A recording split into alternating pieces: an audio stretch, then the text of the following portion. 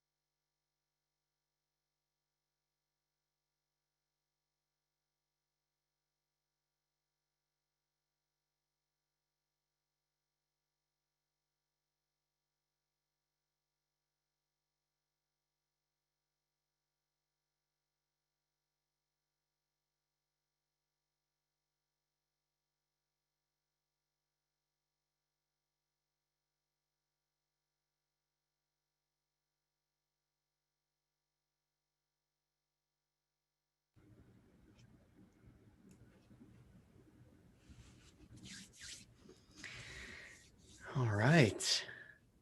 Welcome, welcome, welcome, everybody. I show us right on time. And gosh, as John and I were just talking about 15 minutes ago, it is just incredible that you all are here. We are finally at this date where we have 2 days of amazing OSINT presenters and topics for us to cover. I'm just thrilled to be here, John. I don't know about you. Yeah, this is awesome. We have, like you said, a lot of great content for everybody. The last summits we were doing were live and in person, and of course, things have changed over the last year, right? So we miss that human contact. But on the flip side, we can open the doors here to literally anybody that has an internet connection that wants to attend. So we're psyched that you all could join us, that you can be anywhere in the world and participate and see the content that we have available. Yeah. And one of the things that we need to get right off, get you over to right away is the OSINT Summit Slack, which many of you have already been jumping into, and we'll talk about in just a minute or two. John and I have just a few slides here this morning that we're going to talk through and to help you get oriented, to help you introduce to how things are going to be happening in the next couple of days. And the first thing is joining on the Slack. Let's go ahead and take a look at the next slide, and that is, well, it's us. For those of you that don't know, my name is Micah Hoffman. I go by Web Breacher on Twitter and most of the other social medias.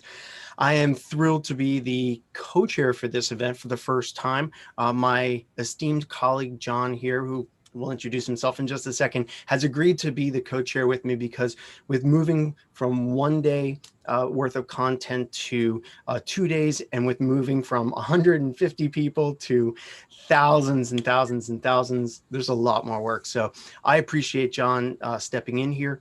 I am a principal instructor for the SANS Institute. I also am the author of the OSINT class. I am the president of OSINT Curious and a whole bunch of other things out there in the community.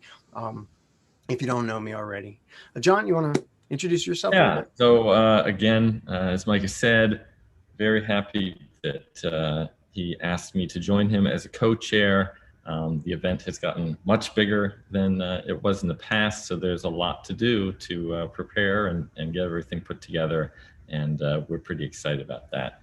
On Twitter, you can find me at the Gumshoe, and I've had a lot of experience doing OSINT things in the past as a private investigator and doing threat intel, and also teach for SANS. We wanted to sort of lay out some ground rules here. We're having a big party. SANS and Micah and I are inviting you to the party, but we want you to be respectful to the others here. So we do ask you to please be respectful. This is really a professional event, and everyone is welcome. So if there's something going on where you feel like something is inappropriate, that it is not welcoming to yourself or others, please let us know about it, because we want everyone to be comfortable and happy here. If you want to, put a lampshade on your head, you can do that, but you can't make someone else wear the lampshade. Be respectful of other people and allow everyone to have a voice. We're really glad everybody is here. So let's make this a fun event for everyone. And just to dovetail with what John's just said, there's a zero tolerance policy here. There is a code of conduct that we have. And if you see something that is disrespectful or rude or whatever, please use either that email address you see on the screen right now, conduct@sans.org, or go to that 00 report conduct channel in Slack and just go ahead and say something, because if we don't know about it, then we can't take action. Also, some of you have already figured out that the way to ask questions here is through the Q&A feature. And some of you are asking, how many people are here? How many people are here? Well, just to let you know, we've had over 11,000 people register for this event. And that's why John and I just have these smiles on our faces, because to my knowledge, that is the biggest OSINT conference in the world as of right now. And we were just thrilled. So over 11,000 people have registered. And this whole event would not have been possible without the people that you see right up there on the screen, the advisory board. These are the people that gave up their free time to help us figure out the themes that we're doing this year, to pick the talks, to do so many other things that have to do with the OSINT Summit. And John and I are extremely thankful for their giving of their time, their expertise. We have Josh Huff, Kirby Plessis, Justin Seitz, and Taz. So please give them a follow. Also, whenever you see the @ symbol and then a user handle underneath it, it's usually for the Twitter platform. So if you are on Twitter or you have Sock Puppet or researchers accounts on Twitter, give these people a follow. They definitely deserve it. All right, so we briefly mentioned the Q&A, but if you do have questions for the speakers during the presentation, please drop those into the Q&A feature on Zoom, and we can potentially take those up with the speaker after the talk. This is going to depend on how long their talk goes and how much of a buffer we have before the next talk or when we start a break. We're probably not going to get to everyone's questions, to be realistic, but we will have in the Slack hallways where you can also approach the speakers and ask questions. Join us on Twitter. We have a hashtag here, @SansDefense also is the Twitter account that's posting a lot of the information about the summit that's going on. And you can reach us via email at summit@sans.org. And one thing before we talk a little bit more about the Slack, did want to mention we do have a little typo. Taz's Twitter handle is @GRC_ninja, and we'll get that sent out into Slack, which is a great time for us to go ahead and talk a little bit about it. The Zoom platform, while it's great for communicating audio and video, for 11,000 people, it doesn't work for a chat. It would quickly get overwhelmed. So the SANS staff that is running this summit did an amazing job of creating a lot of different rooms or channels for you over in the Slack. So join the Slack. There's the link right there. And when you get in there, we have some important general channels up at the top, like Summit Discussion. In the Summit Discussion, it's just a general free-for-all topic discussion about whatever it is that we're talking about during the summit. And we also have an announcements channel, which is a read-only channel that SANS will push out information to you, talking about upcoming events in the summit, talking about important announcements like, hey, we actually have that typo GRC_ninja for Taz's email. That stuff might show up there. We also have, as we mentioned just a little bit ago, the report conduct. We have the help channels to make sure that you have the best experience that you can have here. We have some other channels in there as well. Like if you have a pet that's going to be listening or watching with you, take a picture, show us your OSINTing pets and post it to the Slacks. Also, we have channels built out for each of our speakers, and we call them hallway channels. So for Jane Litvinenko, our keynote speaker this morning, you see in the Slack, there's hallway Jane Litvinenko. So look at the agenda, which we'll get to in just a moment. Look at the agenda. Find the first and last name of the people that you want to see or talk or interact with, and then go to their hallway and feel free to interact with them. Many of them are already in there posting links, talking, and there to receive your conversation.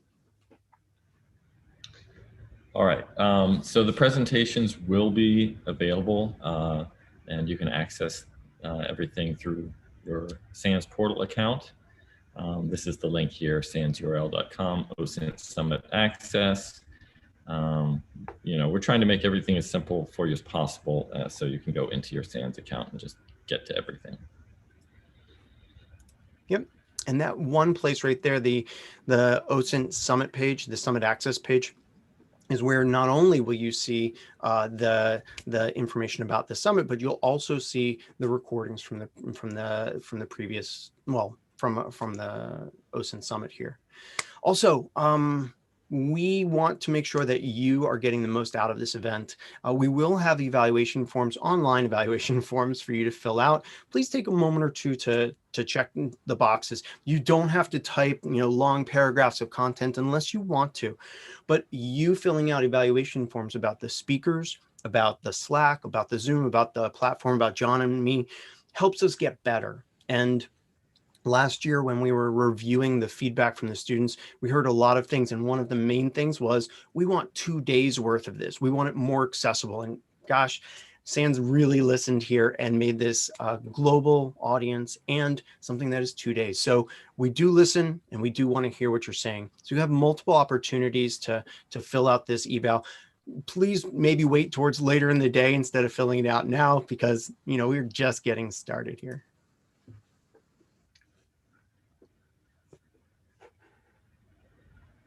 John? All right, so we'll just run through the agenda really quickly here so you know what you're in for. We will be starting with the keynote from Jane, and that will be happening as soon as we're done with our little intro here for you. After the keynote, we'll have a break. We're trying to integrate some breaks in here so you can get up, stand up, move around, and you're not just chained to your desk here. After that, we will have a talk by Matthias Wilson, and he's going to talk about mobile and OSINT, and this is a pretty hot topic, so I think this will be a good one. And then also we have Heather Honey, who is a longtime private investigator like myself, a lot of experience doing OSINT work, and she will have a talk on more focused on analysis and being objective.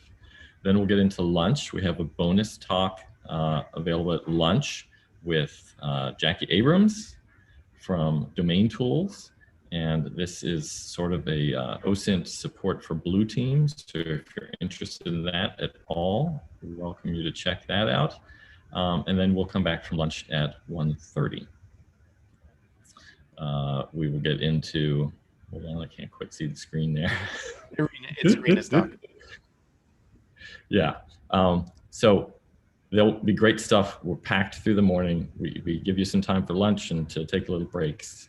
And then after lunch, we get right back into it. Yeah, and after lunch, we've got the rest of the day, essentially. And I know that we're working off of Eastern time here in the United States, but many of you are working off of your time zones, and we're really thankful that you're sticking with us through the night and all. All of this is going to be recorded and put in your SANS Summit Access page as well. But this afternoon, we've got Zad Kashparov and Andrew Kulikov that are going to be talking a really amazing, technically deep talk.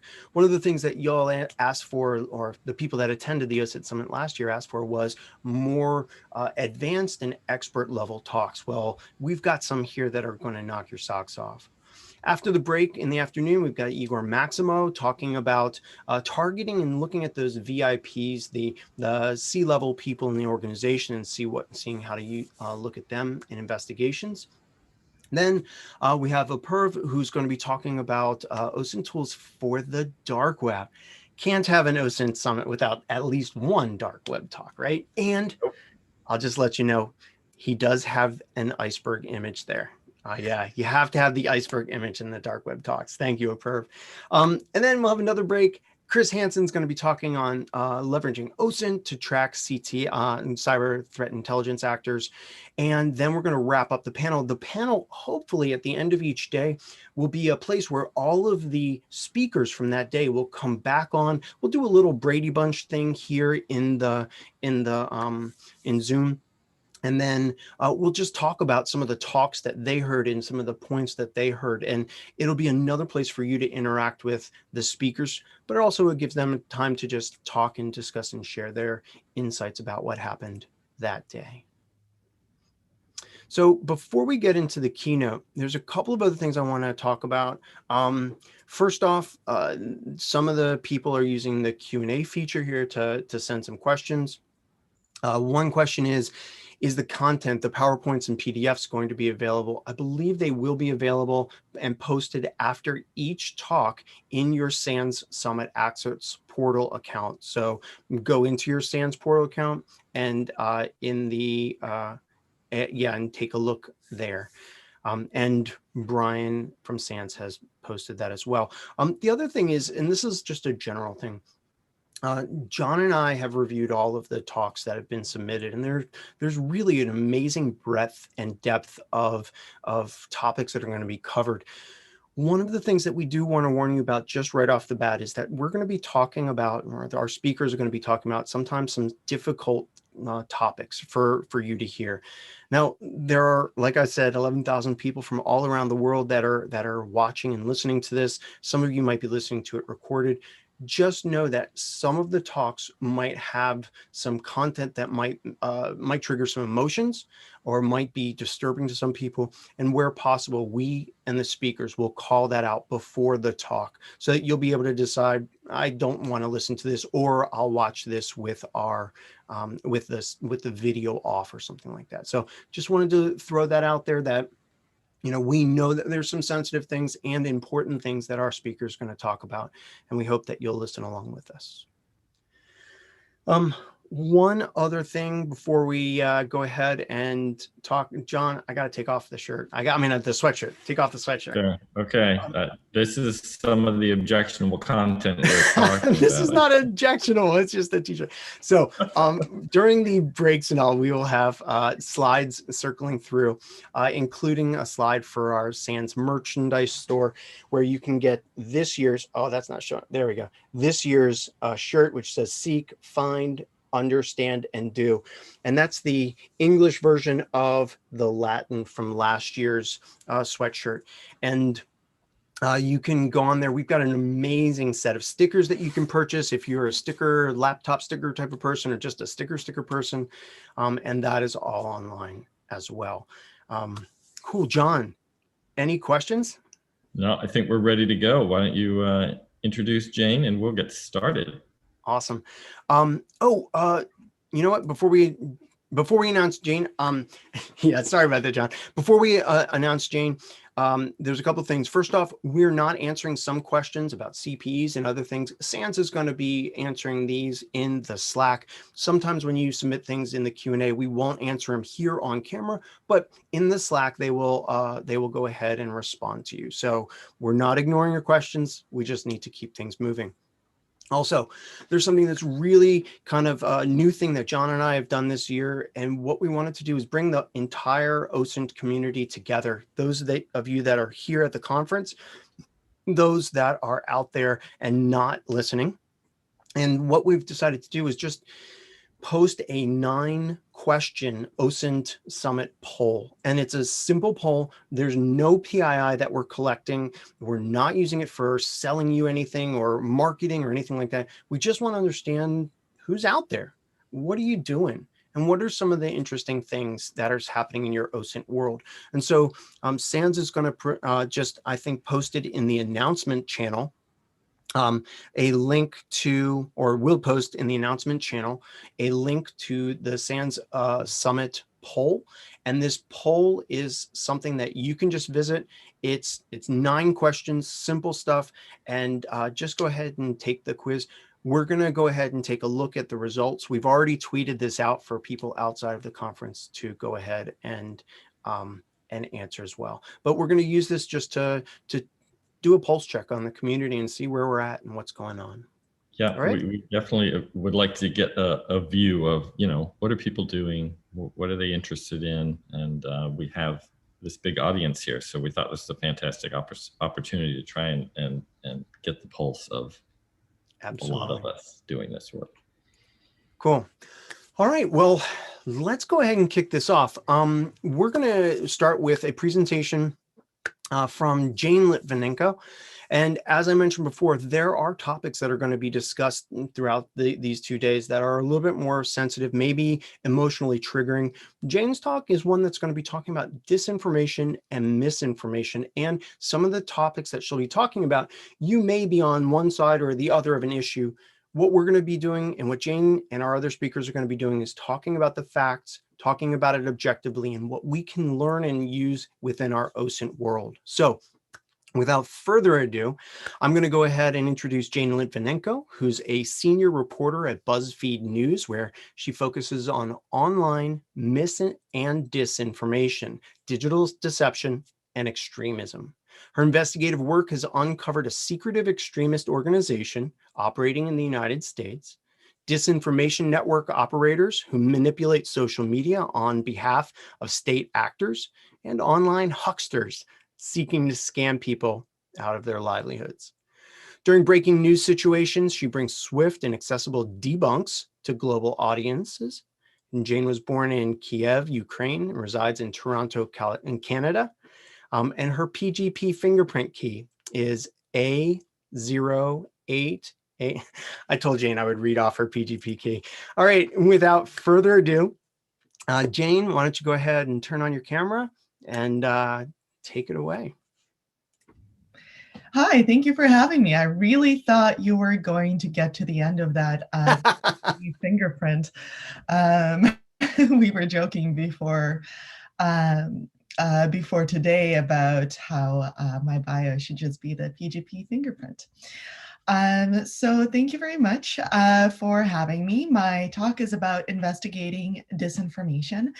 And I've been investigating disinformation for the better part of almost 5 years now, since November 2016, 4.5. And at BuzzFeed News, we have a few different approaches to how we investigate disinformation. My goal today is to walk you through some of the approaches, some of the case studies, as well as give you an idea of the disinformation environment globally. And now you should be aware that I'm a journalist. So my approaches to the investigative components, to how we put together the case studies that we're looking at are going to be different from somebody who's in threat intelligence or maybe private investigations. So the idea here is to give you an overview of how we approach it. Hopefully you take something away from this. If you'd like the presentation, I know that they will be included with your SANS package, but I also dropped a little bit.ly URL there in case you wanted to grab it now or follow along at home. So on today's menu, we're going to be talking about how disinformation is a global problem and looking at where we're at globally with disinformation. And then we're going to do a couple of case studies.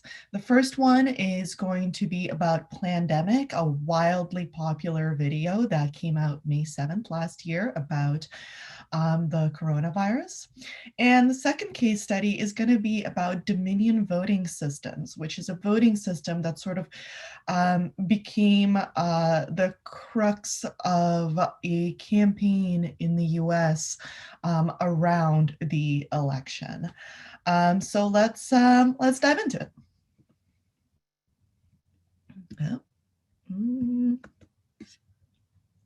Here we go. All right. So before we get into the way we investigate disinformation, I wanted to explain some of the terms that we're using. So back in 2016, we really used to use the term fake news as if it was all encompassing. Back when fake news was regularly used, what it really meant was purely fabricated stories on websites that are pretending to be news organizations. Fake news.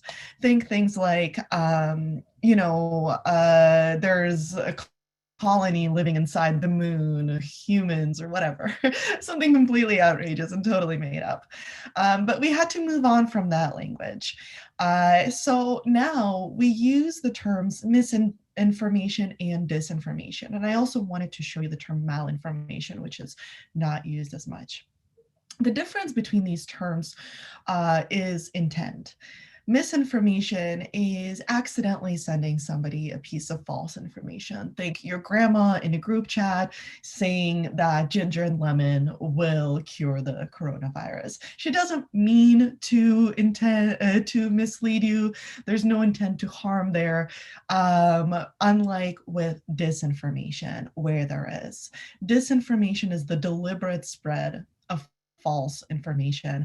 That is when there is an intent to harm, and that's what our case studies will be looking at today.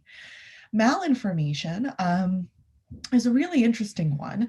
It is information that is based on fact, but has been recast or maybe taken out of context to change what that fact is. So think something like a video taken out of context and somebody saying that it shows one thing when it really shows another. For the intent of this talk, I'm going to be using the term disinformation. That's sort of the catch-all term that we've all landed on. It takes a second here. Here we go. And the way that we're thinking about disinformation is really through a networked environment. We really try to monitor a lot of different spaces. And as reporters, it's our job to not amplify the disinformation that we're seeing. The disinformation that we look at frequently follows a very similar path. It goes from the anonymous web, so things like 4chan, for example, to closed networks, which can be things like Telegram or Signal groups, WhatsApp groups, private DMs, to conspiracy communities. These, again, can be larger Telegram groups, closed Facebook groups or semi-private Facebook groups, to mainstream social media. These are then pushed into social media networks, into the mainstream timelines, and then eventually gets to professional media, which is us, which is why we need to be so careful and thoughtful about how we approach publicizing the false information. Because if we publicize it too soon, then we risk amplifying something that would not have gotten to as many people otherwise. Online manipulation is a growing global problem. This GIF that you see in front of you is one of my favorite GIFs of all time. It is Russian trolls, actual genuine Russian trolls, running to work at the actual genuine Russian troll factory in St. Petersburg. It was taken around 2015 when the disinformation problem associated with Russia was just domestic. They were focused on Russia and they were focused on my home country of Ukraine, but did not necessarily target Western democracies to the degree that we later found out they did. And there's two reasons why I show this GIF.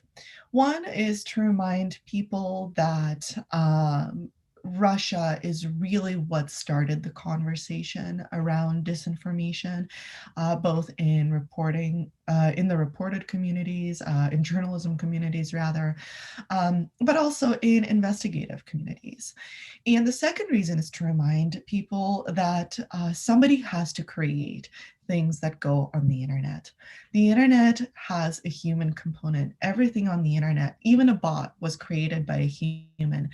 And it's incredibly important for us to remember that it's people targeting people through the use of computers.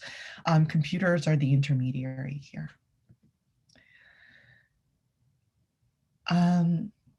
And online manipulation since has, of course, gone way beyond Russia's borders. The Oxford Internet Institute puts out a cyber troops report, or has put out a cyber troops report every year since 2017. And what you're looking at here is a map of countries who have engaged in either domestic or international information operations. This map is from 2019. In 2017, Oxford found 24 countries that were engaged in this activities. In 2018, it was 48 countries. And in 2019, it was 72 countries. So this really shows you how networked and how deep this issue goes beyond beyond the headlines, The other trend that we see is a real professionalization of disinformation. Our team here at BuzzFeed News has tried to look at how PR firms were behind a lot of the disinformation removals or coordinated inauthentic behavior removals from social media platforms. And in 2018, as you can see, that number spiked. So, for example, when we investigated professional disinformation, we looked at many different PR firms, but this quote really stood out to us.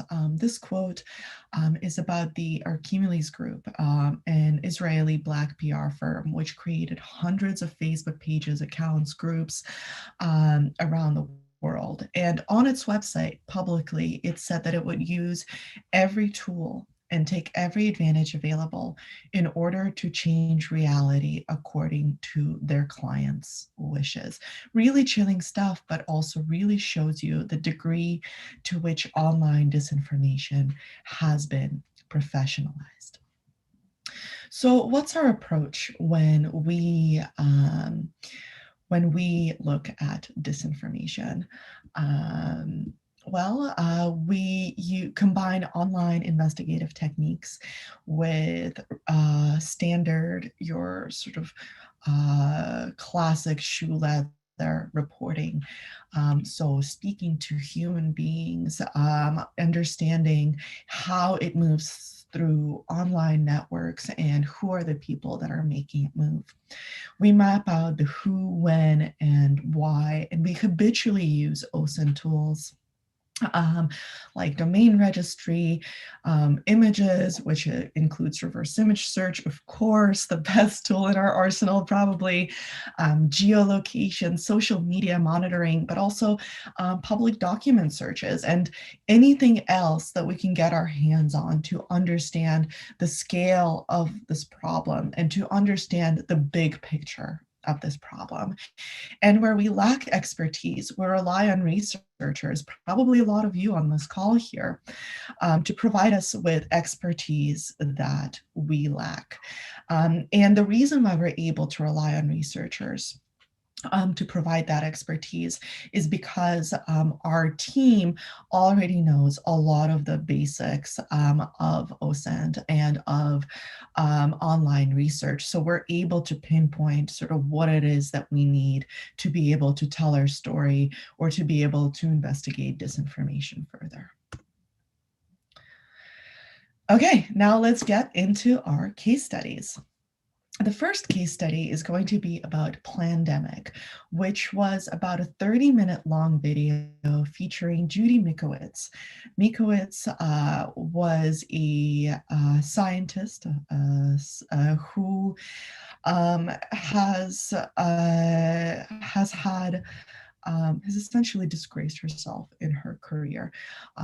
She was ousted from her job after a study that she co-authored didn't pan out. Nature, which is a very prestigious scientific journal, retracted the study that she co-authored. And she went on to essentially build a new reputation in communities that deny vaccination science. And now it's really important to note that there is a difference between vaccine hesitancy and denying vaccination science outright. When I say deny vaccination science, I mean promoting scientifically unproven narratives, such as vaccines causing autism being a big one, or encouraging parents to not vaccinate their children, which has no basis in scientific fact. So just to make sure that we define those terms as we go forward. And this 30-minute documentary that landed on May 7th really landed maybe about a month after the lockdowns here in North America began, when everybody was online and when there was still a lot of confusion. There's still confusion now, but even more confusion than there was before about what the virus is, how we should treat it. That was right around the time when the mask debate was really at its peak. When in the U.S. people were demonstrating against lockdowns, when people were demonstrating against using masks. And essentially what Plandemic did was it weaved all of these existing narratives together into one single concise video. And the video was very effective because it had this very authoritative interview style. It was sort of Mikowitz in a blazer and a beautiful scarf, sitting calmly making her case, which is very different from other conspiracy theory videos that we frequently look at. Other videos tend to sort of jump around or be disjointed, but this really created an underdog narrative and claimed that she, as a whistleblower, would be censored. So, as a way of making sure that this piece of disinformation goes far, she encouraged, and the company behind the video production encouraged people to download the video to spread it further themselves. So let's look at how it spread domestically. And when I say domestically, I really mean the United States. The way that it spread was through this very well-known but insidious YouTube to Facebook pipeline. What does that pipeline look like? Well, after a huge outcry in 2018 and 2019, YouTube decided that it will overhaul its recommendation engine, and videos that could be viewed as dangerous videos, conspiratorial of nature, would no longer be recommended to YouTube users. But that doesn't mean that those videos weren't still widely popular or unfindable, and they were still on the platform. And the way that people spread those videos was by dropping them into Facebook groups. Facebook groups are communities that are incredibly active. And once again, these are communities that researchers have been warning about because of how closed they are and how difficult enforcement is when you have a few thousand people in the same online space who are not likely to report false information or not likely to report abusive behavior because everybody in that group has similar mindsets. So in the case of Plandemic, the groups, the focus of the groups, and this is coming from a study from Stanford University, I should mention, were from anti-vaccination groups and alternative medicine groups. A lot of people who supported President Trump at the time also helped spread this documentary. But it wasn't just these groups. A lot of groups that you wouldn't expect to have spread this documentary, sort of more liberal-minded, new age medicine groups, alternative medicine groups also spread this documentary. They were not as effective or maybe not as popular, but did continue to spread this as well. So I hope that that gives you perspective that this is not just a problem for one political side or the other. It is a really overarching issue. And this chart, also coming from a Stanford study, this is really where working with experts comes in handy with us. This chart shows that the mention of Judy Mikowitz and the URLs of Judy Mikowitz really came to life online. So the chart on the left is before the video dropped. It's before May 7th, and it's all mentions of Judy Mikowitz's name or URLs related to her. The right is dimensions of Judy Mikowitz and the URLs related to her after the video dropped. So you can see a real spur of activity You can also see that news and media came into play here. Italian, Portuguese, and Spanish, Dutch, and French, and Polish really all came into play here. And medical science groups all came into play here. So the conversation really grew in a very robust way. And these charts are very, very helpful in zooming out and understanding the big picture of how this spread.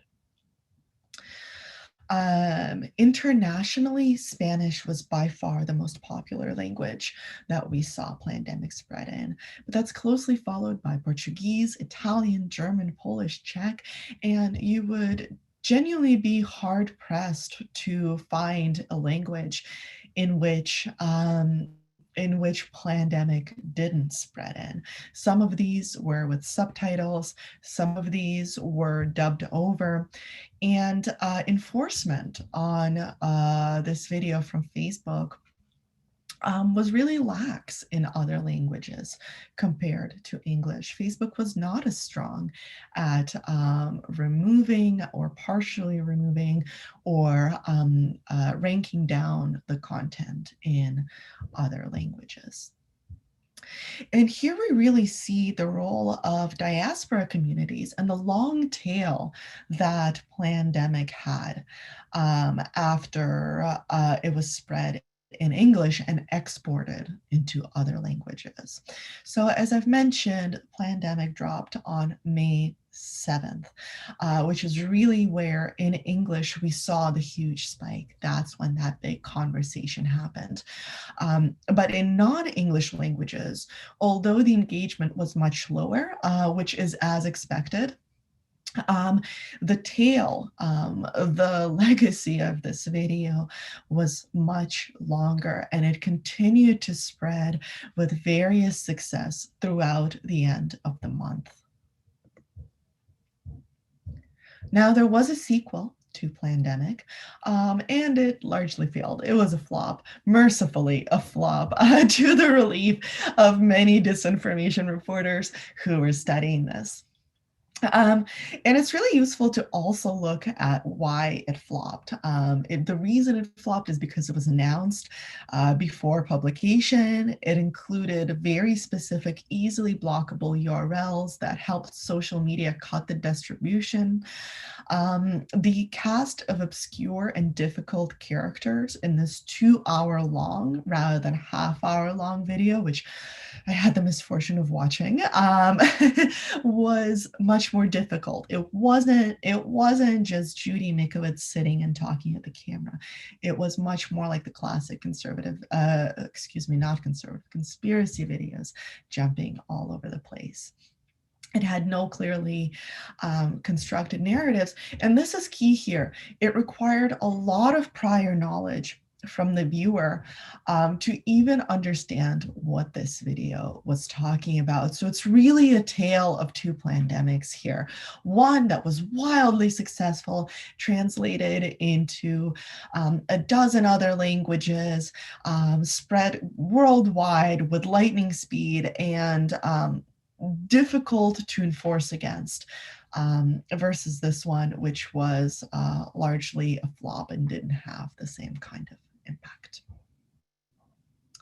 So let's look at some of the effects of Plandemic. After the last year, people don't really ask me as much about how we know that disinformation has an offline effect, but let's look at some of those effects.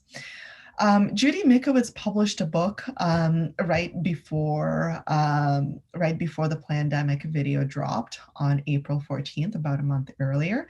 And after Plandemic dropped, her book became a bestseller on Amazon, which speaks to a financial motive. Her Twitter followers completely skyrocketed. She became incredibly popular and is now seen as an influencer. It cemented connections between the existing conspiratorial communities like we saw in that big conversational chart and created a second wave doubt in non-English speaking communities. And debunks of Plandemic, including mine, were largely ridiculed and disregarded. And I want to give you guys an idea of, from a journalistic perspective, how did we cover this? How did we write about this? How did we frame this? So first, when we were just watching pandemic sort of gear up for spread on social media platforms, I think it was a Thursday, I actually called my editor in a panic that day because I saw it coming and I said, Scott, this is going to be real bad, but we can't write about it now because we might make it worse. On Friday, we were ready with our debunk because we were watching those spaces. And we looked at how the pandemic video exploded online and some, but not all, of the falsehoods in the video. Then we decided to pre-bunk or prepare our audiences for future iterations of possible pandemics. And we wrote essentially a list of people who are pushing coronavirus conspiracy theories so that if they Google something, they wouldn't fall into what we call a data void, where there is no reliable data on a search engine. And so the user ends up falling for unreliable data. After that, we covered, of course, the international impact of pandemic to drive the point home that the US is an exporter of disinformation. And finally, with the sequel, we had a little bit of fun and we wrote a review which likened it to a very bad Jurassic Park sequel. Really enjoyed that one personally. And in terms of preparing for the next pandemic, some of the things that we should be thinking about is who are the key people spreading disinformation? This is a great point for investigation. How does information flow? Is it through Facebook groups, into Instagram stories, Facebook messages?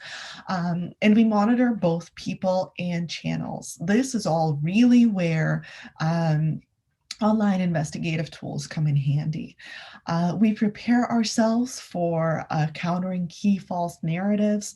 We develop sources among researchers, many of you like yourselves, and we try to tell compelling stories. We try to put people first. We try to explain to people to the best of our ability how it happened, because the technical aspect is important, but being able to explain what people are looking at is equally as important. So we try to maintain a sense of care and humanity for those who have been affected by these conspiracy theories. I want to show you very quickly another chart about how health-related disinformation moves online. This is from Nature, and it really shows how communities are engulfed by false information. So green are people who are not decided around vaccine science. Red is people who deny vaccine science or are against vaccines. And blue is people who are for vaccines. This is a great map of the information environment that we're dealing with. And this quote I found very chilling, that anti-vaccination clusters managed to become highly entangled with undecided clusters in the main online network, whereas pro-vaccination clusters are much more peripheral.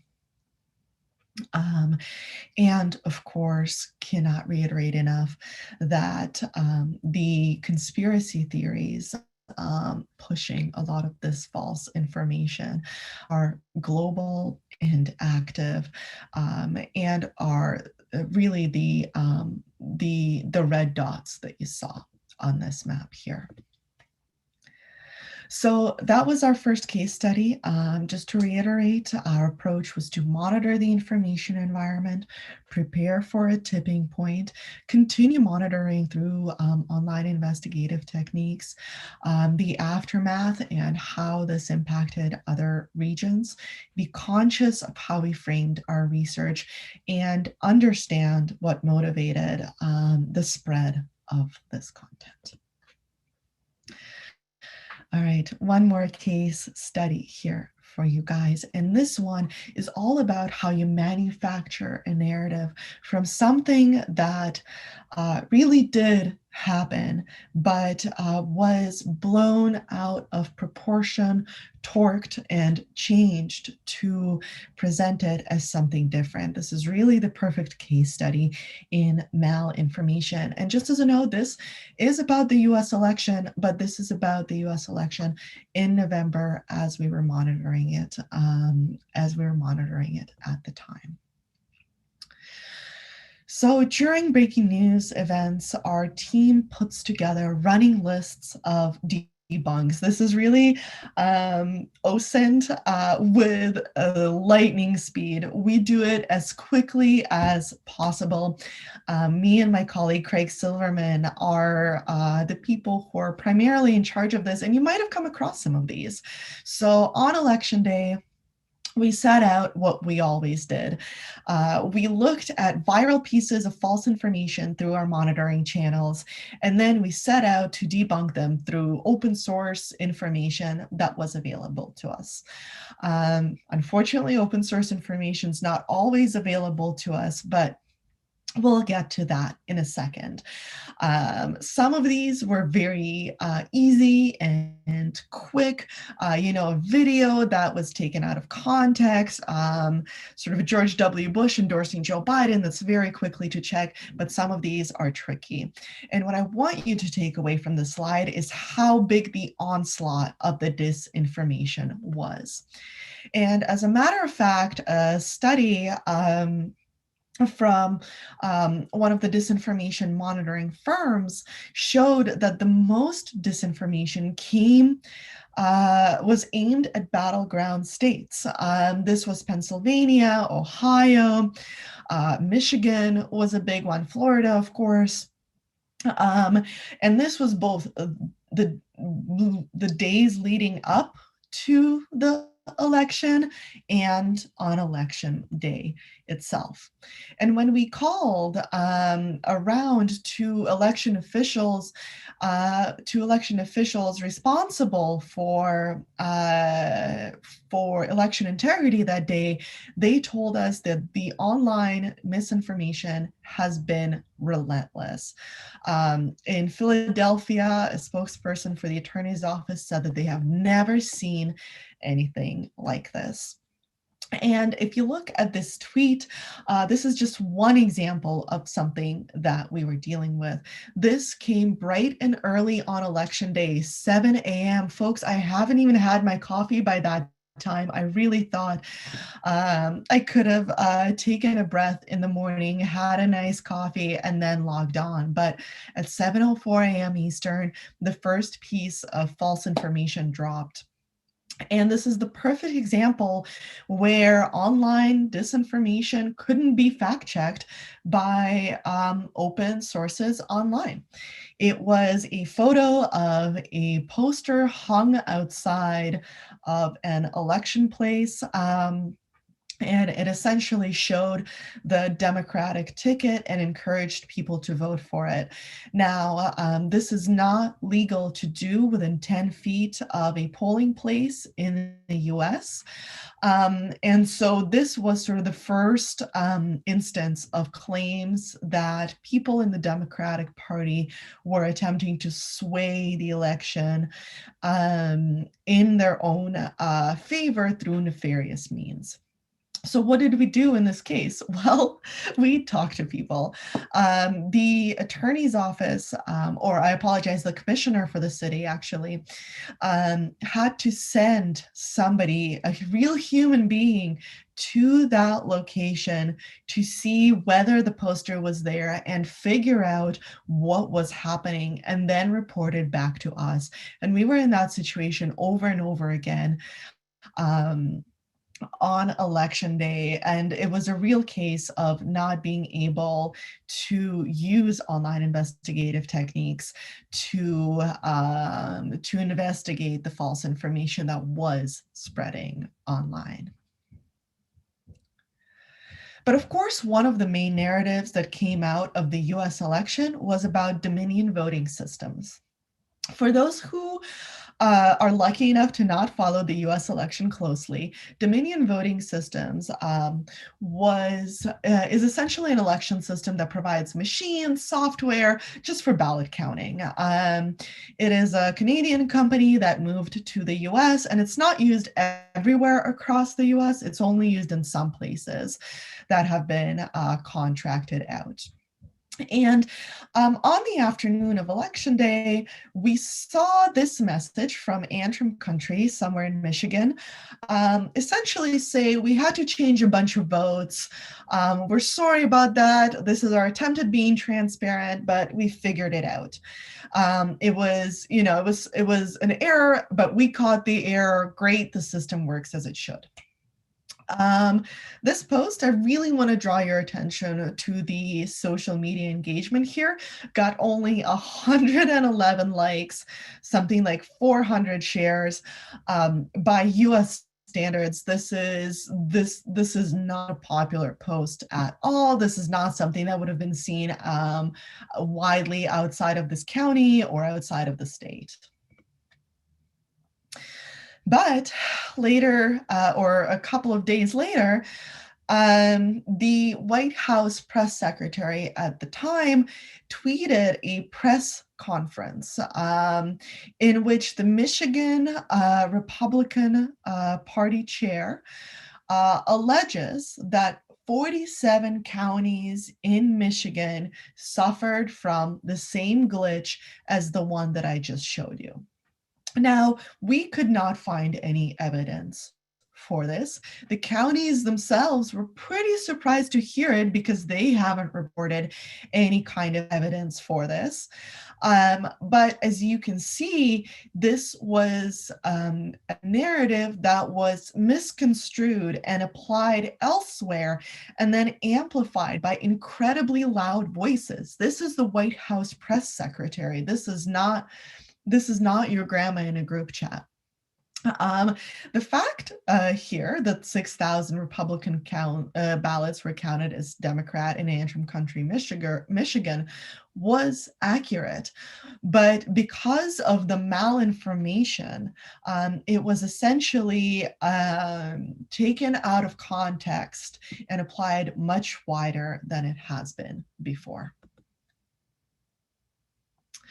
Now, the Michigan government very quickly put out a statement saying, no, we actually just forgot to update our software. This wasn't Dominion's fault. This was just like a genuine mistake. I mean, how many of us have forgotten to smash update on our OS?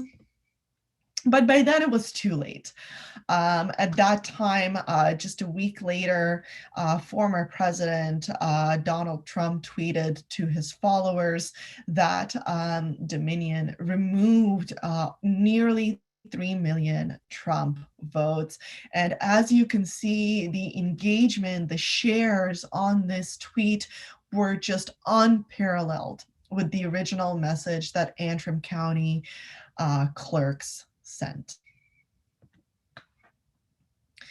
This was everywhere by the end of November. I apologize for the little wonky screenshot there, but it's from a tool called CrowdTangle that we use religiously that shows that just the phrase "Dominionizing the vote" was had 500,000 interactions in November.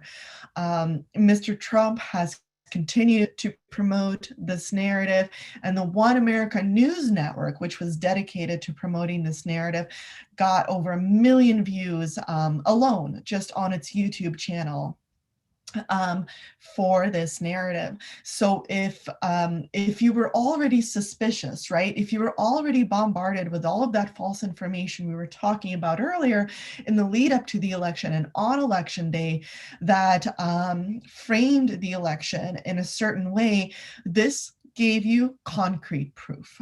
This is what would have convinced you that, yes, there is something nefarious going on, which, again, no genuine evidence for.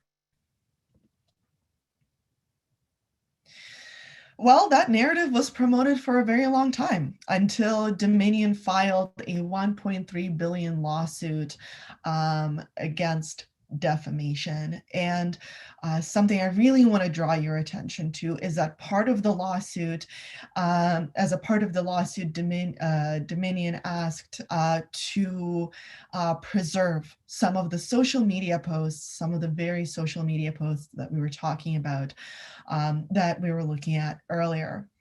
And the reason why I want to draw your attention to this is because it really shows the importance of looking at network analysis, but also using that open source investigation tool set to put together a study to gather evidence and to understand the environment as a whole.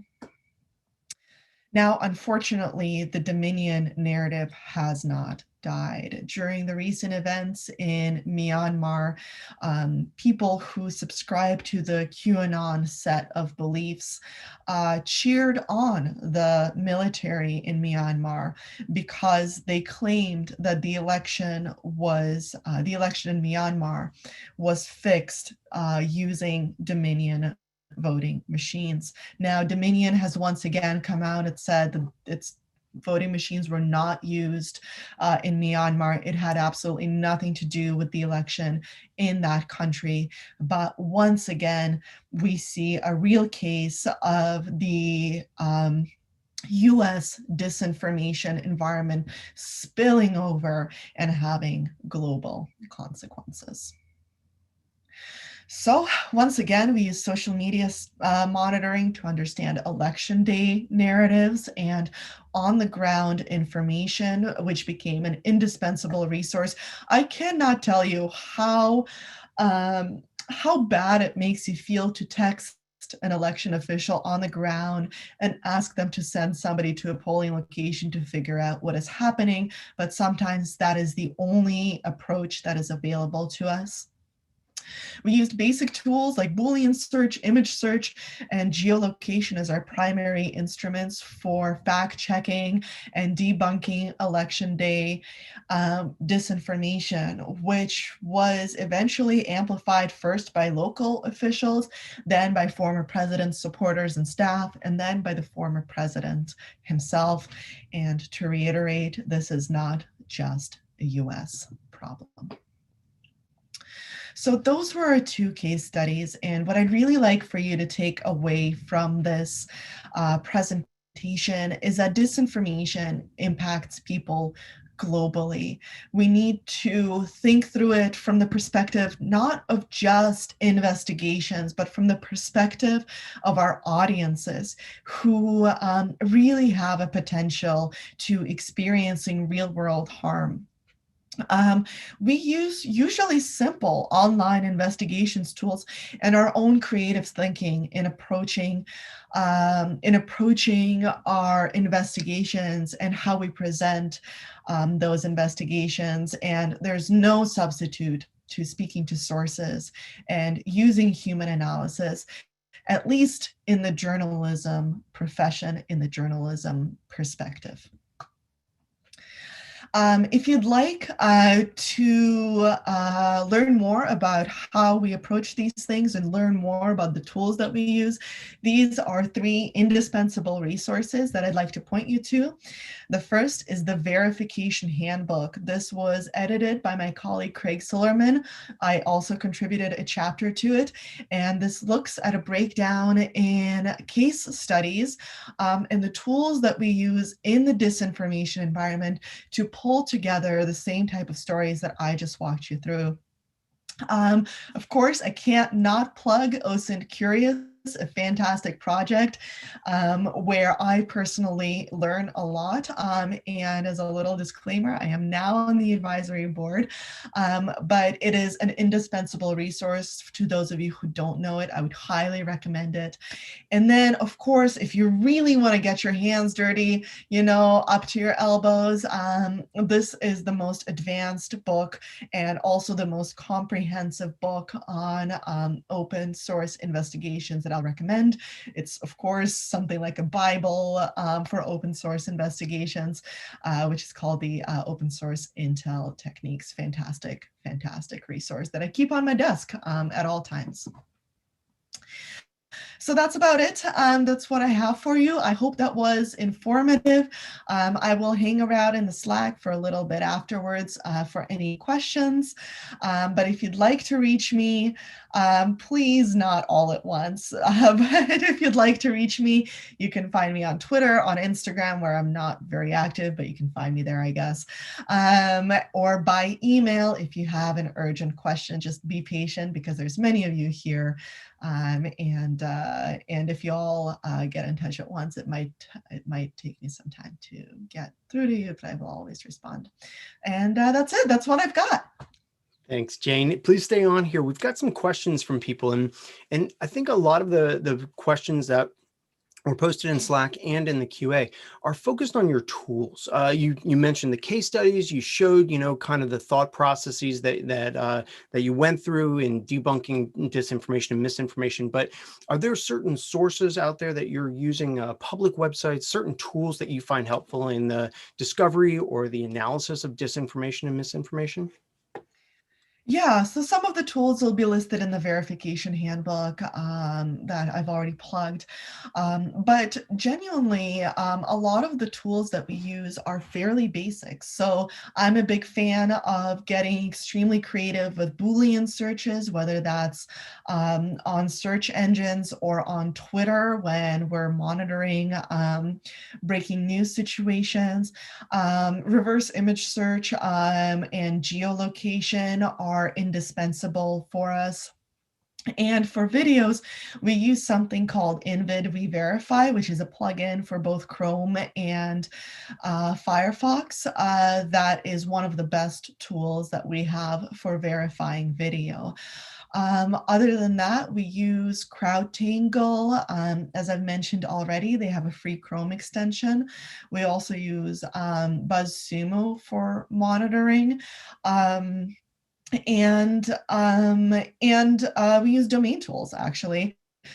Quite a lot. Your lunchtime keynote, they have really fantastic investigative tools for websites or anything else that we need from there.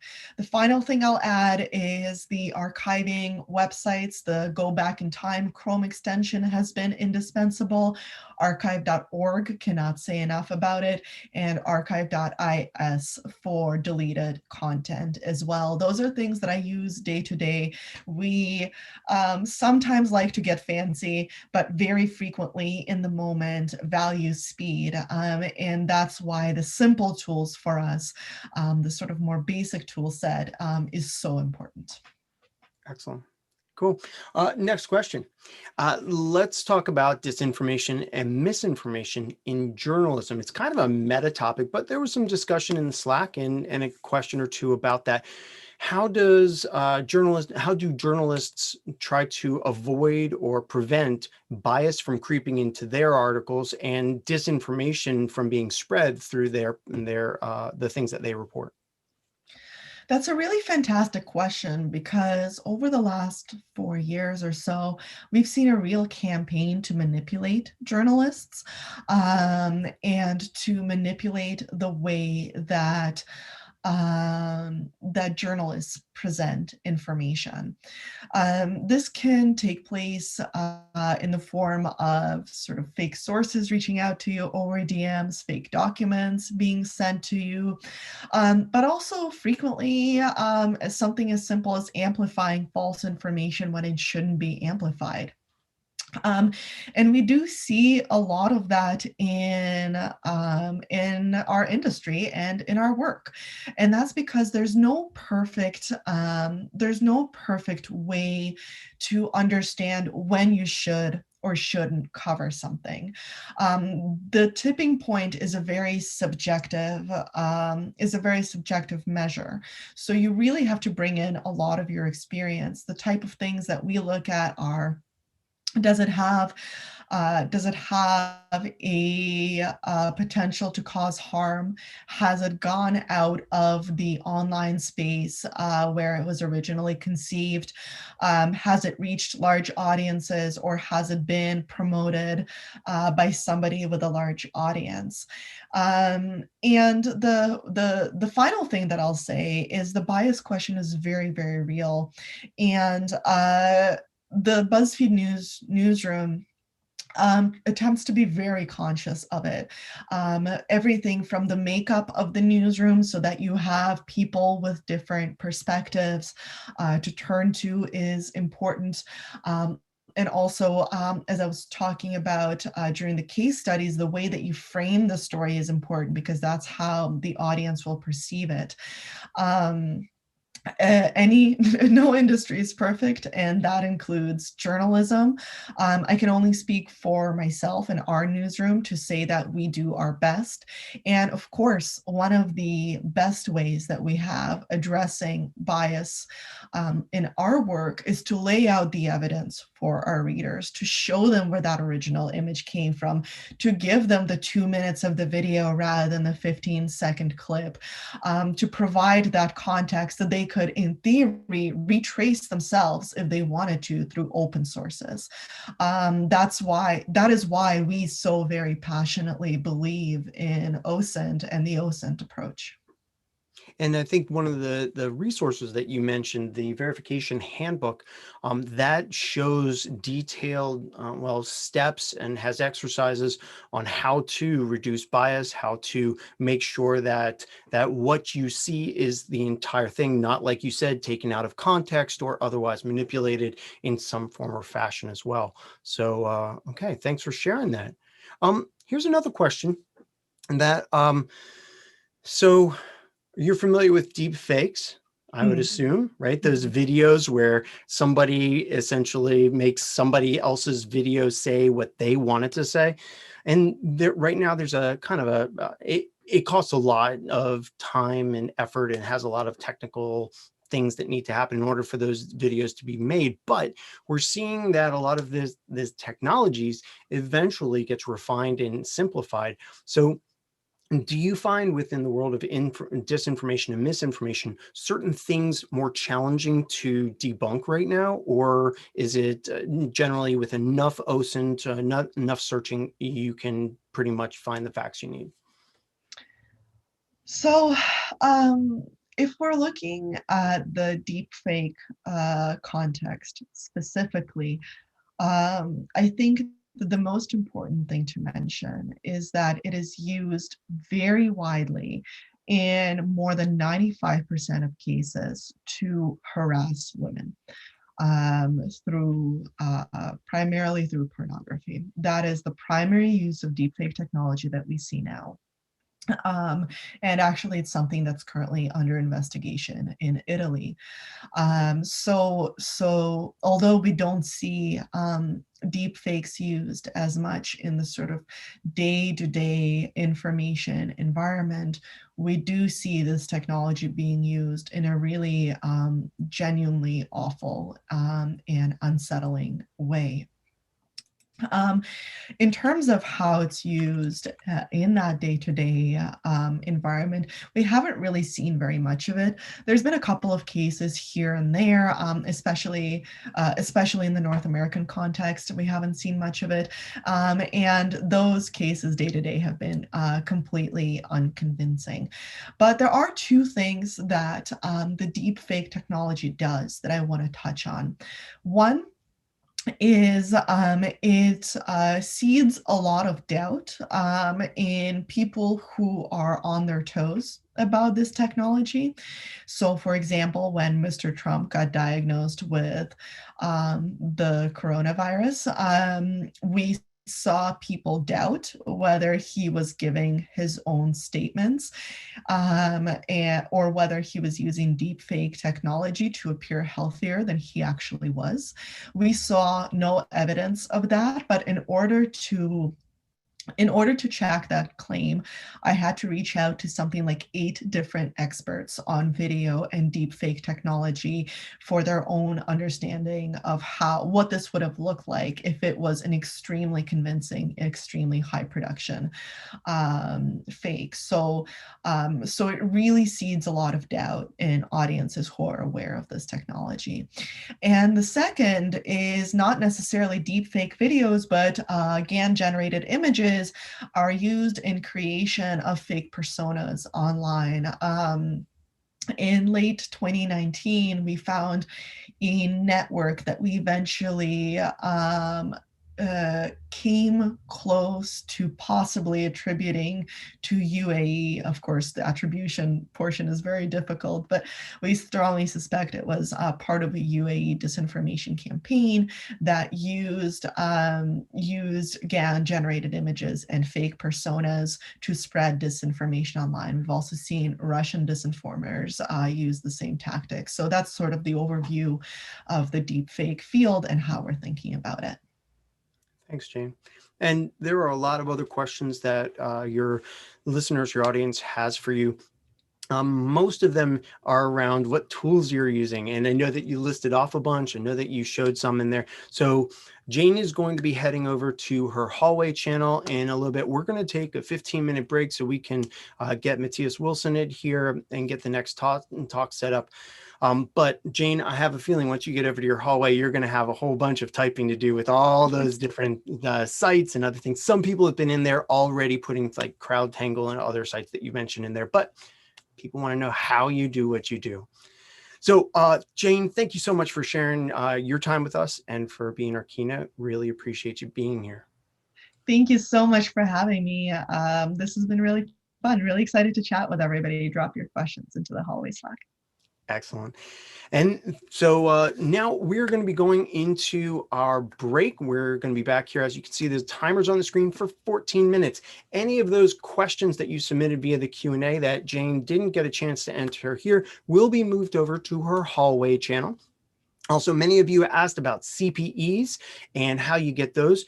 SANS will be, I believe, posting that in the announcements channel or in one of the other channels about CPEs. Also, all of these talks are being recorded. Also, you are going to get all of the slides and presentations that you see here. All of the recordings and the slides and presentations will be in your SANS Summit access page. So pay attention to that area. You'll be getting all of that. So that's why we haven't been answering those questions one by one here. Surveys are in the Slack, and I'm going to go ahead and go off cam for about 12 minutes or so, and then we'll come back. Thanks again, Jane, and we'll see you all in a little bit.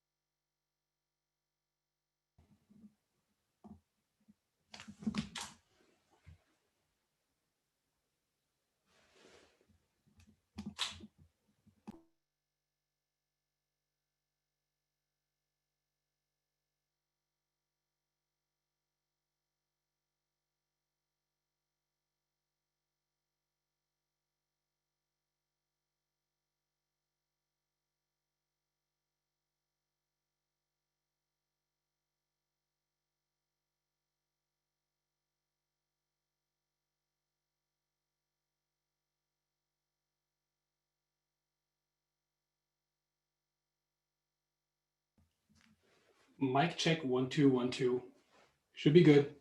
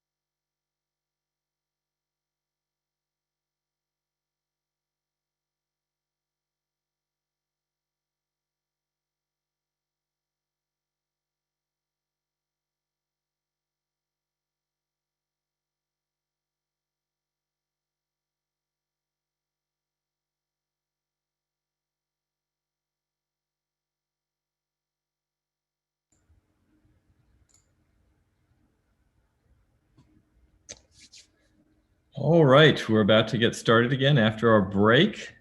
Welcome back, everybody. I thought the earlier session was great. Definitely some opinions about that, and we'll get into those things later. But just wanted to give you a reminder, please, let's keep it civil. Be respectful of others. We have people from all over the world, all different political, religious, whatever. So let's be civil and keep the discussions on a cool level. We will have some high level talks. We also are going to have some to get a little more into the weeds and talk a little more about exactly how to do some things. And I think the next talk is one of those. So if that's what you're here for, you should enjoy our content that is coming up. The next presentation will be by somebody who probably many of you already know. It is Matthias Wilson. He is a professional in field of intelligence for a couple of decades, worked in government and private sector, has actually done signals intelligence with the German Foreign Intelligence Agency, BND, I guess that is, Matthias. And Secret. okay, sorry, I didn't say that. I retract that comment. But he has worked in government doing legit intel stuff, and as well in the private sector. He has done OSINT training. Currently, he is also on the OSINT Curious Advisory Board, and he's very active in the community. If you're on Twitter and are into OSINT, you've probably come across him in one point or another. So without further ado, here is Matthias. Thank you very much, John, for that introduction, and welcome to my short presentation on what you can do with mobile applications in the world of OSINT. Now, John, if you would give me the screen. Okay. Not working. Now it is. There we are. So no need to further introduce myself. I am just an OSINT enthusiast, as many of you are. I spend a lot of my time at work and in my free time doing OSINT-y things. And since I love this topic, OSINT intelligence, I'm really keen on giving something back to the community and sharing some of the knowledge that I have picked up from so many OSINT mentors in this talk today. The topic will be using mobile phone apps for OSINT. So we're basically going to be leaving your browser and looking into the cool things that you can do with mobile applications. Now, just a short agenda of what I'll be talking about the next 40-ish minutes. I'm going to give you an overview of the actual value of phone numbers in investigations. So what can you do if you have a phone number as a starting point in your investigation? And then you will quickly see that there are a limited amount of things you can do when using a browser on your computer.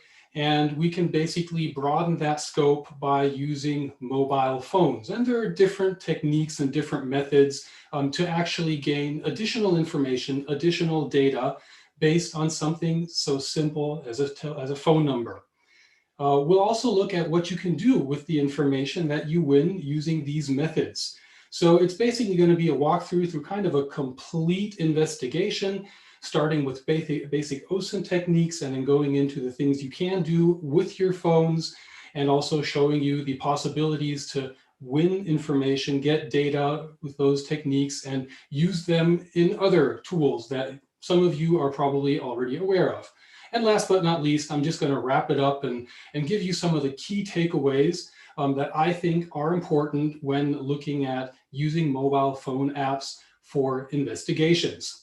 Now, let's start off with chapter 1, basically, the value of a phone number in investigations. Now, many of you, when you conduct investigations, if it's law enforcement or fraud intelligence, brand protection, you might come across a phone number at a certain point in time. This could be a phone number from someone on a marketplace that is selling goods that you're tracking down. This could be in a law enforcement criminal case where you come across a phone number and want to find out who's behind that phone number. So there are many, many different use cases for this.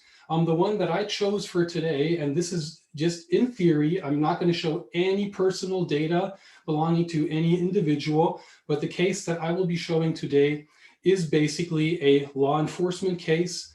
Just to give you a little overview why the techniques that I'll be showing are relevant.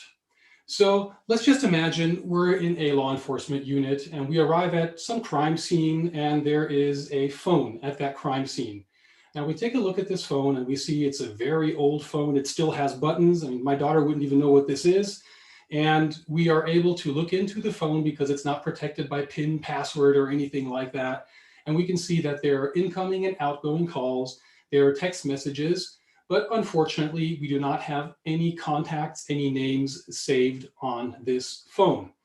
So to figure out how this phone is basically related to our case, there are several things that we could do as law enforcement, and there are several steps ahead of that, which is basic OSINT.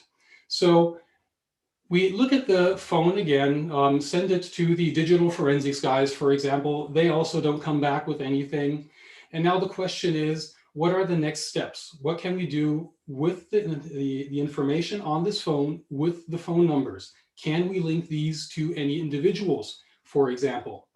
So a lot of you I know are in law enforcement, and there are certain things that you can do and people like I can't do. You can do a reverse phone number lookup, basically send a request to a provider to figure out who this phone number belongs to. Now, a lot of countries, it is still possible to buy burner phones, so this might not be that helpful. It could also be that the organization, the criminal organization that bought this burner phone basically used a real-life sock puppet to obtain these SIM cards. So at the end of the day, doing a reverse phone number lookup might not lead to any results. What law enforcement could also do is a cell mapping, just trying to figure out where this specific phone was geolocated in a certain period of time, where the other phone numbers that were calling this phone and receiving calls from this phone were geolocated in a specific time. And that might also be helpful for investigations. But we're going to leave the law enforcement world and take a step back and go to the very fundamental and basic things that most of us can do. And then I will show you certain tips and tricks when you have such a phone number and how to obtain additional information on that phone number. So first and foremost, we're talking about open source intelligence. That's the reason we've all gathered here, which most of you know is mostly free. I mean, every once in a while you will stumble upon a paid service, which might provide you very good information on that data point, on that phone number. But a lot of things I'm showing today are free. One of the benefits of these investigations is they are quick and easy to do. You mostly get direct results rather than waiting for a request to come back from a provider or an internet provider. You will have your results right away. And for those of you who are in law enforcement or possibly in organizations where you are allowed to request information from providers, you might be saving a lot of paperwork. So you could be able to not solve the case, but find information that will help you solve the case by doing the very basic and simple OSINT steps beforehand. Now, let's take a look at one example. We have a phone number here on the left, and me coming from SIGINT, I can tell you the country code, and I can tell you the mobile network code and which provider it is, and then you have the subscriber number. So the first and fundamental step is to kind of understand how phone numbers are structured, because that will be relevant later on in your investigations when you are choosing the applications which you will feed your phone number into. So in this case, we have +27, that is the country code for South Africa. We have a 600, that is a South African mobile carrier. And then we have the subscriber number. So just by looking at this phone number, I know maybe my investigations will lead me to South Africa. So I'm going to have to look for data sources for popular apps in South Africa.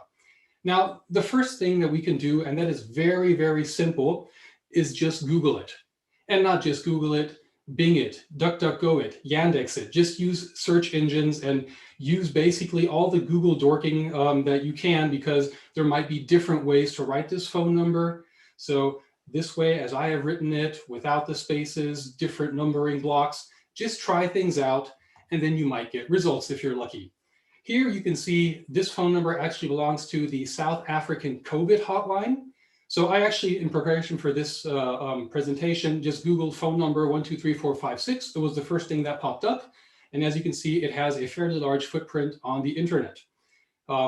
What you can also do here is look at the images that are displayed in Google, Bing, or Yandex, because some of them are OCR, so they contain optical character recognition, which extracts text from images and makes that searchable as well. So you might be able to get results here. And in this example, of course, they're all leading to official websites. If we're talking about a private phone number, we might end up finding this phone number listed in some kind of classified, some kind of ads. And that also might give you an overview of who you are dealing with. Now, going away from search engines, the next step would be doing the same thing in social media. Each and every social media platform, of course, has search possibilities. So just take that phone number in various writings, in various different ways to write it down, and put it into Facebook or VK or Twitter and see what pops up. And with this example, we find results on Facebook, of course, both text-based results, but also results coming from images where Facebook did an OCR on the image, extracted this phone number as text, and made it searchable. And we also find it on Twitter, and I'm pretty sure we could find it on lots of different other social media sites. So very, very basic. Now, this is an example where I took an official phone number, of course. What would happen if we have a private phone number? Well then, in many cases, we would come up with nothing. neither on Facebook or any other social media or on Google or any other search engines. So the question here is, what do we do from there? Does our OSINT work stop the moment that we do not find anything with these tools? Well, of course not. We can take this phone number and put it into paid databases and see what they come back with, or we can do something which I'm about to show to you. So the main topic for today would be leveraging information investigations with mobile applications. To put it in very, very simple words, we're just emulating the user of a phone and doing the same thing that you and everyone else does when they receive a phone number and type it into their phone. So it's very, very simple, and there are a couple of ways to do this. But again, we have this phone number, and we take this phone number, put it in our phone, save it in the contacts, and then we give basically the apps on the phone access to the contacts and thus to this phone number. Now, what you can see here is I use an example of a real phone.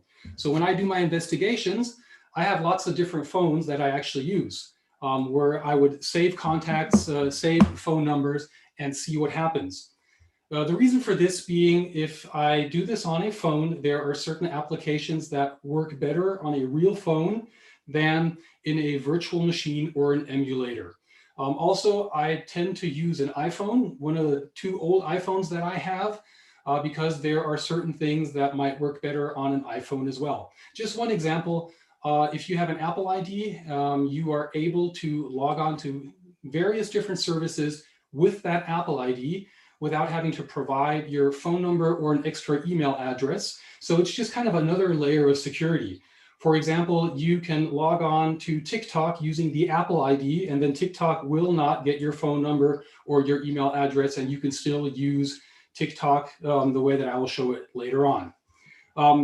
But there are other reasons to use virtual machines or emulators. And since this talk only has 40 minutes, 45 minutes, I'm not going to go into details on how to set these up and what you can do in general. This could be a 2 or 3 day course with all the possibilities in mobile applications, but I'm just going to mention that there are things like BlueStacks and Genymotion, which will emulate an Android device for you, and you can also actually download a VM. So what happens if we do this? We put the phone number into the contacts and we allow the apps access to these contacts. The apps will come back and say, hey, I know you. I know something about this phone number. And what that is, we'll see a bit later on. Now, before we get started, this is something that is very important to me. Always keep OPSEC in mind. That is, if you are working with a target's phone number, of course, you should not save that in your personal phone's contacts. That doesn't make any sense. Why? Because you are allowing apps to have access to your contacts. You're allowing tech companies like Facebook and Google and many other more access to your contacts, and they will conduct profiling on you. They will say, well, you know, these 10 phone numbers, they've been there for a while, and this one is new, and let's kind of link them together. So in the worst case, this can actually lead to friendship suggestions on Facebook. If you have that phone number linked to Facebook, this could actually make a target aware of your investigations. So always, always, always use a burner phone and a burner SIM card or a burner VM when conducting these investigations. Another thing is, since you are sending data out to big corporations, some of the data, especially if you're working in the intelligence community, in law enforcement, may be so sensitive that I would not recommend sending everything to these big corporations. Even if you were to mask the phone number, so you upload your target's contact and then you upload 200 other phone numbers and try to mask that, you are still sending this data out. So me coming from a SIGINT background, there were cases in the past where I would receive phone numbers from highly classified sources, and of course I would not use these phone numbers in an OSINT context. The next thing you should try not to do is not to mix cases. Again, this is because there are big corporations that are doing a certain amount of profiling, and if you mix the the drug ring case with the homicide case, this could also lead to the individuals that you are investigating kind of being brought together on social media. We don't only need a phone number to register a lot of these apps. Sometimes we really have to create sock puppets. So have accounts ready, for example, on Instagram. And again, here just follow the basic guidelines on the use of sock puppets. And I know OSINT Curious has great blog articles on and 10-minute tips on this topic. And last but not least, when we're talking about OPSEC, please do not use real names in the contacts. And why this is relevant, I'll show you a bit later on. So if you save a phone number in your contacts, just save it under some pseudonym, some random name where you can still remember who it belongs to, but don't go by the real name. Now, looking into the virtual phones, just really briefly, there are some reasons you should use VMs or emulators rather than a real phone. One of these reasons could actually be saving evidence. So if you set up an Android VM, for example, on the right, you see my basic Android VM, which is an Android 9. I downloaded it from OS boxes. I installed it with VMware, and then I have a specific set of basic apps installed. And after each and every case, I just basically delete this VM. And then I, for the next case, pull out the kind of clean version of that with the basic apps installed. Then the only thing I have to do is actually register them. So again, I will need a text message verification for this in most cases. I tend to use a real SIM card for that. I know there are services online where you can get text messages for free. A lot of times these won't work because they have been used so often to register things. And there are also paid services online, but I'm sure that's something that you can Google. Again, if you're working with things like Instagram, for example, just have a sock puppet ready or create that on that VM. And like I said before, not all apps will run smoothly. Snapchat is kind of a pain in the butt because it requires a front-facing camera. There are workarounds to get it running on emulators and VMs, but I'm just too lazy to do that. So I would, if I want to work with Snapchat, always go back to a real physical phone. So for example, this old phone. Most of us get new phones every 2 years. I don't sell the old ones. I don't give them away. I don't throw them away. I just keep collecting my old burner phones. But also keep in mind, depending on how sensitive the case is, if this was a phone that used to belong to you, even if you completely erase it and get it back to factory settings, without going into too many details, there might be some data on there that can still link you to the previous profiles. And what you can do if you have this on your computer, a virtual machine or an emulator, is it's quite easy to transfer evidence to your workstation. So you can take screenshots, or in a lot of cases, you can really get the complete audit trail by kind of screen capturing, videotaping what you are doing while you are doing it. I know that a lot of law enforcement agencies require that as well. Now, if we're working on a real phone, there are also possibilities to save evidence here. One of them, which I do quite often, is screen mirroring. So basically, I install software on my computer. I install software or an app on the phone, in this case, Let's View, and then I mirror this phone onto my screen and could also screen capture it, record it. So as you can see here, I'm going into Instagram, I'm clicking on something, I'm going through Instagram. This was actually on my phone, but I recorded it on my PC. So this might also be another way to actually transfer evidence. Works on Android, works on iPhone. I can give a couple of links to tools like this later on in the hallway. One thing you can do, of course, is take screenshots from your phones. And I know a lot of people, then they get really creative and they basically set up an email account on their phone, send that screenshot from their email account on their phone to their email account on their computer. Just keep it simple. Just hook up a cable if possible and just download those screenshots or those screen captures. Also one possibility, one thing you can do. Several apps which have a mobile version, WhatsApp, for example, Telegram also have a desktop version. So that also might be something that you synchronize WhatsApp and Telegram with your browser, and you're able to do some of the investigations and pull some of the data from the browser. So that was it about saving evidence from the phone. And now let's get into the juicy part. what do we need? So the basic methodology is putting a phone number in your contacts and allowing apps to access these contacts and then come back with whatever information this app provides, which again leads to the fundamental question, well, what do we need? And you can see there are tons of apps, millions of apps, and it's not as easy to answer this question. Which apps should you use? Which apps do you need? A very general answer could be basically anything that accesses your contacts and links these to profiles or gives you any information back. And then there are several other apps that I'll show later on that also might be useful. Now, the question which apps you actually need really depends on who you are looking into, which target set you are looking into. And next up is a slide that I basically use in all of my trainings and a lot of my presentations, just to make it clear that when we're talking about social media research or research in communications channels, we really have to understand the social and cultural backgrounds of our targets to a certain degree. So let's take an old white man, me for example, a German-speaking old white man.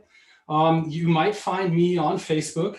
My daughter says Facebook is for old people. I'm not on it, but I do know that there is a difference between Generation Z, millennials, and boomers, and whatever. You might find people on career networks such as LinkedIn, or the top left icon is Xing, which is kind of a German LinkedIn, or you might find people on Twitter. Now, if I were to take a look at the communication habits of my daughter, my teenage daughter, it would look completely different. Like I said, Facebook is for old people. That's what she says. She would be on TikTok, for example. She could be on Snapchat. She could be on Instagram, or she could be on something which is quite popular in Germany and also I think in the UK called Telonym, which is this really weird app where people can anonymously send each other insults. At least that's what I see from it, but it will also provide information on younger people. Now, I'm not talking about investigating children here, but a lot of these Generation Z youths, 18, 19, 20-year-olds might be relevant in our investigations and might still have a past on some of these apps that they've used as children. And a lot of the stuff that we're seeing nowadays is that people, at least in Germany, are kind of wandering off from social media, at least the open, the broadcast social media, and going into closed networks where they're basically using WhatsApp, for example, as social media. So that would be something that you also have to look into. Then if we look into the cultural background, if someone comes from a foreign area, you might not find them on LinkedIn, Twitter, Instagram, Facebook. You might find them on something that is more typical to that region. So just on the right, a couple examples: a German social media site, 2 Russian social media sites, a Polish social media site, a Chinese social media site, lots and lots of differences. And depending on which target you are looking into, that will define which apps you should use in your investigations. I mean, it doesn't do any harm taking a phone number and putting it in all apps basically and trying to pull data. But if you kind of know where you're going for, what you're going for, it'll at least save some time. And last but not least, what we're seeing nowadays is a lot of the social media, like I said, is going into more of a closed network. So Telegram, for example. I'm not going to go into details on Telegram. I'll get to that a bit later, but there are some cool things that you can do with apps like this as well. So let's start out with the very basic example, WhatsApp, a messaging service. A lot of people use that, have used it in the past. A lot of people are not using it anymore because of the new terms and conditions that WhatsApp is bringing out. I'll tell you something about that in a second, but let's just take a look at the phone number that we started out with, the +27 600 123 456. I put this one into my phone. I allowed WhatsApp access to the contacts, and then I just went in WhatsApp to see what I can find. Now, this is an example where I have all kinds of data. Keep in mind, this is always subject to the privacy settings on someone's phone. So in most messaging apps, you would have a profile picture. This is something that you could use as a pivot point further on. In some of the apps, you will have a given username. So not necessarily the name you know your target by, but the name that the target uses to identify himself or herself on this messenger app. You could have a short bio. Here you can see this is the South African National COVID Hotline, or their COVID WhatsApp group. So you'll get an update every single day. When I made this presentation, January 31st, this was the information for that day. And this is updated every single day. So it might be worth looking into these apps more than once, just to get a general feeling of what is going on there. And if you're also lucky, some of the apps will provide you information on the last time this person or this app was online. So again, this is all subject to a target's privacy settings on the phone. I would highly encourage most of you to not share all the information you can see here. If you have my phone number, I have a profile picture in there as well. It all depends on how much information you're willing to disclose. But just basically taking the full bundle as you have it here and putting it out there also for OPSEC reasons, for personal OPSEC reasons, is not a good idea. Now, going back to all this different data, which we have just collected in a minute, we put a phone number in the contacts, we allowed WhatsApp access to these contacts, went into WhatsApp, and now we have a lot of stuff that we can actually pivot on, that we can actually use in further research. For example, the images can be reverse image searched. Sometimes we'll have images of locations. So we can do a geolocation challenge with that image and try to figure out where was that taken. That might give us indicators on where this target might be located. We have username, and I'll get to that a bit later. And I know Micah is very familiar with this, and I'll put all the links, like I said, in the hallway. The bio and the last online will kind of help you build I'll call it dossier, a target package that might give you indications on who you're dealing with as well. So if someone has a foreign background and has something in Russian or Arabic in the status, that might be something that is useful for you. So you know, hey, I'm dealing with someone that speaks Arabic, I'm dealing with someone that speaks Russian, and that might lead to additional investigation paths. Also, the last online might help you figure out a pattern of life when it comes to when is this person awake? When does this person use the phone? There are many different use cases for this in law enforcement and also for normal investigations. Law enforcement, for example, trying to do some pre-planning before you have a sting operation or something like that, just based on this data. Not saying that just based on this data, you'll do that operation, but it could be the first indicator, hey, this person is always up until 4 a.m. in the morning. So if we want to go arrest him, maybe a bit later.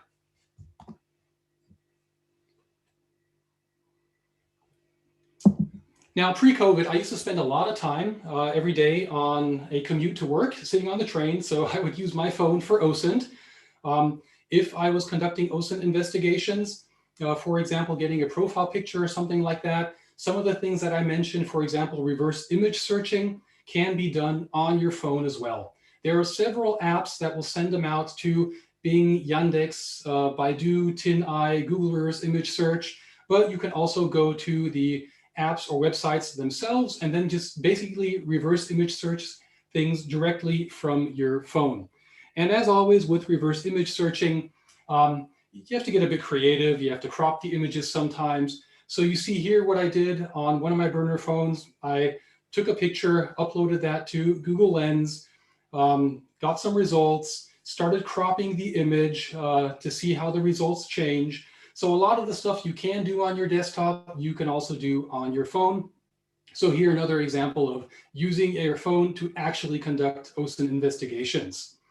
And as always, just don't forget all the other search engines that are out there. It's not just Google, there's a lot more out there. And of course, if you have a picture of a person, again, for law enforcement or intelligence community, you might be able to run this through internal databases to get a certain result. Now, I mentioned before that WhatsApp has changed their terms of service and everyone's freaking out because basically WhatsApp belongs to Facebook just like Instagram belongs to Facebook. And a lot of the stuff in there is kind of a privacy nightmare if you really read through the small print. And you can basically see that anything that you have on WhatsApp or Instagram, for example, will be shared with the mother corporation, with Facebook. And a lot of people are really freaking out about this. Like, oh my God, this is really bad. We have to switch off Facebook. And that's the reason that apps like Signal or Telegram just went through the roof in the past 2 or 3 months. But I must say that this is not new. And I will give you a little example, a basic OPSEC mistake that I personally made. So just keep in mind that if you have data in one of these apps or platforms, it will always be shared among the other ones. And this has been done for years. Now, a couple years back when I got my current private phone number, I used it to register an Instagram account. I never used that. I had the Instagram account on my computer. All I did was use the phone number to get the text message verification, and that was it. I had never used that account to actually do any research. Mid last year, that must have been 2 years after I registered the account, I decided to look into that Instagram profile again. And I opened it on my computer, and keep in mind, I have never had Instagram, the app or anything on my private phone. And then I got a lot of suggestions, people that I should connect with on Instagram. And each and every one of these people, which are blurred out here, are direct contacts from my phone, period. I actually reached out to some of them and asked, hey, which phone number did you use to register this account? And it was the phone number I had saved for them. So the only logical explanation for me was that what I had uploaded to WhatsApp was sent to Instagram. And when I logged on to Instagram the next time, I got all these nice suggestions. Now, privacy nightmare, OPSEC failure on my side, but this is something that we can also use for OSINT. So if we're working in the Facebook environment with Instagram and WhatsApp, and we're uploading our contacts to WhatsApp, for example, have our burner phone linked to Facebook or Instagram, this also might lead to suggestions based on the phone numbers, which could be helpful in OSINT. Next up, let's look at another messaging app, and just to give you another idea of what you can get, what kind of information you can find here. So Snapchat is something that a lot of the younger people use quite frequently. I personally, I don't. I had to have it explained to me by my daughter. On Snapchat, you have names, which in many cases are pseudonyms. You have an extra account handle, which can be equivalent to the name, but it could be something completely different. You have these Bitmojis instead of the profile pictures, and these Bitmojis may or may not look like the person behind it. And every once in a while, someone shares a public story. Now, again, the same principle, you upload your contacts to Snapchat, or you allow Snapchat access to your contacts, and it'll come back and say, hey, these are the people that you have in your phone book. But Snapchat is also really great for OSINT because it says, and here are like 20 other people that might be linked to them. So I think, in my opinion, more aggressive than any other app or social media site I've seen, by giving you additional suggestions on who to connect with, people that are actually connected to your targets. Now, if you take a close look on this presentation, you have a guy in the middle, Bob the Builder, with the builder's hat. And what he has here is a reference to his Instagram account name. So this is something that I see quite often, especially among the younger intelligence targets, that they will basically cross-reference their Snapchat with their Instagram, with their TikTok, sometimes even have that as the account name or the account handle. So that will also give you an additional pivot point to go and find that other account. Also in Snapchat, you have the possibility not only to look for individuals, like we did it here, so taking a phone number and trying to link an individual to that phone number. You also have the so-called Snap Map, which will give you videos in a specific area, in a specific some small time frame, 1 or 2 days. So you can zoom in like I did here. And again, this was all on my phone with a screen capture. Go into London and just see what's happening. So if you're following a certain event, like what happened at the Capitol in January, this might be something that you could also use to collect evidence. Great blog articles by OSINT Curious on how to save these videos, how to save this information. And from what I've heard is that if you use the app, you can actually see the account that uploaded that. There is a browser version of this where you can basically scroll through or zoom into the Snap Map in your browser. but often that will not give you the account behind that video that uploaded it. So the same thing we saw before, uploading contacts, getting information on the individual, getting a username, an account handle, and then something additional here, which is not so much based on people research, but based on looking into specific events and seeing what's going on in a certain area. Now, speaking of the usernames, just very important for me to always show you what you can do with this information once you have obtained it. Our investigations don't stop here. We started out with one thing, getting the phone number, we put it into our phone, we got a username, then we pivot back to traditional OSINT, if I can call it that. And we can go to a site, for example, What's My Name from Micah Hoffman. Really great site. Just type in a username there and see what comes back. So in this case, I took my Twitter handle, MWOSINT, ran it through this search engine, and then came back with several accounts. Some of them linked to me, some of them aren't linked to me. So also just a reminder to kind of always verify the information you find. And if it's something that is a very generic account name or a very generic username, chances are high that you're basically going down the wrong rabbit hole if you start investigating that person. Now let's get to one thing that I find very, very interesting, and what I also mentioned when talking about OPSEC, caller ID apps. Caller ID apps such as Truecaller, GetContact, Call App, and many, many more, some of them even specific for a certain region, are basically online phone books. I'm not going to go into the reason that they exist, but for us in OSINT, we can use them just like we used the messenger apps before. We give access to our contacts, or we actually search in these apps for a specific phone number, and then we will receive a result. Now, what these do, these apps, is if you allow the contact to your the access to your contacts, they will not only pull the phone number, but they will also pull the name that you have saved. So that's the reason that you should never write your target's full name in your phone book on your phone.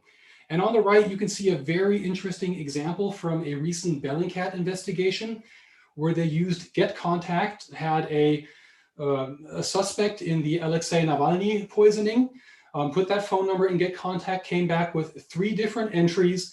And one of them actually said FSB Vladimir Alexandrovich Panyev. So someone actually saved this person in their phone as this is the Vladimir from FSB, which is the Russian state intelligence service. So don't do this for OPSEC reasons. Do this for OSINT reasons when you research apps, and then you might get additional information on the subject you're investigating. Now, let's move on a bit forward to another unique thing that you can do when using mobile phones in OSINT. I'm not going to talk about Telegram and the groups and how you can extract data there. Luckily, a good friend of mine, Sector 035, published his Week in OSINT this Monday with lots of cool content on researching Telegram. There's also a talk in there from Dutch OSINT guy, Nico Dekens. There are several articles what you can do. So if you want to know about Telegram and what you can do there very specifically, then I hope someone will post that link in the hallway, and if not, I'll do that later. But what I want to show you now is an additional functionality in Telegram, which could be useful for OSINT investigations as well. This will enable us to do a certain amount of geolocating. So in Telegram, you can allow the app access to your own position. So of course, if you use a real phone, that won't be that helpful. This will be more something that you could do in an Android VM, where you can get a GPS spoofer as an app and then spoof your GPS position to kind of go to places where you physically aren't. Now, what happens here is if you allow Telegram to geolocate you and you say, hey, show me friends nearby, it'll show you friends and groups nearby. So people, not friends, people nearby. You see here on the left, we have lots of people listed 100 meters away, 150 meters away, 250 meters away. If you look at those profiles, one of them you'll see on the right side, you can see there is a plethora of information on there as well. Profile pictures. On Telegram, sometimes a lot more than on WhatsApp. The account name, references to other social media. For example, here on the bottom right, a reference to an Instagram account. And you can also look into specific Telegram groups in that vicinity. So again, if you are looking for a certain event and information on an event, this might be something to dive into. Set your GPS coordinate on your phone in the vicinity of that event and go and see if there are any groups that you can join with other methods then and try to get additional information. Now you can see here that there are very, very close people and very close groups to that position I was at that time. And you see here 100, 150 meters, 250 meters. And the question is, how accurate is this? Well, it is actually very accurate. Every time I go somewhere, I just test things, and I would go for a walk and just see if I walk 100 meters, what happens here, and I would be 100 meters further. If I walk 30 meters, I would be 30 meters further to a target or further back. So that's something that we can actually also use to geolocate targets. Now, this is something I really like because this combines what I used to do in SIGINT, which is basic direction finding, with OSINT. So if I know that if I move my own location, the distance to a person or a target will change in the app, I can use this and basically put this on a map and triangulate the location of this target. So here, this is something I did, and this is complete bogus data, by the way. Don't try to find out what this is, but I went for a walk with my phone, and I was 1.7 kilometers away at a point. I was 1.6 kilometers away. I was 900 meters away. I was 2.5 kilometers away at a certain point. And then I would just take all this information and put it into a map. My position, draw a radius of the distance to the target, and wherever they overlap, the big red X, that is where you might find that person, unless they're GPS spoofing as well on their Android phone. Many, many different use cases for this, but something that we could also use in normal OSINT investigations. And that pretty much concludes the things that I wanted to show today. Just the magic behind it is very simple. You have a selector, a phone number, or an email. You put it in your phone, in your virtual phone, in the contacts, and then you allow a whole bunch of different apps access to these phone numbers, to these email addresses, and you'll come back with names, pseudonyms, pictures, locations, activities, interests, social media profiles, and so much more. And the interesting thing is, if you're working on phones, it just doesn't stop there. There's so much more that you can actually do with your phone. Like I said, I used to commute for almost 3 hours a day, so I had a lot of time to do OSINT on my phone. There might be regional social media apps that could be helpful.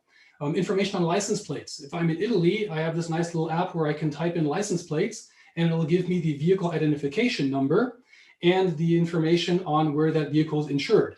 Sometimes you can do searches like this in classified apps and just a lot of other stuff.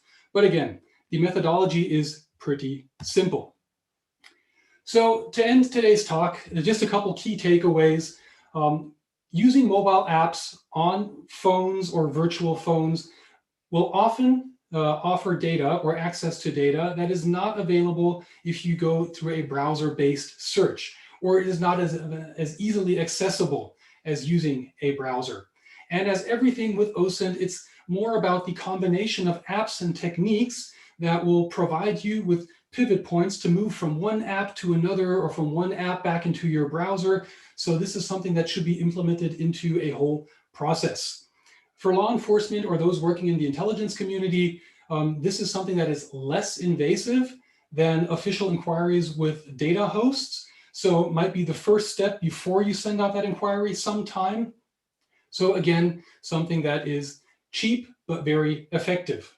And last but not least, the whole methodology here to me is the most important thing. So the most important tool that you can have in OSINT, also using these apps, is what you have up here. Because the tools, the apps, they will change. They will go, you'll have new sources, you'll have different privacy settings, which might disable some of the functions you had before. So just understand the basic methodology, and then just try to figure out which apps, which sources your targets might use at that given time. And that concludes my presentation. Thank you very much for listening to what I had to say. And if you want to hear more about some of the stories that I have, go check me up on keyfindings.blog or at MWOSINT on Twitter. Thank you. Awesome stuff, Matthias. Thank you. I wish we had 3 hours to like really dive into this because I think this is fascinating stuff, and there are a lot of people with questions. Unfortunately, we're going to have to go right into the next talk, but Matthias will be in his hallway, and I know there are a bunch of questions there already, but we can get everything that we need from Matthias answered in his hallway on the Slack. Okay, the next talk I think is very apropos. We are going to be diving into analysis and how to be objective and be aware of biases. Heather Honey is our next presenter. She is a private investigator who's worked internationally, been doing OSINT work for a very long time. And I'm just going to let her go ahead and get started. Thanks, John. I think that you just said that I'm old, but No, I did not. I said you've been doing this for a long time, but that's all relative. I'm just talking about a few years, maybe. That's it. Yeah. Okay. Well, thank you. Now, as you can probably see, I chose a very ridiculous title for this talk, but I'm doing that to address a really serious topic. Hopefully, I can do that in a lighthearted way. At least that's my goal anyway. So Pinocchioitis, right? So that's a funny way of saying that you are saying or writing or tweeting things that are not true. Echo chamberosis should be self-explanatory. You know, surrounding yourself with only people who agree with you and insulating yourself from other ideas or other points of view. So who are the poor folks that suffer from these ailments, right? How do we know who has biases or who's been the victim of manipulation online or who has inadvertently consumed fake news? Well, let's check the diagnostic criteria. So, oops, too far. There we go. According to the diagnostic criteria, that means everybody has it. You know, the human brain is really quite powerful, but it does have limitations. Cognitive biases are just the result of our brain trying to simplify or expedite certain processes. So you might not think that you have biases, and that's okay because scientists have a name for that too. It is normal to be able to identify biases in others, but not be able to recognize your own. And that's okay. Hopefully we can come up with a treatment plan for that today. All right. So why should you care about this? Obviously, as OSINT practitioners, we have to make a conscious effort to be objective. We all strive for excellence and integrity. These are just a few excerpts from the DNI's directive on analytic standards. I think it's really important to note the verbiage that they chose to use in here, and that is the need to employ techniques that reveal and mitigate bias. It doesn't come natural, right? We have to work at it. So you can easily swap out the word open source intelligence with researchers, investigations, journalism, those sorts of things, because these standards should apply to those fields as well, right? We want to be objective and accurate in our work product, not distorting our information by advocacy for a particular point of view. We have to make sure we have credible sources and clearly distinguish between information and assumptions. But whatever your work product is, if you are in the OSINT community, and I'm assuming you all are because you're logged into this summit, but your work product should be aligned with these standards. While these things might seem like obvious standards, it is not easy to maintain these standards. Every person has cognitive biases, and that's why everybody needs to employ techniques to keep those biases from tainting your work product.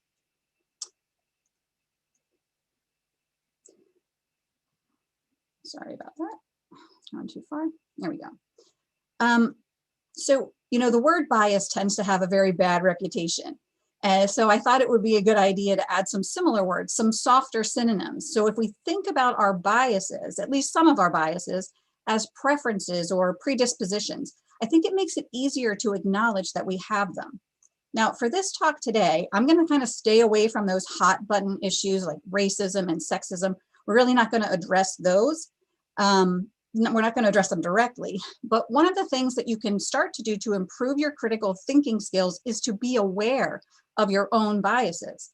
So if we start with the scientific fact that every human has biases, maybe we can shift the question from, am I biased, to a more productive question like, what are my biases?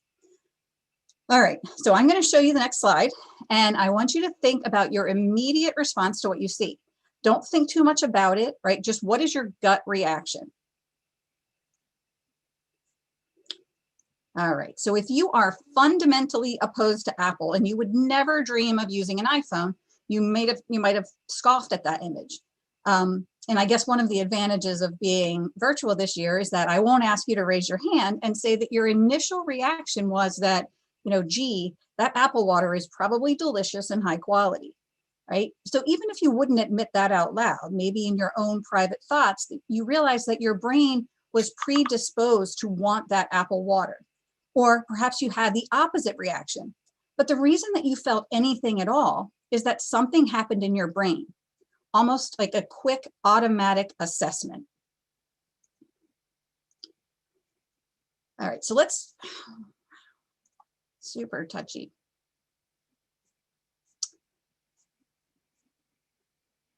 Sorry, folks. There we go. We're just going to take a quick look at a couple of really examples of common biases. So frequency bias, this is sometimes called the red car syndrome. Like you go car shopping, you see a really cool red Ford Escape, you buy it, you drive it off the lot, and for the next 2 years, everywhere you go, there are a lot of red Ford Escapes. Now, there aren't really more of them. It's just now you start to notice them. Your brain changed the filter. You might also be familiar with anchoring bias. And that is where the first information that we receive kind of acts as an anchor, and we put too much weight on that first piece of information. So that is why, for example, if you drive too fast, if you come off of a highway onto a city street, it feels like you're going slow because the highway speed was your anchor. Now, those are just two examples of, there we go. Those are just two examples, but scientists have identified 188 different cognitive biases, and these biases enable and often drive online manipulation. Disinformation campaigns exploit cognitive bias, and our brains have limited resources. So in order to operate efficiently, they have to take these shortcuts. And we're living in a world of information overload, so the shortcuts are necessary. Now, if you focus on the text to the right of this slide, it might appear that the image on the left is spinning. Now, even if you know that it's not spinning, your brain still perceives motion. If you want it to stop, you really need to narrow down on one small section of that image and focus in on it. And the same is true with bias. Knowledge of your bias alone does not produce a more accurate perception. We really need to, just as the DNI says, employ techniques that reveal and mitigate bias. We need to make a concerted effort to mitigate the impact. Okay, so let's take a look at this example. For those of you who are too young to recognize this, these are the stars of a 90s sitcom called Friends. This photo was taken about 30 years ago. These actors are now in their 50s. So if I ask you to tell me who you believe aged better, you may have seen them recently, and maybe you already have an opinion about that. But what if you don't really know, or you're not familiar with these folks? So to help you answer my question, I'm going to show you these pictures. Now, I show you these current pictures. These are current pictures, and I ask you to tell me who aged better. So you can probably see that I'm trying to influence your answer. I am trying to manipulate you to answer in a certain way. These are both actual photos from approximately the same time. And the reason that I selected these specific photos was to manipulate you. But now, what if I didn't do this on purpose, right? Maybe I'm just a huge fan of Jennifer and I don't really like Courtney, or maybe I could be biased against Courtney Cox. And I didn't even realize that my choice of photos would impact your decision. I mean, this is a pretty blatant example here, and I'm obviously trying to manipulate you or influence your opinion. But let's take a look at a real world example of just this kind of thing. So this is an actual screenshot from the Arizona Secretary of State's website that was taken on Election Day 2020. Now, how you react to these two photos is certainly related to your own preferences. Maybe the unflattering photo of President Trump doesn't bother you, but maybe it does. But what if Katie Hobbs had done this instead?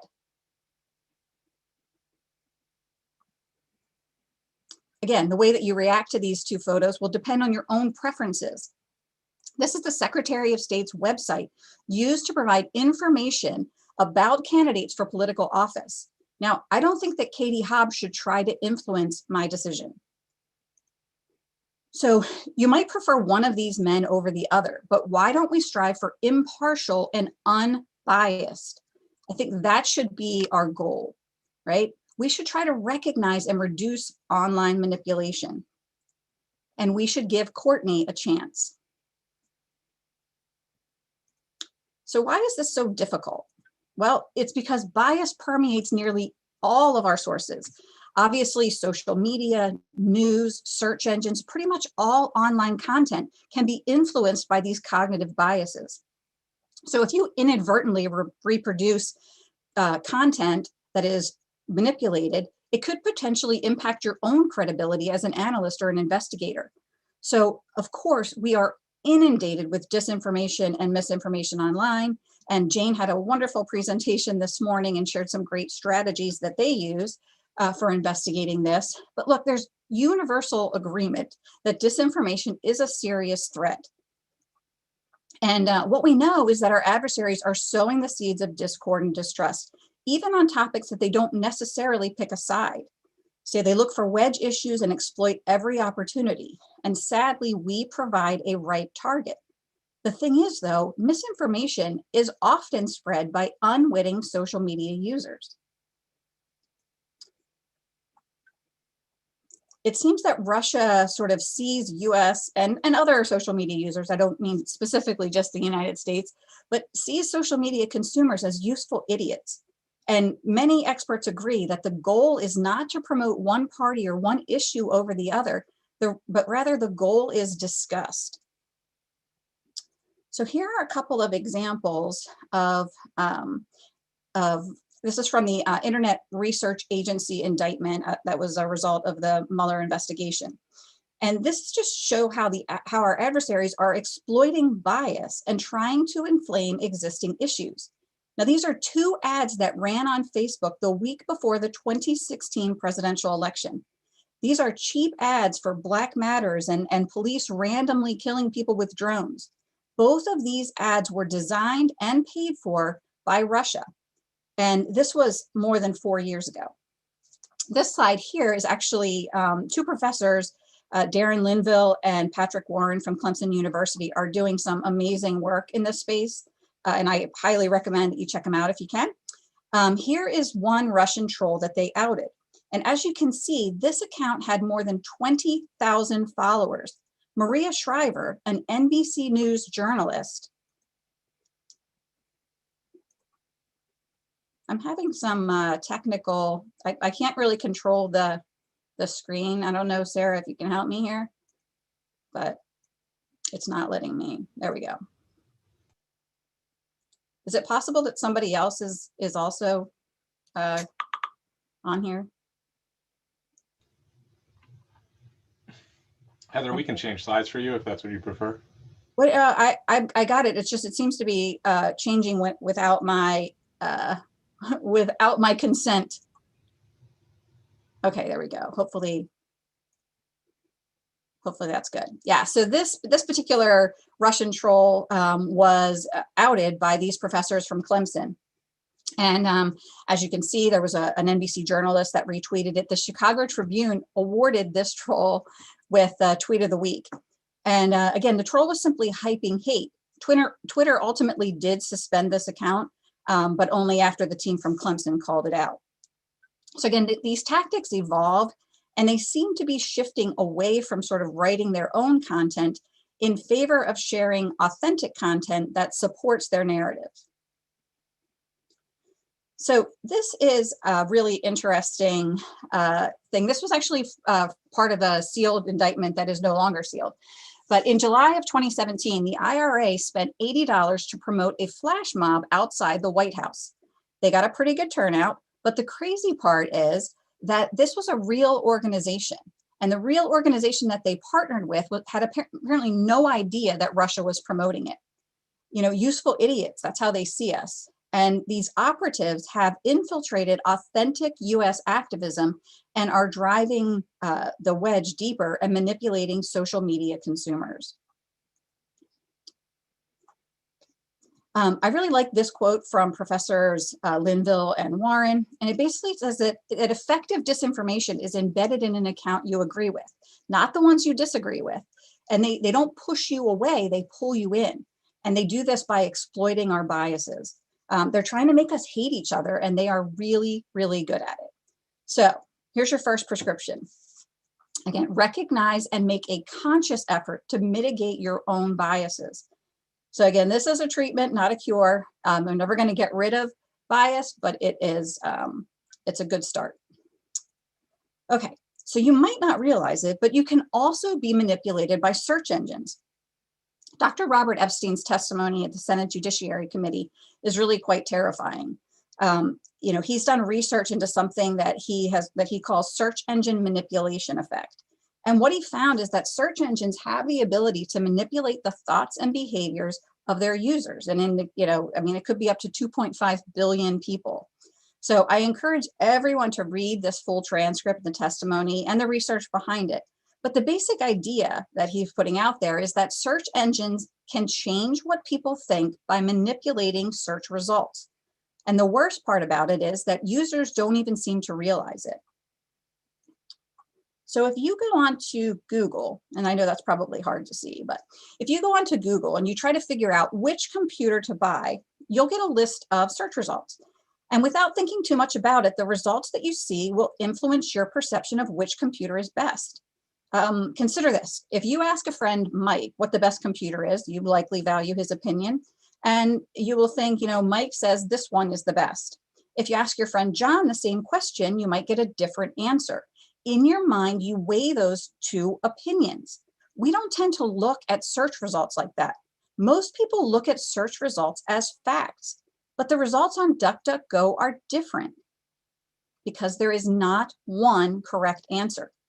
It might help to reframe search results as opinions, just in your mind and how you conceive of them so that you're not putting too much weight on them.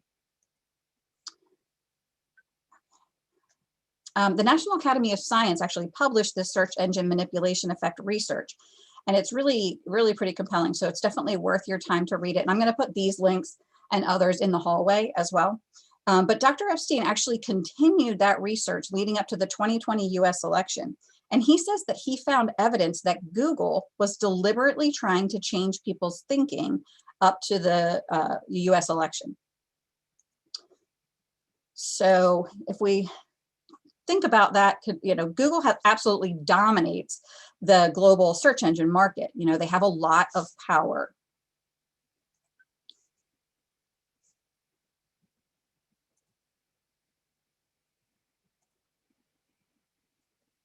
Sorry, they have a lot of power.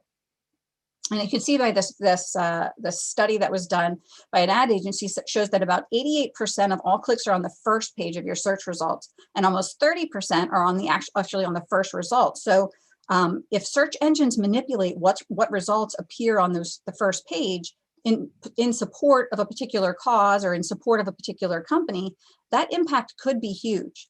You know, the obvious prescription in this case is to be aware that your results that the results that you get on search engines could be influencing your thinking, and then use multiple search engines to do your searching. All right, confirmation bias. This is a really significant issue in OSINT, and this is the tendency to interpret information in a way that is consistent with your pre-existing beliefs. And this is also what helps people create echo chambers on social media. You know, sometimes we don't want to hear opposing views. And I can say that I am in the camp of that at sometimes. I absolutely cannot listen to Troy Aikman call an Eagles game. To me, it feels like Lex Luthor telling a Superman story. Not good at all. But 100% of the time, I would love to listen to Merrill Reese because I know that he agrees with me about the Eagles. So I am seeking out my echo chamber in that situation. But if you are only hearing like voices on social media, then you are probably in an echo chamber. If you post a point of view and you only get likes or you only get positive comments or retweets, it is a pretty safe bet that you are in an echo chamber, because in real life, people have different opinions. People have, have vastly different views of the world. So your social media feed should reflect that. So here is an example of how confirmation bias can impact an investigation. If you believe that what happened on January 6th was an insurrection, it will impact what you search for and how you find it. If you believe it was a protest, what you search for and what you find will likely be different. So more importantly, your pre-existing beliefs will impact your interpretation or analysis of that information unless you take steps to mitigate your confirmation bias. And one of the most effective ways to do that is to consider the other side, consider opposing information. You'll be surprised how difficult it is to make yourself do that with integrity. It's difficult, but it is necessary to improve your critical thinking skills. Now, I've seen a lot of my friends in the OSINT community using their OSINT superpowers to identify people doing bad things on videos. Most recently, using OSINT to identify people who were at the Capitol on January 6th.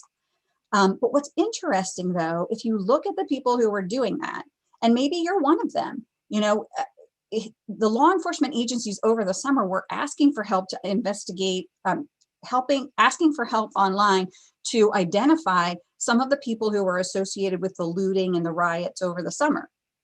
So if you identified 5 Capitol rioters, but you never tried to identify a looter, or if you were moved to spend your weekends this summer trying to identify looters stealing Coach handbags, but you don't see anything wrong with the people breaking windows at the Capitol, think about why. Why is that? You're likely being influenced by your own biases. Stereotypes also impede critical thinking. It's hard to believe that this adorable creature could possibly harm anyone. But my koala stereotype was inaccurate. Some koalas attack, and this one caused this injury, which required 12 stitches. So that's a funny example, but you have to kind of question your own belief system sometimes. So let's look at heavy metal music fans, right? Now, perhaps you will make some assumptions about these guys based on the stereotypes that we have about people who listen to heavy metal. What you think and what you believe about them is largely dependent on whether you like heavy metal, right? Is that your in-group right there, or is that your out-group?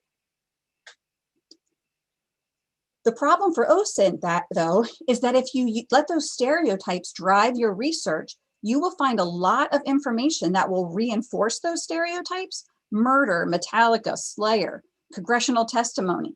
But unfortunately, you will likely not see information that disproves it. And this is true for journalists and investigators. You only find what you're looking for. So if you, happen to be a country music fan and you meet somebody new and discover that they're a heavy metal fan, you would hope that, maybe you don't agree with their music, but it's not going to make you hate that person just because they have a different musical preference, right? So those are the kinds of things that lead us to the issue of censorship, which should be a whole other OSINT topic, but I'm just going to touch on it here, right?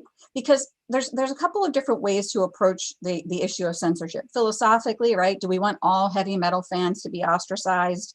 I hope not. Do we want to ban heavy metal music? No, of course we don't. But on the OSINT side, right? Just when we learn how to navigate Parler, for example, boom, it's gone. And now we have to try to find where these people have moved to, where, how to navigate the platforms that they're on. So there are definitely OSINT implications there. All right, let's talk about false information. What happens if you read something that's not true and then you repeat it? Or what happens if you share something that's not true? The word Pinocchio-itis is actually from a Disney show, in case anybody was wondering. Maybe some of you with kids have seen it, maybe not. But there are 3 good ways to treat Pinocchio-itis. And the first is source evaluation, right? Investigate the source of information, investigate the author. And, you know, we really can't talk about sort of the sources things without mentioning the issue of fake news, which again was addressed earlier today. But I think it's important to know that if just because you see something on CNN or Fox News, it doesn't mean that it's news. There's a lot of opinion, a lot of bias going on in news today. Now, hopefully most people are not tuning into Rachel Maddow or Sean Hannity for news, but because these guys aren't journalists, right? They're commentators on opinion shows. But regardless of which side of the political spectrum you fall on, you do have to be able to recognize that journalism is not what it used to be. And Jane mentioned earlier that journalists are often targeted for manipulation. And it's really often difficult to find an article that is absent of political bias. So there really is a need to return to impartial journalistic integrity. But in the meantime, just proceed with caution. One of the easiest things that you can do to keep bias out of your reports is to pay attention to qualifiers, right? Different qualifiers can turn a true statement into a false statement. So for example, all rectangles are squares is a false statement, but the statement some rectangles are squares is true. Absolute qualifiers can turn truth into lies. So you definitely want to avoid these words. If I say every koala is timid or koalas never attack humans, those statements are not true. Therefore, by default, they are lies. Excuse me. All right. So if we, so in this case, absolute qualifiers are often indicators of blanket statements, right? All summer there were stories about these pallets of bricks in big cities. People on social media and the news were using these broad blanket statements about these bricks. And I saw several of these posts reviewed by fact checkers. But here's the thing, if you use a blanket statement, you make it false. The people that said all of the bricks or rocks were part of construction were wrong. It only takes one bag of rocks or one police report of a stash of bricks to make it false. But those people who said all of the bricks were staged by Antifa were also wrong. So if we eliminate blanket statements and just describe what we really have, it makes all the difference and it makes it true. Another term is generalizing. I read a report not too long ago that said that the Gadsden flag is a symbol of hate, intolerance, and racism. Again, that's overly generalized. Hateful racists might be seen waving the flag, but that does not mean that your Aunt Judy in Tennessee with a license plate is a racist. These generalizations are so damaging. You know, it's kind of like seeing members of the Aryan Brotherhood, for example, wearing a pair of Levi's, and you see 2, 3, 5 of them wearing Levi's. Does that mean that Levi's are a symbol of white supremacy? I mean, if you wear Levi's, does that mean that you support the Aryan Brotherhood? Of course not. So let's try to stay away from these broad generalizations. And of course, do not make assumptions, right? You know what happens if you assume that you have to be a member of the Bald Men's Club to join this kind of webcast here? Well, you get the idea. So just do the work. Don't make these broad assumptions about things. Actually research and do the work, right? Because that is our work, to get in there and do the things that the general public doesn't necessarily do. And ultimately, education and awareness are the best remedies for bias and manipulation in any form, right? So do what you can to increase awareness, identify bias, and recognize the differences between opinion and fact. And I also believe that it's really important that we kindly and gently help each other and let somebody know if bias is creeping into their work product. So I hope that I've given you all something to think about. My time is just about up here. I hope that this will help you improve your work product. And I also hope I haven't offended anybody. But one last thing, here is my shameless plug. SMART is a nonprofit organization dedicated to combating social media manipulation. So if you want to get involved, reach out. Here's my contact information. I will post those things in the Slack hallway, and I would love to hear from you, even if you don't agree with me. Fantastic. I loved that presentation, Heather. I learned that I should not admit publicly I listened to Metallica. That was my key takeaway. Is that it, huh? No, seriously though, I think it's great. I think it's important that as professionals, we be as objective as possible, right? It's so easy to let bias enter into all aspects of investigations. So fantastic. Heather, we again don't have time for Q&A, but Heather will be in her hallway on Slack and can take your questions. So please join us there at hallway Heather Honey. All right. Thank All you. right. Thanks, Heather. So we are going to move to lunch break now. If you are interested in attending the Jackie Abrams presentation over lunch, the slide here will tell you how to do so. You can basically register right now and hop in there to that presentation.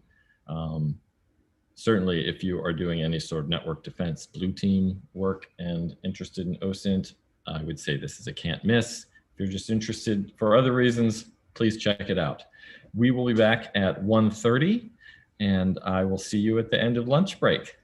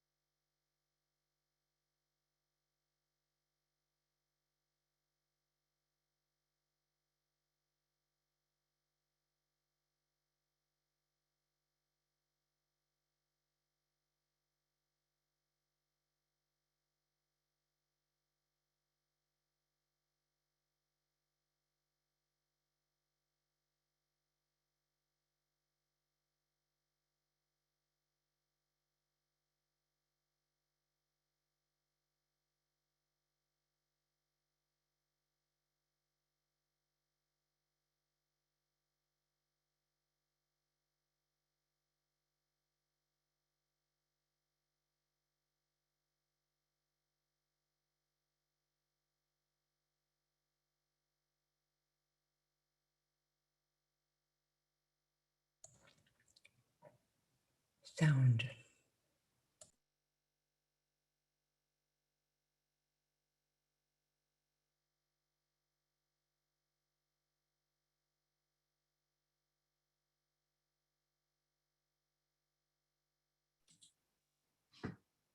Irina, were you trying to test your mic?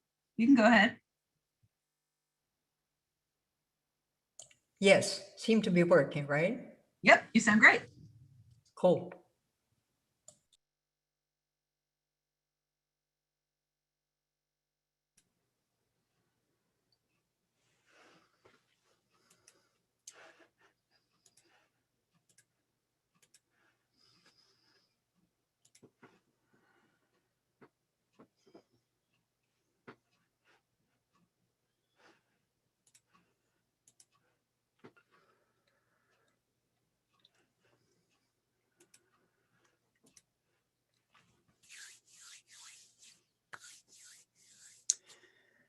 We'll get started in just a moment.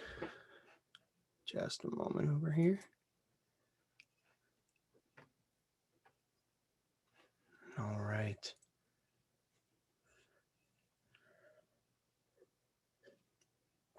I'd like to thank Heather Honey for the inspiration for my Slack avatar. Appreciate the screenshot. And I want to thank all of our presenters so far. The conversations in Slack that I've seen are just amazing. You all, the attendees, have been really good in providing links and helpful things and useful comments too. So thank you so much for doing that. Right now, it's 1:30 and I'm hoping the domain tools talk is over because Irina's going to go ahead and take the stage now. I'm not going to go through her whole bio because I know that she's got a couple of slides to explain better who she is. But I'll tell you this, that for years, I have wanted to listen to a top-notch recruiter, sourcer, person that is out there looking for people to fill sourcing needs and other things in order to understand how they do things. And so I'm really excited to listen to Irina's talk and see how she approaches the world of OSINT, people searching, target identification using the tools of a recruiter and sourcer. So Irina, please go ahead and take it away. Thank you so much. I'm glad to be here. And I should have my slides, right? Yes, Yeah. if you just press the right arrow, it should advance to the next slide. Right arrow. On your keyboard. There you go. Or we can run it for you, and you can say next slide. Already. Excellent. So thank you for having me here. On my part, working in sourcing and recruiting and having some technical background, we have long been interested in OSINT, and I'm glad that we're overlapping and meeting each other at conference. And I hope this will continue because we can help each other so much. And it's such an interesting area. You can find me on LinkedIn. Some people read my blog. These slides are under bit.ly link. I also put it in Slack. You can get them and follow not only the presentation, you'll be able to click on the links. Few words about me. I used to be in software engineering, education and math. Then I moved to recruiting and naturally navigated to the sourcing part, where we research companies and then start to try to find candidates that are very qualified but don't go and apply to jobs. So sourcing is where we work, and our methods overlap quite a bit. So Brain Gain Recruiting is the company where we do recruiting and sourcing. Sometimes we just generate lists of people to reach out to. Social List is a little software tool that we created that helps find people with professional qualities, and Boolean Strings is my blog. So the areas where we work are first and foremost LinkedIn, because it's packed with professional information. And my sense is that LinkedIn is underused by OSINT people, investigating people, and so forth. And Google, advanced Google. So this is a slide that you will have in the presentation if you have any questions about complex expressions. I'm sure many of you use Google Advanced Operators that are listed here, and where they are in my slides, I'll mention what they are. Now, the rest of my talk is hacks. Each hack presents you with extended capability to do something, to find something faster, new things, so forth. So here is my hack number one. Did you know that Google can search for emojis? How can we apply it? We often, both OSINT people, sourcers, many, we want to find the contact information. Now, some people have posted it. Some people have posted it with appropriate emojis. Turns out you can search for those emojis and boom, you can like build directories with this. And I know my talk is fast and there are no questions, but please remember all your questions and comments, and I'll be really happy to chat with Slack.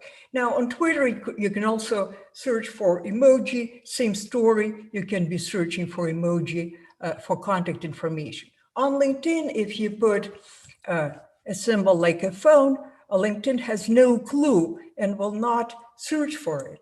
However, on LinkedIn, when you are, sorry, with the slides, need to get used to it. Emoji on LinkedIn. So if you search for any emoji, your favorite emoji, what LinkedIn will do, it will just find everybody, whether they have that emoji on the profile or not. And it is also a hack. It's useful because LinkedIn wants you to enter some keywords before it starts showing you all of it. Otherwise, it will show you only your first and second connection. So I search for a smiley face. Trying to test your mic? Huh? Go ahead. What?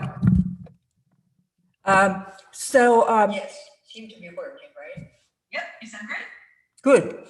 So I search for sort of virtual keyword that doesn't restrict anything. And then I can do some research. I can name countries, companies, and so forth, and can see everybody on LinkedIn. And it shows now 800 million, which is a complete joke, of course, in terms of relating to real people, but that's a separate story. Next hack. Many of you search on Google, and sometimes we have to search for a lot. Google has a limit of 32 keywords, pretty reasonable. In just a moment. Yeah. Just a moment. What? Irina, you are hearing us from 5 minutes ago or so. Can you turn your speaker off? And that way you won't get distracted. I'd like to thank Heather Honey for the inspiration for my Slack avatar. Appreciate the screenshot. Excuse me, can I want to thank all of our presenters so far. The conversations in Slack that I've seen are just amazing. You all, Irina, the things that you're hearing on your speaker are things that we've said in the past. You might be having some lag issues. What you're saying? Hold on. Right now. Yes. It's 1:30. Or maybe you're listening to it on a separate computer. No. Go ahead and take the stage now. Maybe just turn your volume down. Here we go. Sorry about that, guys. Excellent. I didn't realize what was going on. So Google has a limit of 32 keywords. When I search in Google, it's usually way more. But there are certain cases, because Google knows about synonyms, you don't have to spell it out. But there are cases where I want to push in a lot of synonyms. For example, a list of schools, list of companies, list of locations, you name it. So Google doesn't let me do that, but I have figured out how to do that with custom search engines. Custom search engines, for those who don't know, it's a layer on top of Google. I'll say a few words momentarily, but basically they overcome that. And here is a screenshot showing you that Google means what they say, 32 words. So, where's the, oh, here, sorry. Okay, so programmable custom search engines is a beautiful thing. They've been around for a long time. Kind of went through two phases. First, they offered to build this custom stuff on top of Google where the end user doesn't have to enter stuff.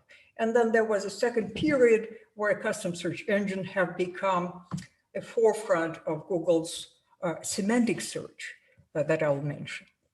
So you can just go and create a custom search engine. It will ask you which site you want to search, and then there are parameters to add.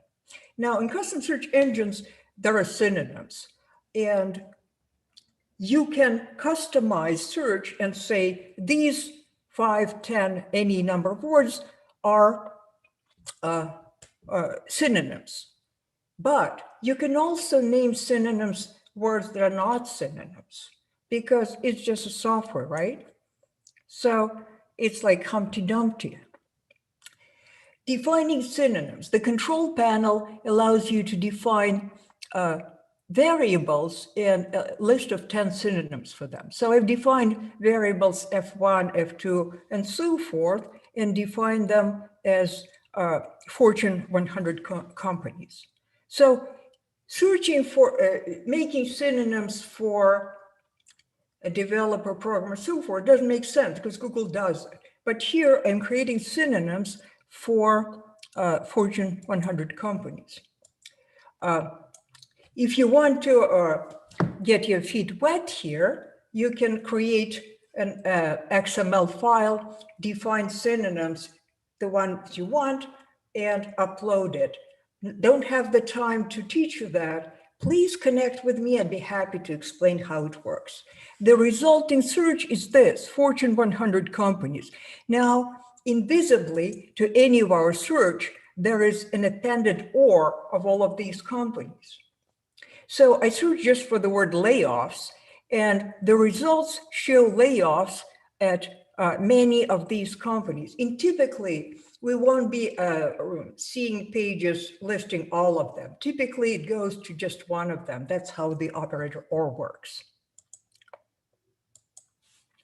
Another one is women's names on LinkedIn. This one has a lot of synonyms that are women's names.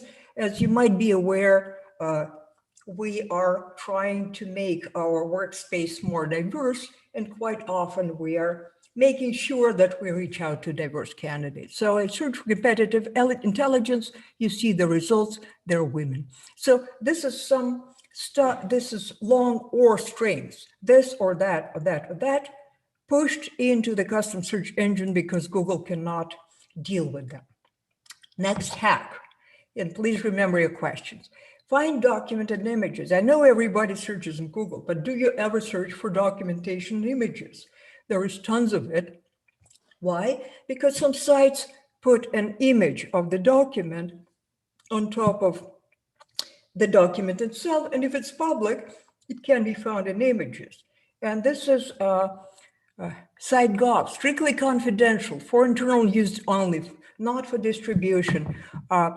Gosh, there is like treasures there that you can uncover. Of course, you'll be using your own keywords, but going to search for documents and images absolutely makes sense. For us, it would be searching for contact lists and CVs and resumes. Facebook photo discovery. So Facebook, when somebody posts a picture, Facebook makes a note of it and puts some interpretation text. The typical is image may contain and text that says. It's not visible on the page, but it is in the HTML code of the public page. Therefore, from Google, we can search those photographs based on their descriptions that are not visible on Facebook. They're internal, but Googlebot picks them up. So here is a string, site facebook.com, operator site, makes sure that we all go only to Facebook. Nothing else is here. Phrase, image may contain 47 people. And here in the images, I selected photo to see only photos. And if you do something like that and sit down to count the people, it's very precise, okay? find people and events.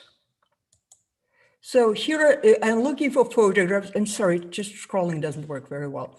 I'm looking for photographs. Image may contain one person, expert speaker, cybersecurity. So here's your investigation who could speak. And of course, it's applicable in many other ways.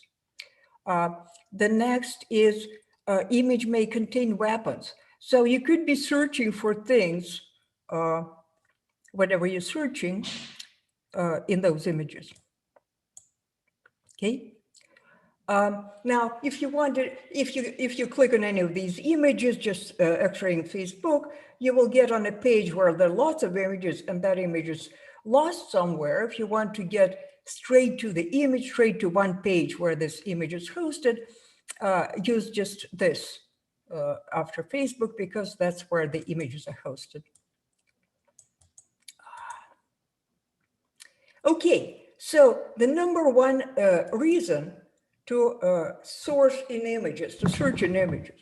I am about to say that if you're going to Google and search in Google for something, you very well may switch to the image tab and search there as well, because you will be getting A, different results, B, more results, and the results will not overlap a whole lot with your results in the main Google. So suppose I search for something, I first look on Google and then I look in the images. On Google, I will be getting 300-400 results max. On images, I might be getting up to 1,000, and they overlap very little. This is amazing. This is amazing. This is a way to get much more information out of Google. So why does this happen? Images form a separate database. There is an index with pages. There is an index with images. There is an index with news, articles, and so forth. Normally, they overlap, but an image wouldn't show up on the main page. It's not a page, it's an image. So it's a different databases. And let me show you how it shows in practice. So these strings here, I'm searching on site, linkedin.com/in. In is here to target profiles because they're under in. I hope it's clear. And then I've added some terms. So the first search is on google.com. It gives me 350 profiles. The second search is on images. I may have narrowed it to faces. I have added image only operator, image size that shows profiles because profile pictures because they're that size. And here's the statistics. We got over 1,000 profiles, and the majority of them come from images. If you're curious, the same stands true for Bing. So if you go both places, you can collect a zillion results for your searches. Now, when I searched on Google and when I searched on images, I need some ways to grab that information. In general, scraping information from searches and then digesting it in Excel or any system that allows you to filter and sort is the best approach because you're narrowing down into steps. So here I can do search, and then there are tons of Google Chrome extensions. One of them is Instant Data Scraper, and it scrapes just out of the box. You can sometimes have to tell it where the next button is, but then it will generate an Excel table for you to deal with it. Okay, and the Excel table will look something like that, where it will grab the information automatically about people and their links.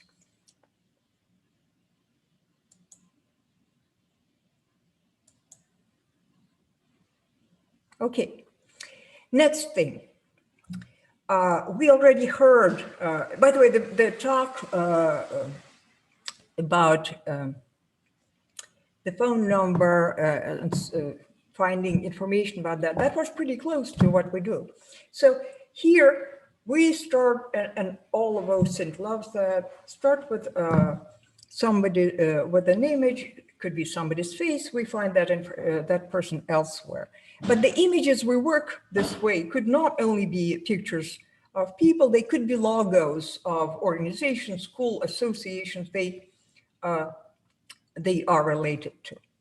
Okay, so in image search, we can be searching for an image, and we can be, on the other hand, we can be searching as we used to with keywords, and we can be using operators. For example, if you go to image search and search on site linkedin.com/in, I will be getting pictures from there. Turns out that you can combine reverse image search with any search that you could type with the operators.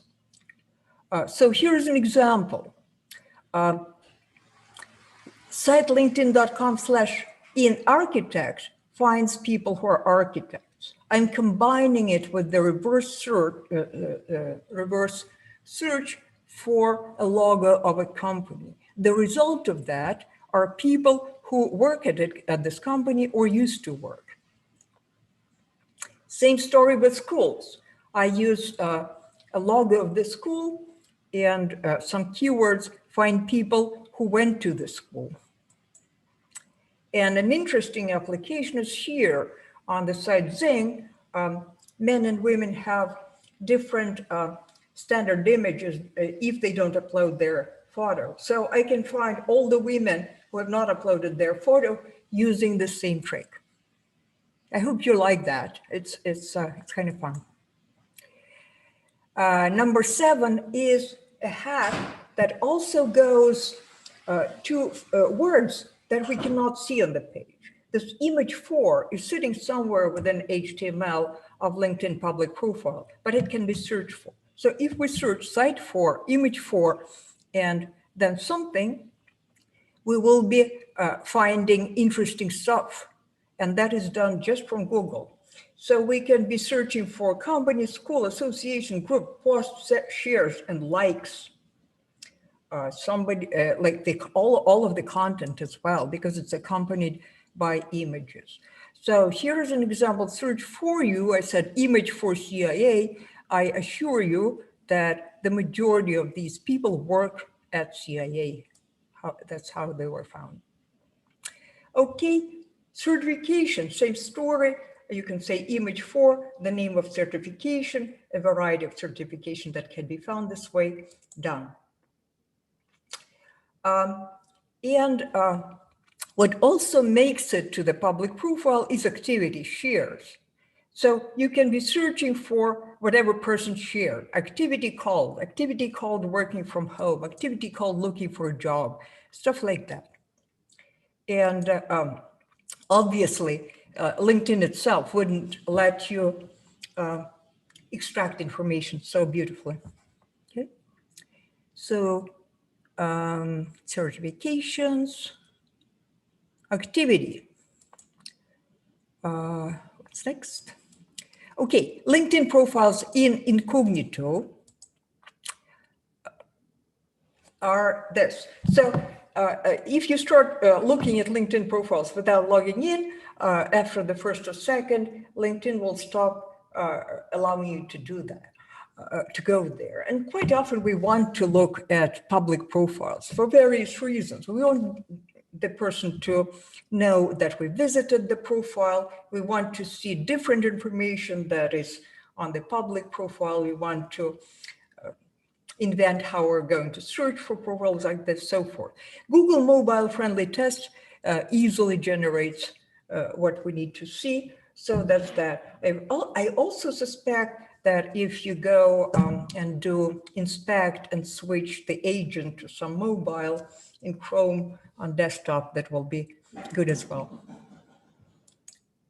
Okay, so where's my previous stuff?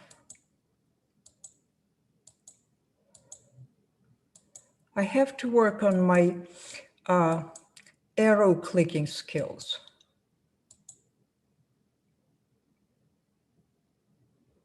Where are my last two?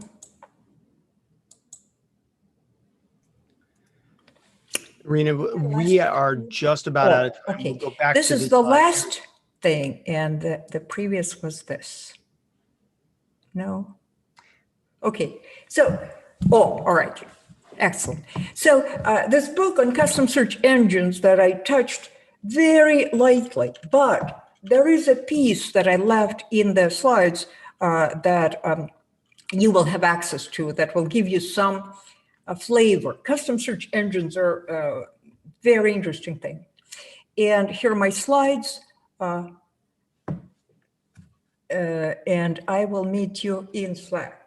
Here is my contact. I'd really like to communicate with everyone. Maybe I can help you somehow. I'll learn from you. And I want our communities to be closer and do a lot of sharing. You can find me on Twitter, on LinkedIn, blog. Brain gain recruiting is sourcing, and we also teach. I guess my time comes to the end. How was it? Yes, thank you, Irina. We do have, can you hear me? Can you hear me, or you need to turn up the volume? Yep. Of course, if you're watching on the YouTube stream, it's going to be a little bit delayed and you won't be able to hear me live. Can you hear me live now? Okay. Thank you very much for your talk, Irina. And like Irina said, she will be in her hallway channel. And I know that some people are already over there, and they're loving that your slides are already in the channel. So thank you for sharing your resources, and thank you for sharing your time with us. We are going to take a 5-minute break, and then we're going to come back and we're going to have our next presentation. So we'll be back in 5.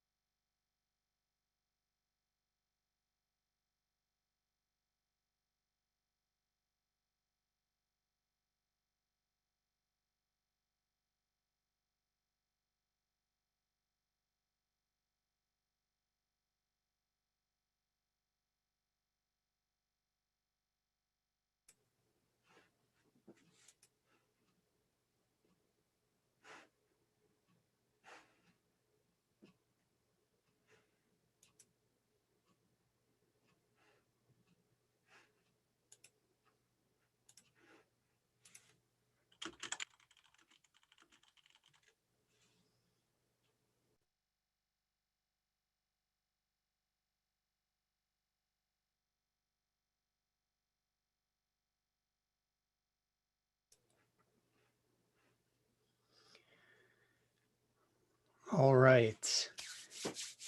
Well, welcome back, everybody. I know we have just another minute or so before we're actually going to get started. I wanted to mention that a lot of the speakers that you see here, they have their own companies that do something that touches open source intelligence. And when the OSINT Summit board reviewed all of these talks, we did a blind review of all of the presentations so that we wouldn't be influenced by who's presenting. We wanted to be influenced by what they were presenting. And so the talks that you're seeing here are the ones that had the best merit, best content, and really best diversity of topics. You just heard Irina talk about how to do searches on Google and LinkedIn and use emojis. Now we're going to shift and we're going to go from the search engines all the way down deep into some highly technical things using APIs, using JSON, using some very complicated things that for some of you are really going to be important in upping your OSINT data collections and data interaction game. And for some of you, it might be a little bit more technically deep than you're used to. But as we've said many times, all of the talks are recorded. All of the presentations are going to be given to you. So if the fonts are a little bit too small or you didn't catch a link that was shared, no worries.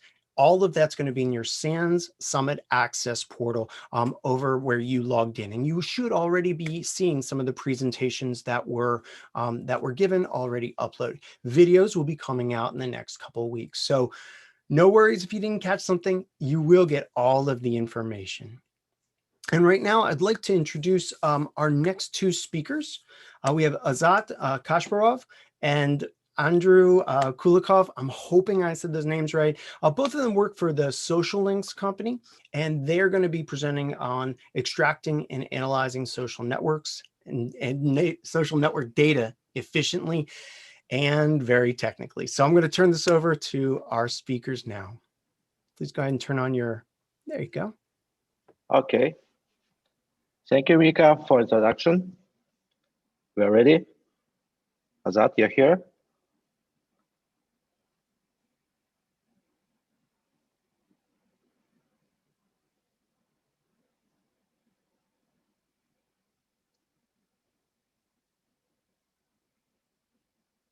Azat, do you hear me? Say something. Hello, can you hear me now? There we go. Yep, we got you both. Yeah. Okay. Hello, everyone. Let's start. Okay. Hello, everyone. I think we can turn on first slide. Okay. Hello, everyone. Again, thanks us to organize this amazing event and for opportunity to be a part of OSINT community. And thanks you all for coming. And the theme of our seminar is developed to free OSINT tools that we use daily in our work.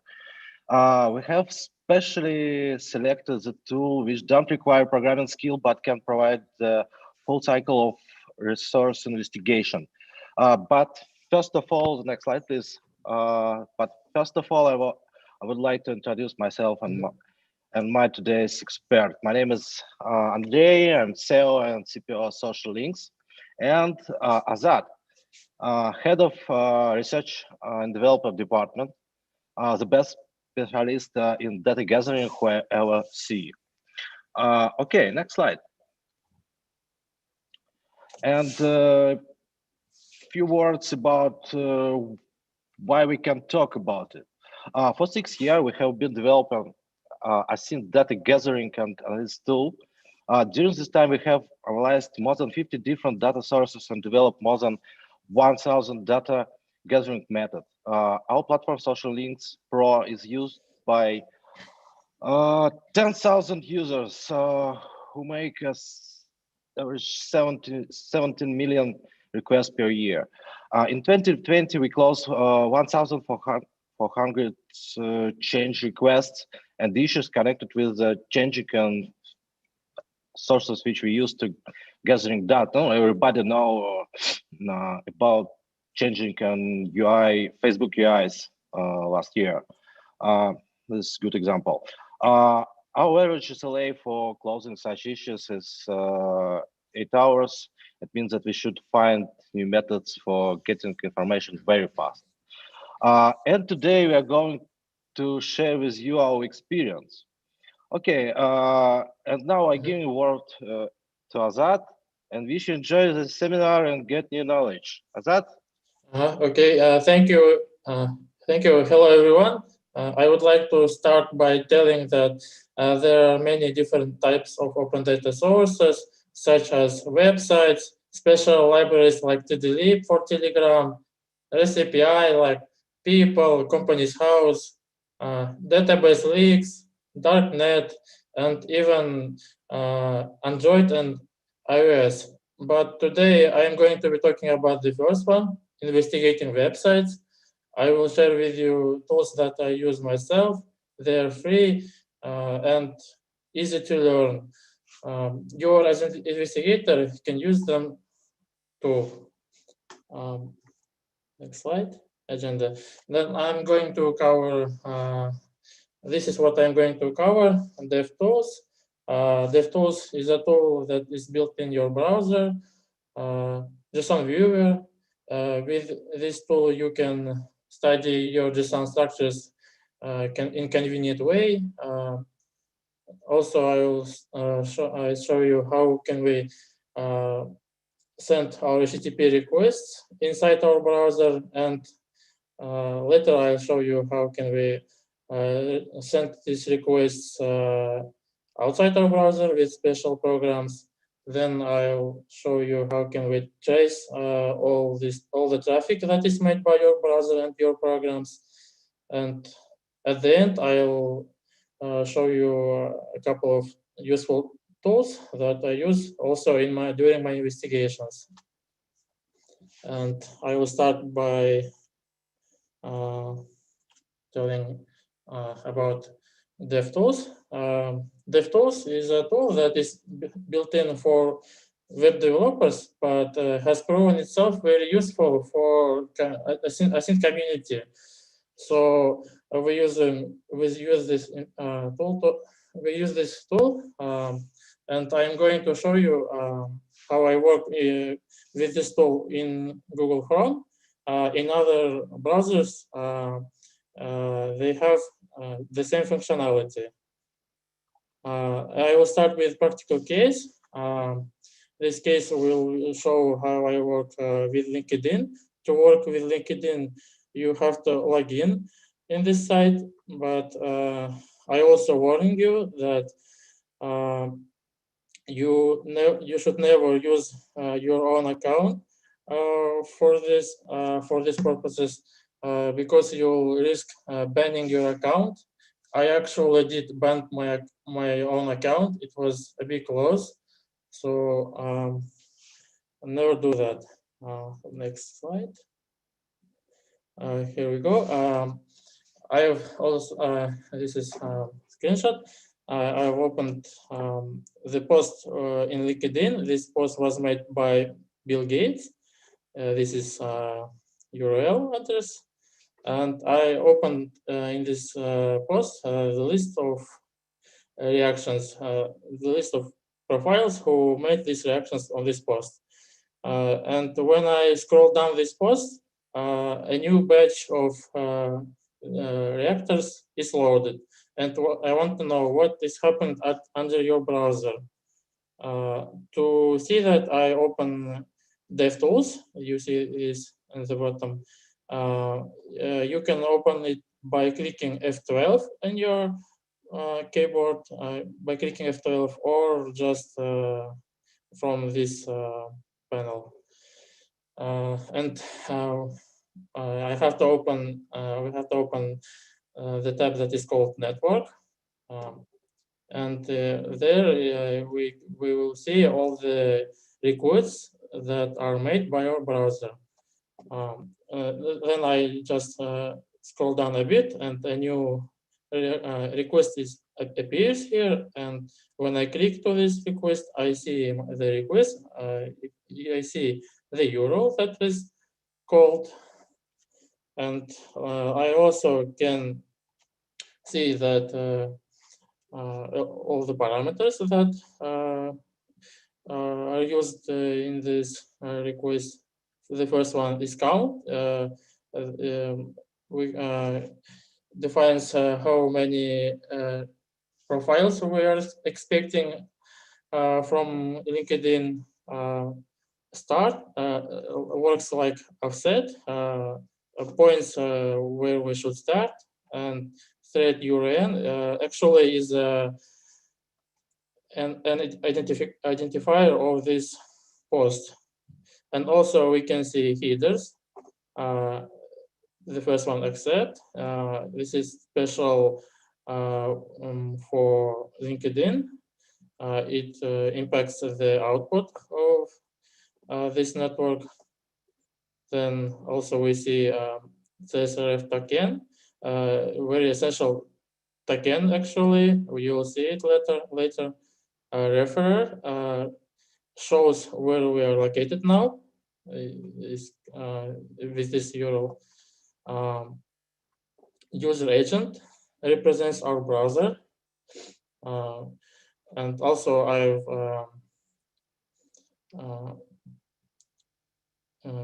erased cookies because I don't want you to know my account data. Never share this information to other people. And a couple of settings there. The first one is preserve log. It helps you not to lose all the requests that are made in your browser in this list. If you don't set this setting and update your browser, everything will start from scratch, and you will lose all your information. The second setting is disable cache. All the temporary browsers are optimized, and one of the optimizations is cache. When you load a large sites, they are loading a lot of tiny files and they are all preserved in your device. And when you open this large site again, you will get your site will open faster because all these tiny files will be loaded from your computer, not from the network. Sometimes it's useful to disable cache so that when you open a site, you will see all the tiny files that are loaded. Slide. Now I'm going to show you that in this tool we are also able to debug JavaScript. That is behind. To do that, we can, for example, just click on our request, move to tab that is called initiator, and there we see all the stack of JavaScript that is called before this request was made. And there I see the interesting name of the function that is called scroll.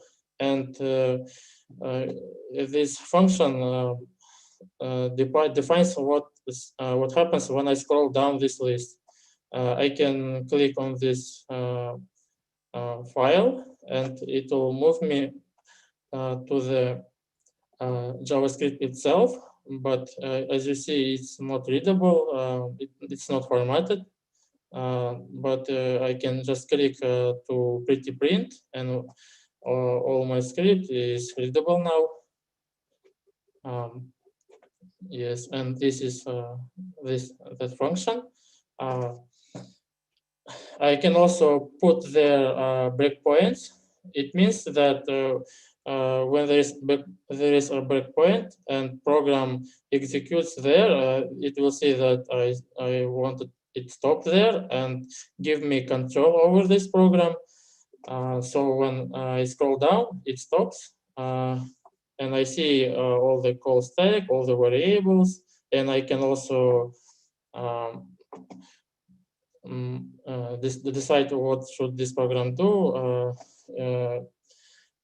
take control, and it helps you to get to know. For example, in my I had a couple of experience when I investigated a couple of sites and got to know how some of tokens are generated there.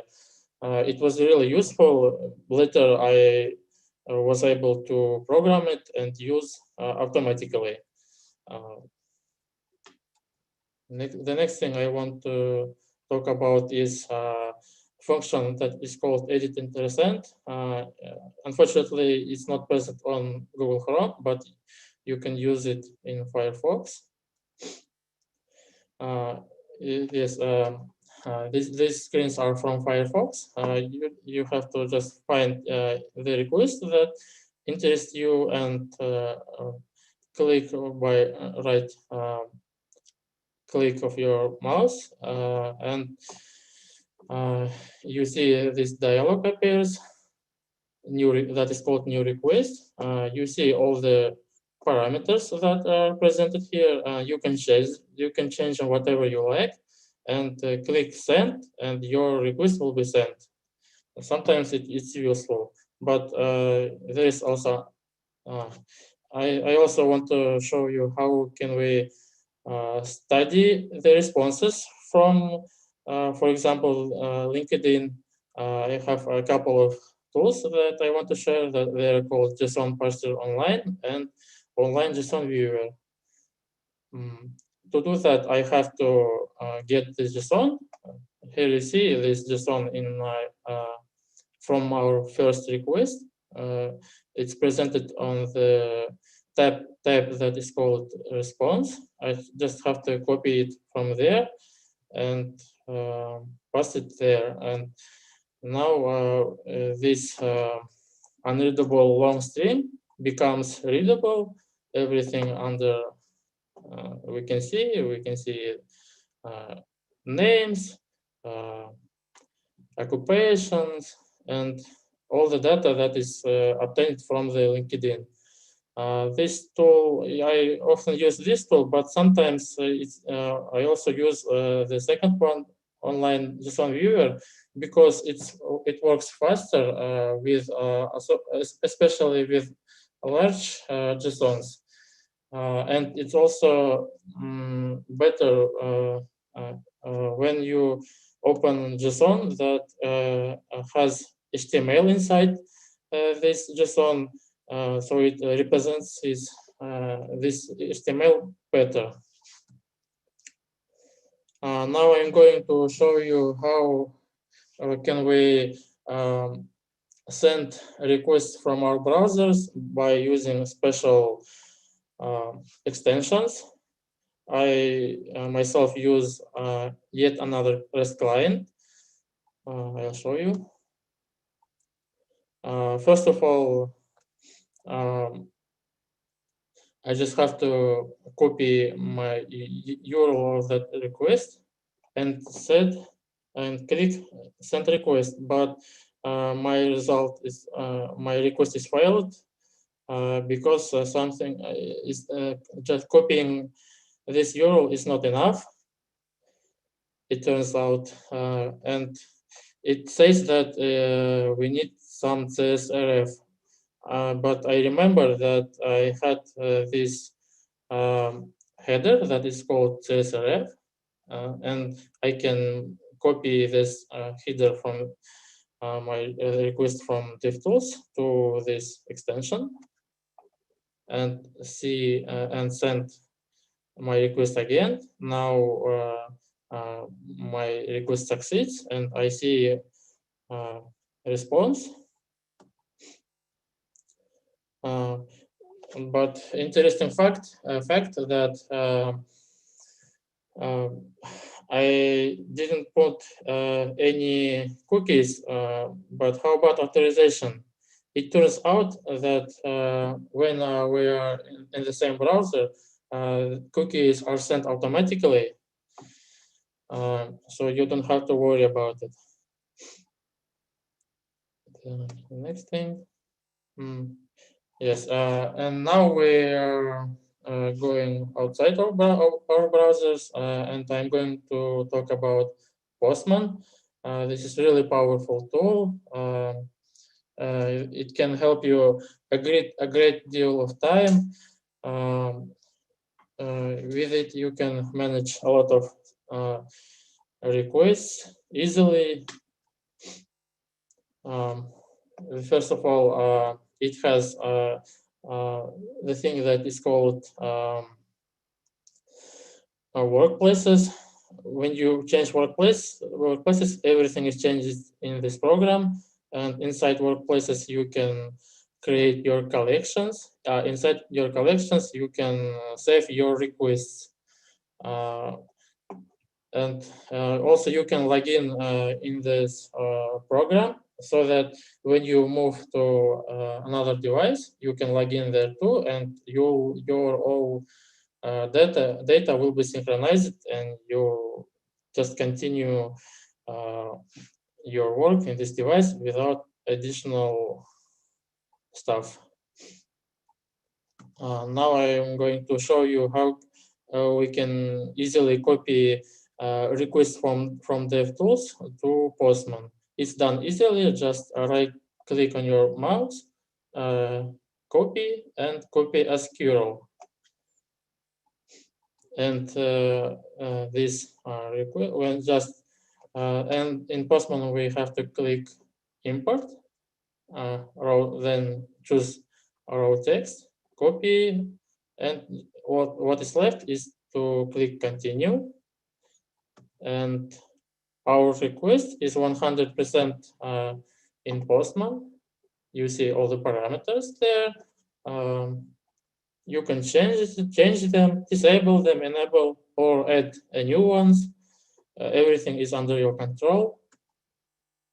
You also can see that all the headers are copied also too. You can also manage them whatever you want.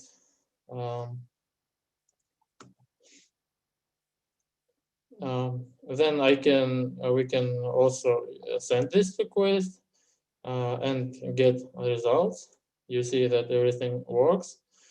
You can also, for example, change parameter count from 10 to 12 or 30, and you will get more results from LinkedIn, but you have to remember that all the resources have their limits. So, for example, I cannot just put there 1 million and expect that LinkedIn will get me all the million reactions at once. You can also easily save your response to a file or just copy it. You can also save your request into another programming languages. If, for example, Java, JavaScript, Node.js, PHP. Yes, and of course, Postman has its analogs. For example, Insomnia. It's also a free tool, but it's not that rich in functionality in comparison to Postman. So I prefer to use Postman. And also we have the tool that is called PO. It's only for Mac OS only, but it's a good tool. I don't have Mac OS, so I don't use it. The next tool is Fiddler. With Fiddler, you can trace all the traffic that is made by your browsers, by your programs.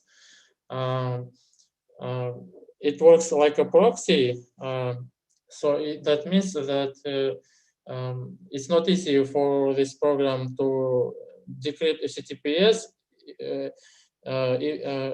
to make it decrypt your HTTPS traffic. You have to trust a special certificate that is made by this program. second. Yes, there you see. We just open option tab, HTTPS, click decrypt HTTPS traffic, and also click trust root certificate. And after that, all your HTTPS requests will be decrypted and you can study them. There you also see that list of requests that are made. 1 second. Yes. In that case, I've opened the official page of Microsoft, and here you see all the details. In Inspector tab, cookies, HTML result. So everything is under your control. Also, you can open the tab that is called connections. You can there click one option that is called allow other devices to connect to this proxy. It enables other computers, devices on your network also use this program, and you will see all this, all the traffic that is made by those devices in your device. In Fiddler, we have tool that is called Composer. With this tool, you can just drag and drop your request into this tool, and it reminds me the tool that is called edit and send in in Firefox. And there you can edit your request also and click execute, and your request will be sent. Another tool that is called autoresponder. Since Fiddler works like a proxy, it enables you to change the response. There I set this tool to change the official page of Microsoft to some text file and enabled the rule. And after that, yeah, I open the official page of Microsoft, and instead of this of the official page, I see some text file.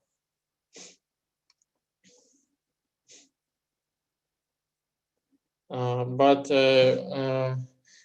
you can have some troubles changing tiny files like JavaScript that are loaded with a main page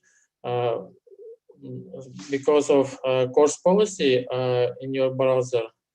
For example, I show you how I enabled replacing one JavaScript file into the same text file, and when I open the official page of Microsoft and inside of DevTools, I see that my request was refused and I didn't load this file. But it's not a problem because in Google Chrome you can just install special extension that is called Course Unblock and enable it, and after that you can update your page, and now it works. Our request was changed. This tool also useful for web developers because they can see all the requests that are made by this tool. They can see the size of the files that are loaded, so they can see if their site are optimized, and also they can see all the wrong requests that are made. So it's also very useful for web developers. This tool, Fiddler, was created in using C# language, so it can be opened only in Windows, but it's not a problem because Telerik, the company that is created this tool, has also created another tool that is called Fiddler Everywhere. It's called cross-platform, but has less functionality, but it's not a problem because all the tools that I have mentioned before, they are all there. Here you see the screen of this program, autoresponder, and yes, decrypted HTTPS request. And also 3 useful tools that I use during my investigations. The first one is HTML formatter. It just helps you reformat your HTML so that it will be easy to read. Here is example. I just put there some HTML that is really in bad looking, and after I click to format, after I click format, as a result, I got formatted HTML, and now I can read it and study all the content inside this HTML. The next tool is called URL encode decode. It's also a site. With that, you can easily encode or decode URL parameters that are inside of the requests. Sometimes it's really useful because it's at your hand. You just open the site and put there your parameter and easily encode or decode. And the last one is called base64. And encode and decode. These tools help you to easily decode and encode base strings that are presented in base64 format. For example, in my at the left you see encoder. I put the string that I allow OSINT. Then I click encode, and as a result, I get a string in base64 format, and I can copy this string into decoder and click decode, and I get back my string that I was before. During investigations of websites, I come across a lot with base64 strings. So I had to use them a lot during my investigations. This is a really useful tool. Now there is a list of sources that I have investigated by these programs. Facebook, Instagram, Twitter, and the rest. So this is it about my talking. Thank you for listening, and I hope that these tools will help you with your investigations. Thank you again. Andrew? Thank you so much for your talk. Azad. Yeah. Go ahead, Andrew. Did you want to say something? I want just to tell thank you again. This is all listeners, I think. I want to apologize that I was a bit anxious. I was a bit worried.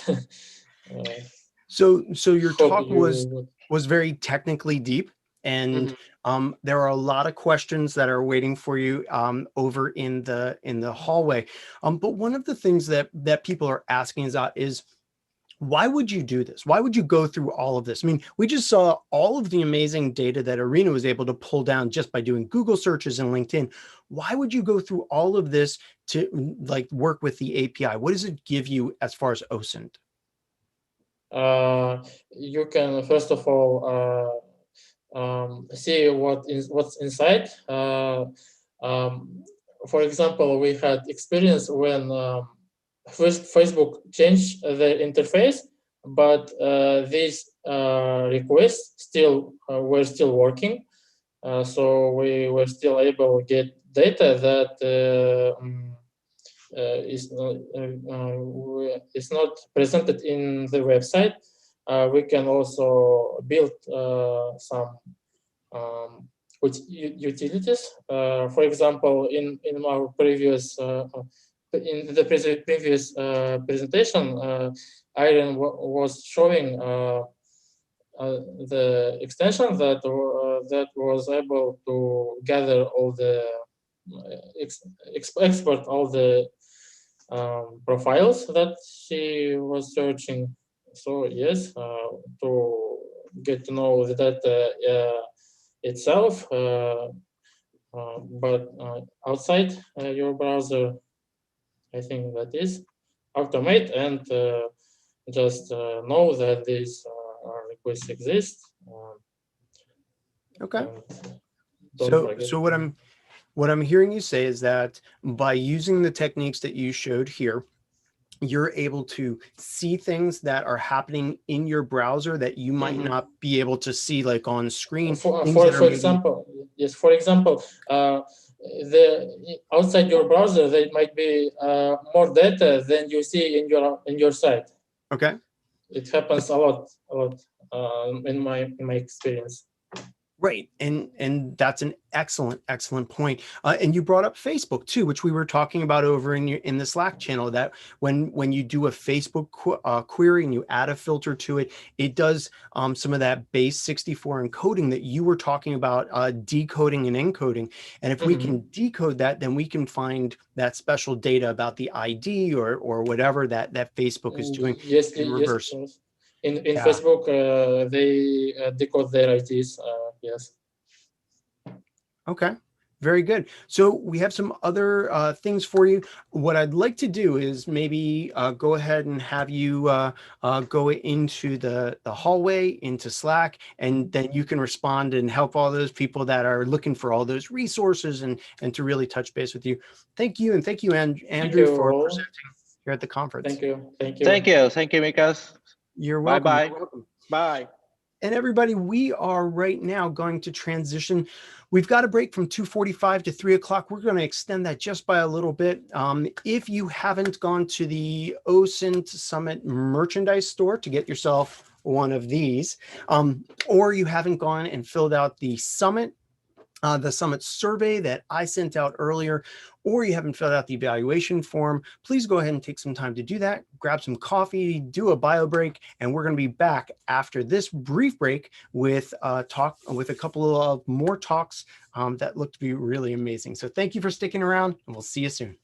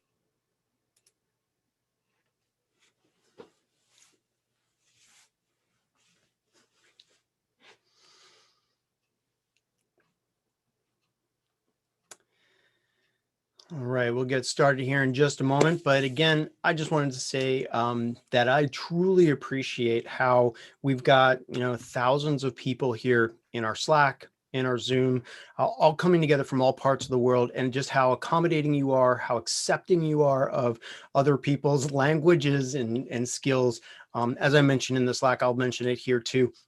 There's absolutely no way that I would feel confident enough to present in a language other than English. So when another speaker actually goes ahead and does it, I'm absolutely amazed and very thankful to them. So thank you to all of our speakers that are non-English native speakers for coming and participating in our summit here. We really appreciate it. And thank you, our attendees, for trying to understand and asking those questions for clarification. Now we are going to, again, visit another area of OSINT. Diversity is so important for our industry, for our ideas, to understand all of the different parts of OSINT, of the OSINT world, whether you're dealing in social media, whether you're dealing in other areas of open source intelligence. The next talk by Igor Maximo is about VIPs, very important persons. And what I like about it is that Igor is a cyber threat intelligence person, and I'll just read his bio so that you can get to know him a little bit better. Igor Maximo is a cyber threat intelligence consultant at iSecurity Incorporated, which is involved in threat intelligence, OSINT, and deep dark web activities. Sounds ominous. He's also passionate for all kinds of intelligence sources, including SOCMINT, social media intelligence, GeoINT, geographic intelligence, geospatial intelligence, and image intelligence as well. And Igor likes to play and enjoy the fun part of CTFs, capture the flags, to solve puzzles through the internet. So without further ado, I'm going to turn this over to Igor with leveraging VIP's attack surface through OSINT. Take it away, Igor. Thanks, Micah, for the introduction. Let me see if I have the control here. Okay, so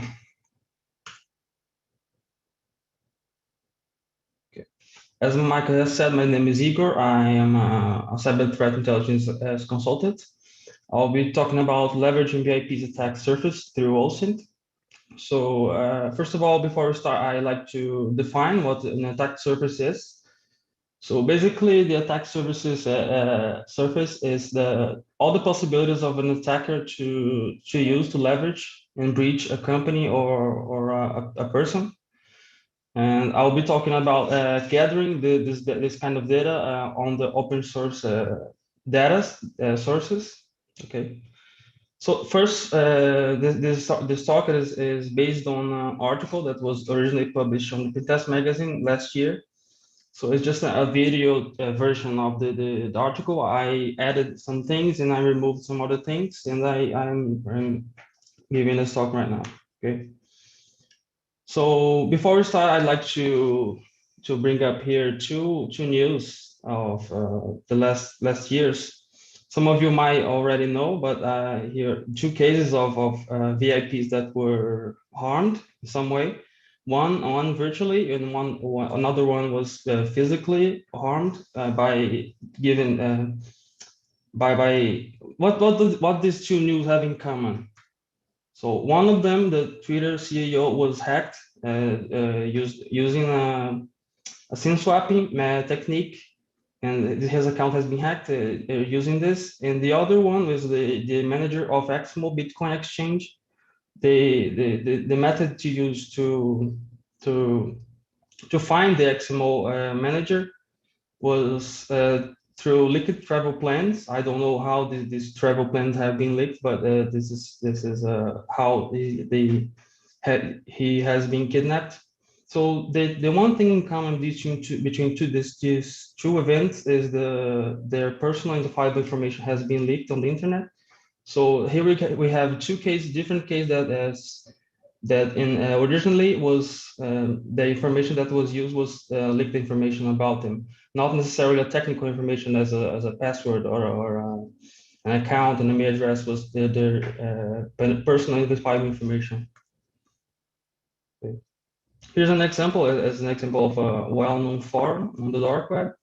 Many of you might already know this forum. I'm not going to say the name, but many of you already know just for showing this picture.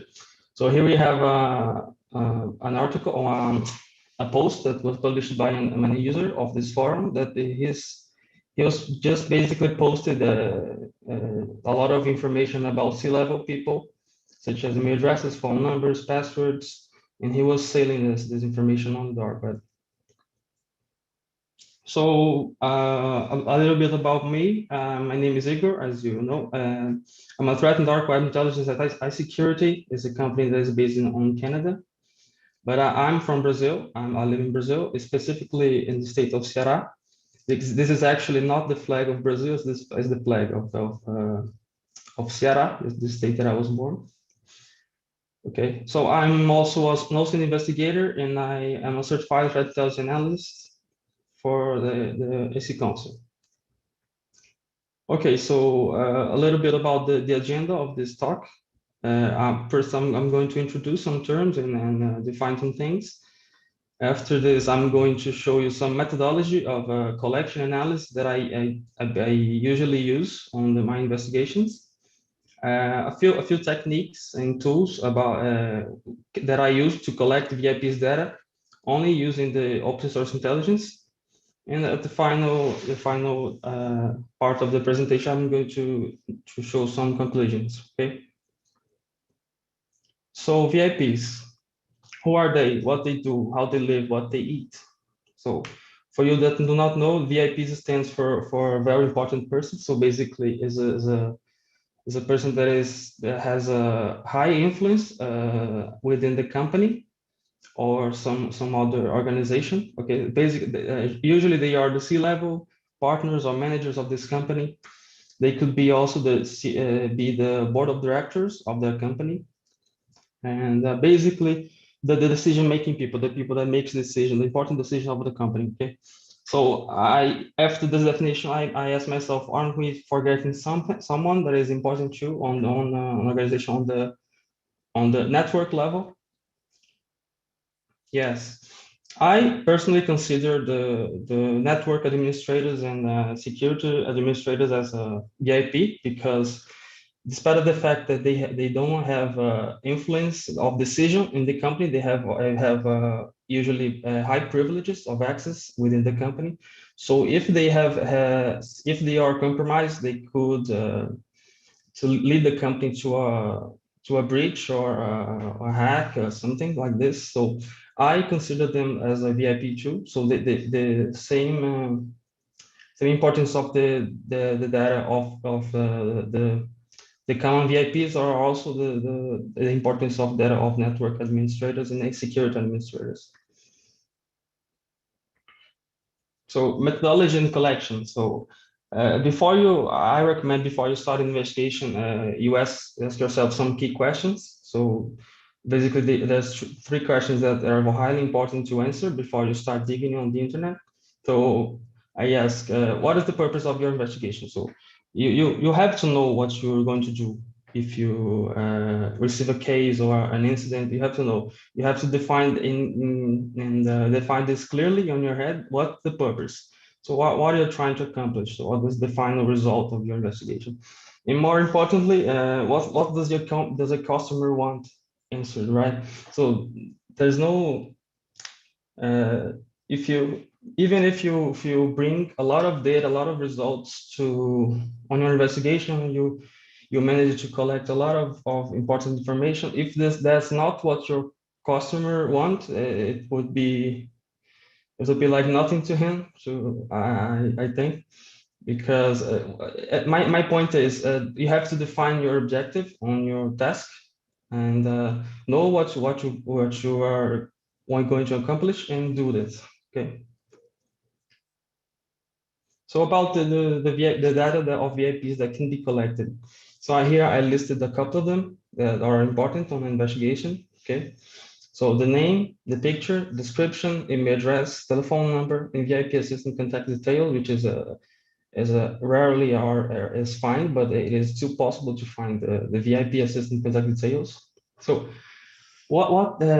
where from I extracted this kind of data. So if you, I don't know if you noticed, but every time you visit a company's website, you have a session called about us, our team, something like this. It's basically a page that just shows the VIPs, that shows the people that work in that company, what they do, how to contact them.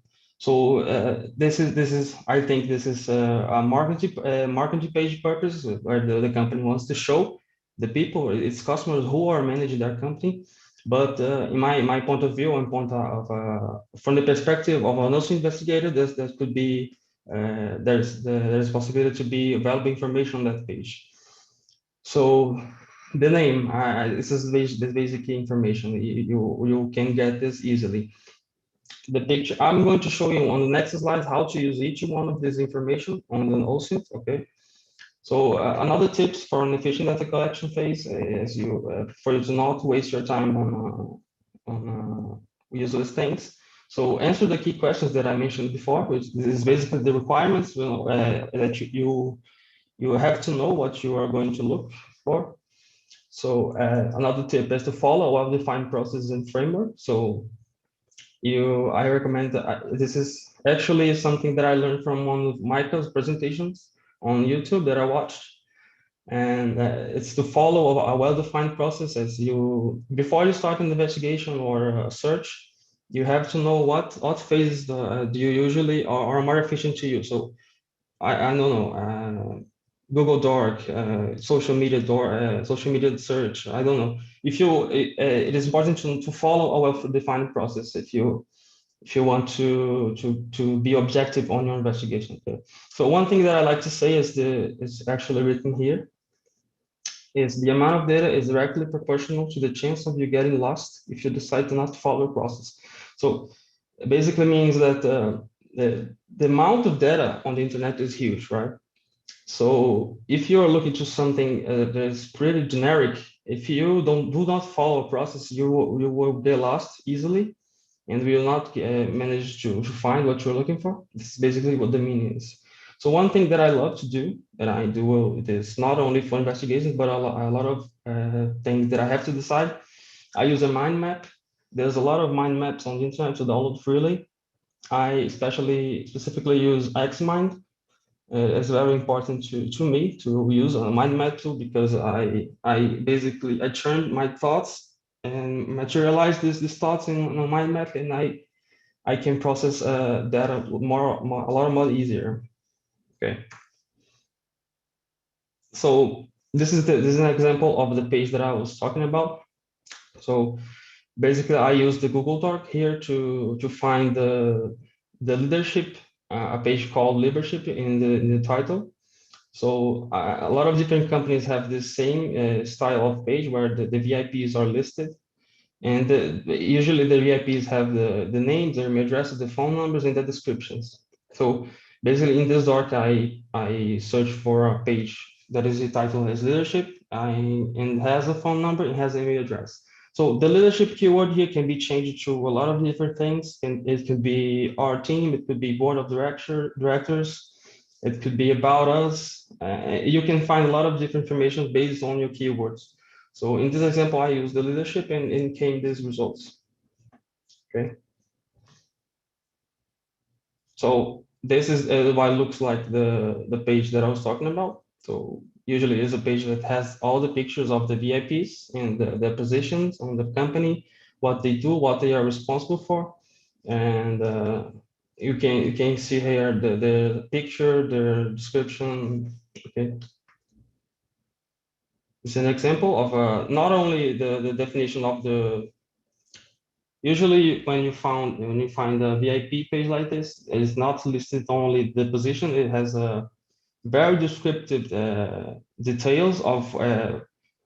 Many times you find that this VIP is connected to another company that is not the company that you are doing your investigation. So you can gather this data and put it on your mind map for future use if it's going to be usable.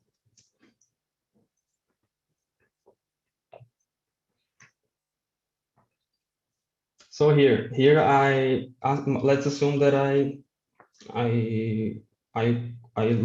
searched for a leadership page.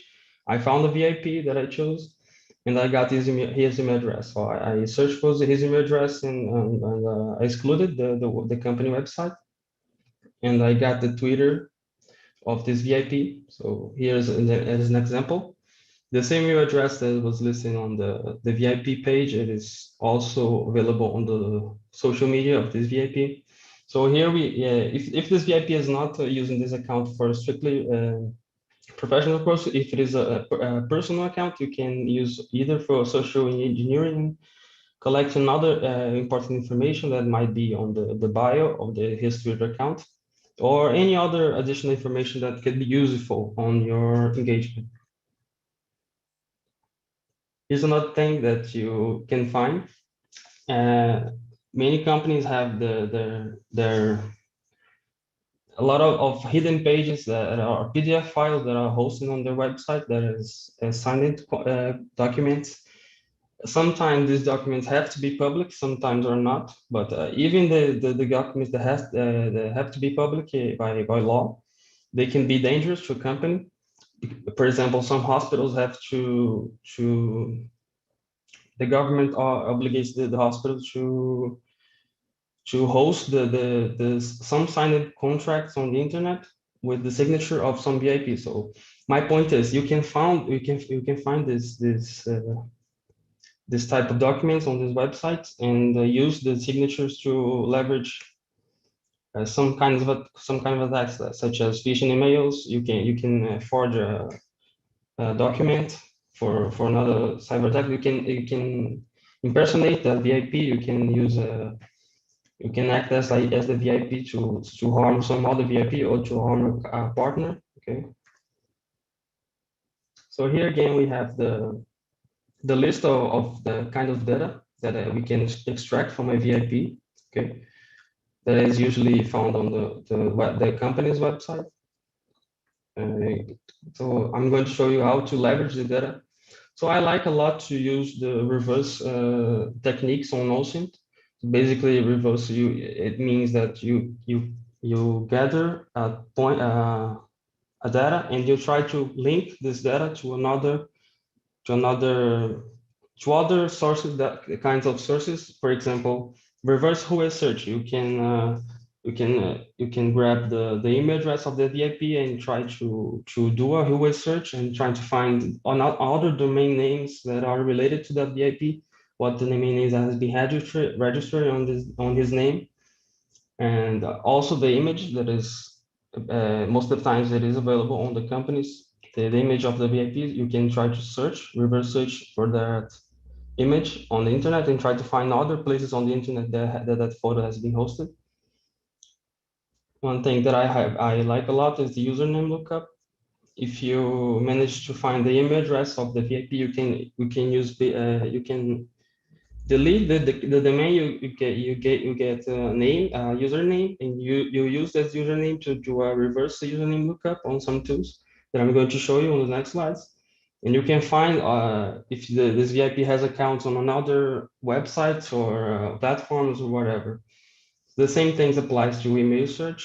And here, this last technique is I like to use when I don't find the username of VIP. So I know the name of him, but I don't know his email address. So I basically try to use the name that I know and try to guess the real username of him. So I like say John Doe is his name. I use a tool that will permutate. We'll use these two strings to generate a lot of different usernames. So after I get this list, I can use this list to test on a brute force attack or something like this. So here's an example of a mind map that I made for these techniques. So for the name, you can use reverse Whois. For the telephone number. The telephone number that is also the technique that is Matthias showed in a lot of details. That is the telephone number reverse search. You can extract a lot of important information of the telephone number. That is has been explained by Matthias on his presentation of leveraging OSINT in mobile applications. So I'm not even going to this topic because Matthias has explained it quite well. So for the picture, you can use the reverse image search, and the email address you basically can use for a lot of different techniques. Okay, including liquid credentials on the dark web. So here's an example of a tool. I must say that the important thing in this presentation is not the tools, but the technique. So the tools is just a way to demonstrate in practical way the technique. Okay. So this is an example. I chose a random username, a random email address to search on the reverse Wiz. So it came back with a lot of domain names here, a lot of strange domain names, but it's an example. Okay, so you can use after you find the email address of the VIP, you can try to reverse Wiz search his email and try to find another pivoted points to look for. You can even find another, if your engagement as an offensive security professional, you can even find another website that is vulnerable if you're doing a black box and they have a wider scope. Okay. You can find sometimes personal blogs that I don't know, the VIPs push for some reason he has registered in this company domain. So here's an example of a reverse searching image.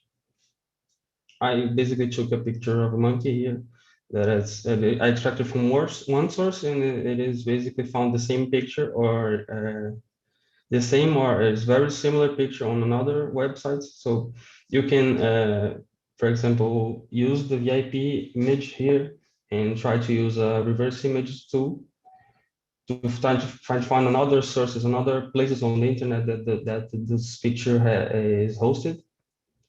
Okay.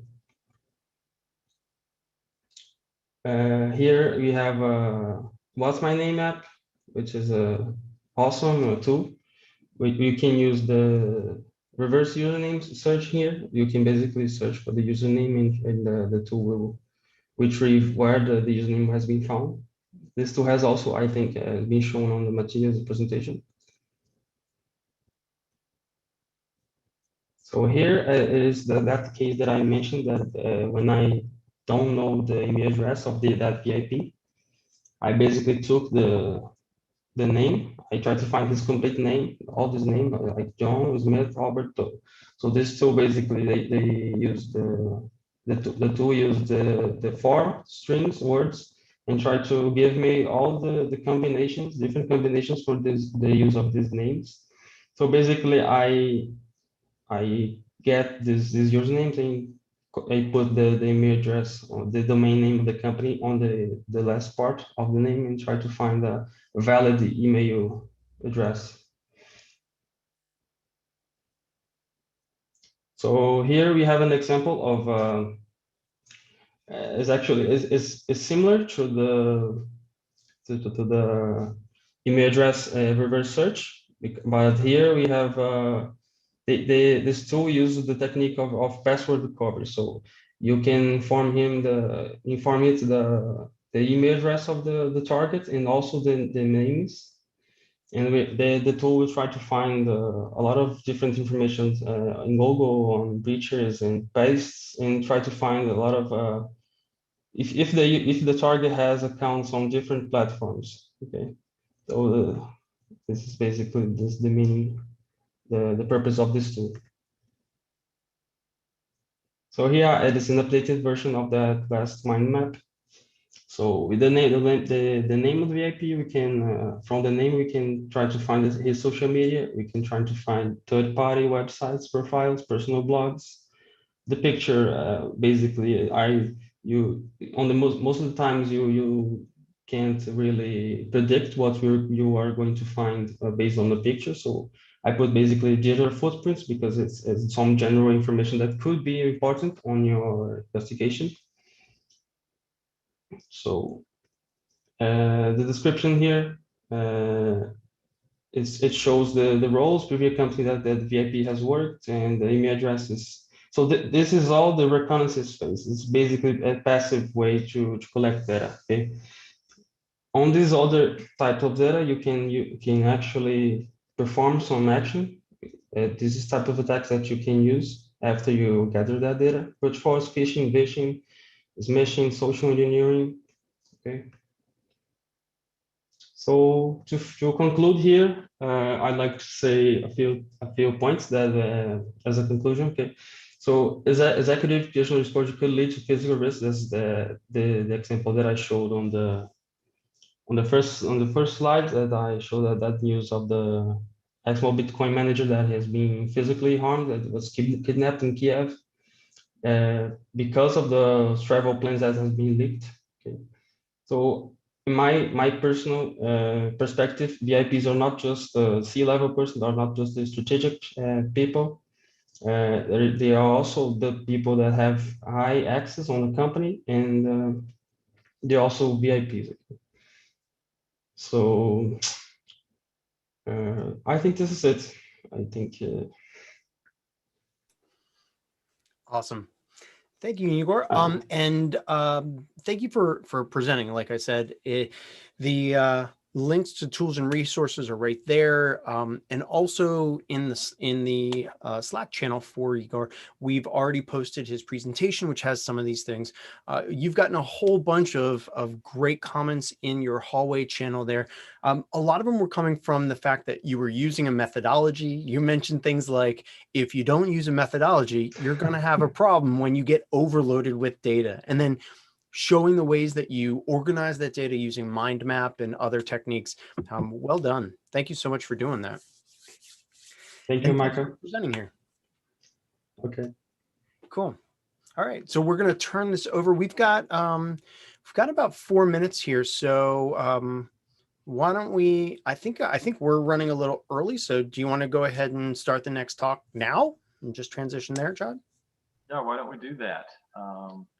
So our next speaker is your mic is a little bit muted. Can you talk a little louder? Hold on. Can you hear me now? No, it still sounds bad. All right. Well, why don't you take it? All right, man. So let's go ahead and have Apurv come on here. Apurv is pursuing his master's in cybersecurity from Georgia Tech. He's commenced work in threat intelligence and hunting for the last 2 years. He's also worked on hunting threats from both surface web and dark web. Like I said, when we were doing our intro or this morning, we've got a dark web talk here, and I think you're going to like it because it's not just here's the dark web. It's scary. It's more methodical, and it's great. Let's see, dark web throughout his professional career, and he's also involved in performing human intelligence on the D2 web. He's also very passionate about giving back to the community and has already conducted several talks and seminars in local security meetups, schools, and colleges. He loves volunteering with Cybrary and StationX to help students make their way into cybersecurity. And he looks forward to the end of the day to play and stream one of the AAA games, Rainbow Six Siege. All right, I'm not going to comment on your choice of games there. I'm a Zelda Breath of the Wild man, but we'll talk about that maybe in a gaming jail or something like that. So I'm going to go ahead and turn this over to Apurv. Enjoy his talk. Thanks, Micah, for the introduction. Hello, everyone. I will be talking about different OSINT tools that you can use to research on the dark web. A little about me. So my name is Apurv Singh Gautam. I am currently doing my master's in cybersecurity from Georgia Tech. I am involved in academic research in threat intel, and normally I've been doing threat intel work specifically towards the dark website for the past 2 years. I do contribute to security community. I've been involved with many organizations like Null, Cybrary, Cyber Academy, StationX. I recently started into lockpicking and I've been liking it so far. As already told, I love playing game, and you can say that I'm addicted to Rainbow Six Siege. and somehow I make time to play it every day. What we will talk about today. So we'll go over what dark web is, why we are focusing on the dark web as researchers, and what do you gain when you're focusing on dark web, or what do you lose when you're not focusing on the dark web. Then we will go directly to tools. So basically, I've created 4 different categories of OSINT tools. So the first category is search engine tools. So these are all the tools that you can, these are all the search engine based tools that you can type any keywords and search. The second is tools to get onion links. So getting onion links means getting a list of onion links. Like there are many investigators who keep track of all those new onion links that come up. So that's the second category. The third category is tools that you can use to scan your onion links. And the fourth one is the tools that you can use to scrape data from the onion links. The last is, so basically these are all different OSINT tools. Now you may need to create your own tool. So I will talk about few tools/libraries that you can use to create your own data collection tool based architecture system. So let's start with this. I'm sure you must have seen this image a lot of time on the internet. So basically the web is divided into 3 different parts. There's surface web, deep web, and the dark web. Surface web is basically the web or the different websites that are already indexed by search engines like Google, Bing, Yahoo, etc. Deep web, this comprises most of the web, and it includes all the links that are not directly indexed by the search engine. So this can include anything like whether you hosted a server and you are accessing it through some IP address, or you are accessing some kind of service that is behind a login paywall. So it can be anything. Now the third one, that is dark web, that we will talk today mostly. The dark web is a part of the web that requires special software to access, and there are different forums and marketplaces on the dark web. So going a little deep into dark web, basically there are different types of different organizations that offer their dark web system or anonymization system. So there are Tor, I2P, ZeroNet, Freenet, etc. And we will focus mostly on Tor because that's the famous one, and a majority of the people use Tor.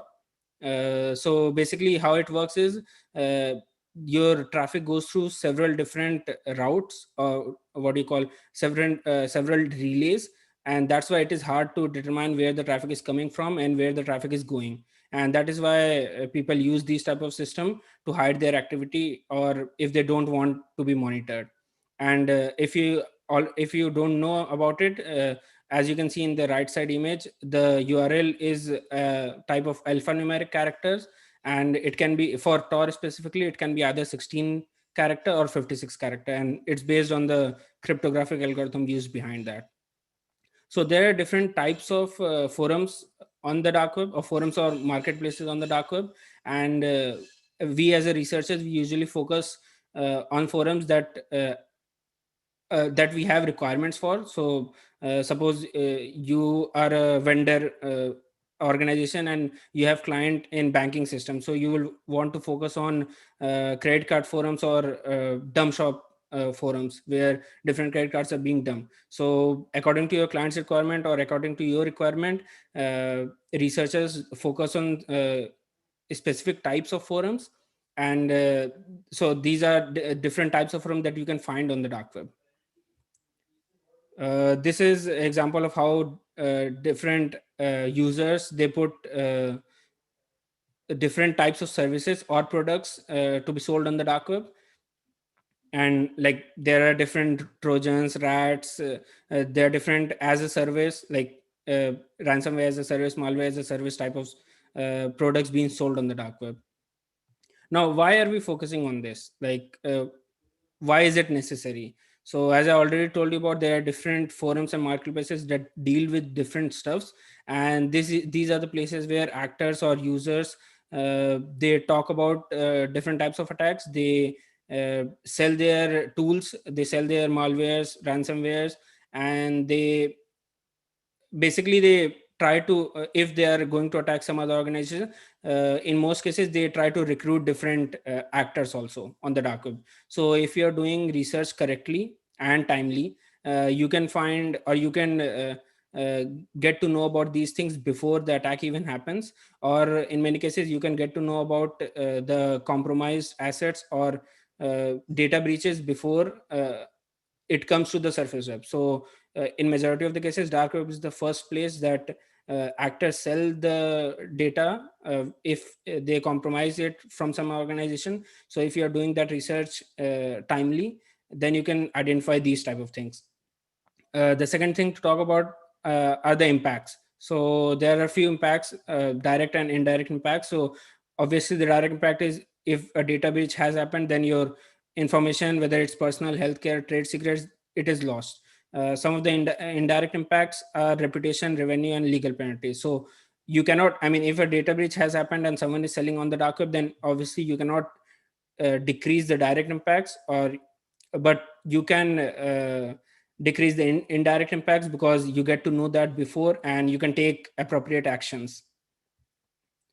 So I will talk about few examples that if you research on the dark web correctly, you can take some action. So the first example is an actor is selling a blind RC exploit for an Australian bank. So let's take an example that you are an Australian bank and you see this post, or you have a research wing, dark web research wing that is doing research in a timely manner on the dark web. Then if he or she comes across this post, then they can see whether there is any vulnerability, RC vulnerability in your application or not. Similarly, the second one, where an actor is selling an RDP credential for an US based bank, a US based hospital. So if you are a US based hospital, you can go and talk to your cyber division or the security operations people, and they can see whether RDP port is open or not, and whether there is any vulnerability in there or not. Similarly, there are many examples that you can think of, and if you research on the dark web correctly, you can reduce the impact that it has on your organization. So let's start with tools. So first category of the tools is search engine tools.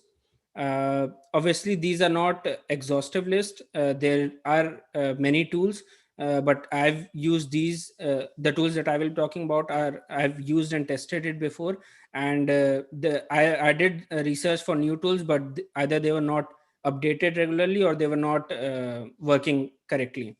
So in this category, we have 4 different tools: Katana, Onion Search, Ehmia, and Dark Search. So starting with Katana. So Katana is basically a tool that you can use both on the surface and the dark web, but it has a dark web component also. So it basically searches your keyword in 3 different dark web search engine. So that is, first is Phobos, Tor66, and I think Tordex. And it basically returns all the onion links that corresponds to your search term. The second is Onion Search. So Onion Search basically it utilizes 16 dark web search engines, and it has multi-processing in it. So you can tune the processing units based on your PC or based on your system, and it searches your keyword in all these 16 different search engine tools. So it dumps the output as a .txt file, and basically it has a JSON kind of format. So it has the search engine where it got the data from, the title of the web page, and the onion link. The third one is Ehmia. I'm sure you must know about Ehmia. It's really famous. I think it is in operation from the past, I think 8-9 years, and it's the same like normal search engine like Google or Bing. You can search any keyword and it will give you output of different onion links. The fourth one is Dark Search. So this is an upcoming search engine. I think it's been 2 years or 1 year. I don't know the exact time when it came, but it's the same as Ehmia, and you can search any term and it will give out the results. Now coming to the second category, that are the tools that you can use to get an updated list of onion or a list of onion links. So here we have 2 different tools. Hunchly is a really great investigation tool that you can use to get onion links. and the second is H-indexer. There are many other tools, or you can call search engines on dark web or websites on dark web that give out these lists, but these are the two most promising ones. And they don't, like many URLs on the dark web, they die, but the H-indexer, it's as far as I know, it is up almost all the time. So Hunchly, if you sign up for Hunchly reports, it will send you a Excel sheet, and you can see they have 3 different tabs: new, down, and up. And you get a daily list of the onion links, and you can see which onion links are down for that day, which onion links are up, and which new onion links Hunchly has found. So this is a great way if you are keeping track of all the onion links and keeping a database of new onion links. The second is H-indexer. So H-indexer is basically a website on Tor itself, and it keeps track of, or it has a list of different onion links. So you can see, I don't know if it updates daily or not, but you can see the date and last time when they got to know about this onion link and whether it is up or not. The third category, that's tools to scan onion links. Here also we have 3 different tools: Onion Scan, OniOff, and Onion Nmap. So Onion Scan, it is a really great tool. It does separate things. It has different functionalities. So first of all, if you give it an onion URL, it scans for all the visible pages and keeps track of that.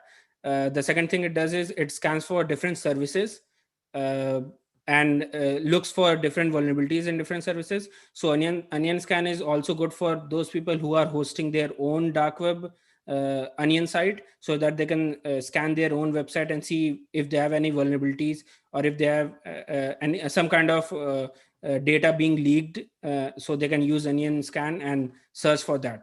And the third thing is Onion Scan does have a GUI based system, or you can call it a dashboard kind of thing. So the result Onion Scan saves from this, it is a database file, so you can import that into the Onion Scan GUI, and it will give out you different correlations. So suppose this forum is correlated to some other forum in some way, so it will give out you correlations, and you can see all the vulnerabilities that it found.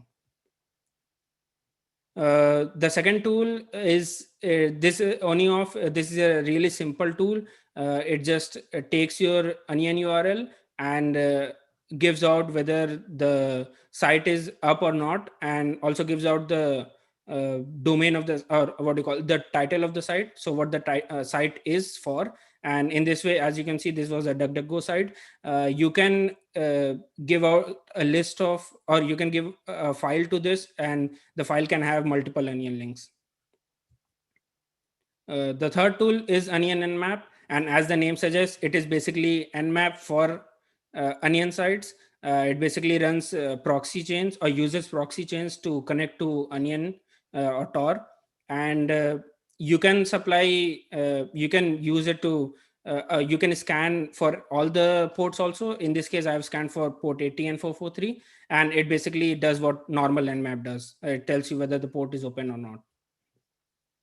The third category, the fourth category is the tools to scrape data from the dark web. And here also we have 3 different tools: Torbot, Torcrawl, and Onion Ingester.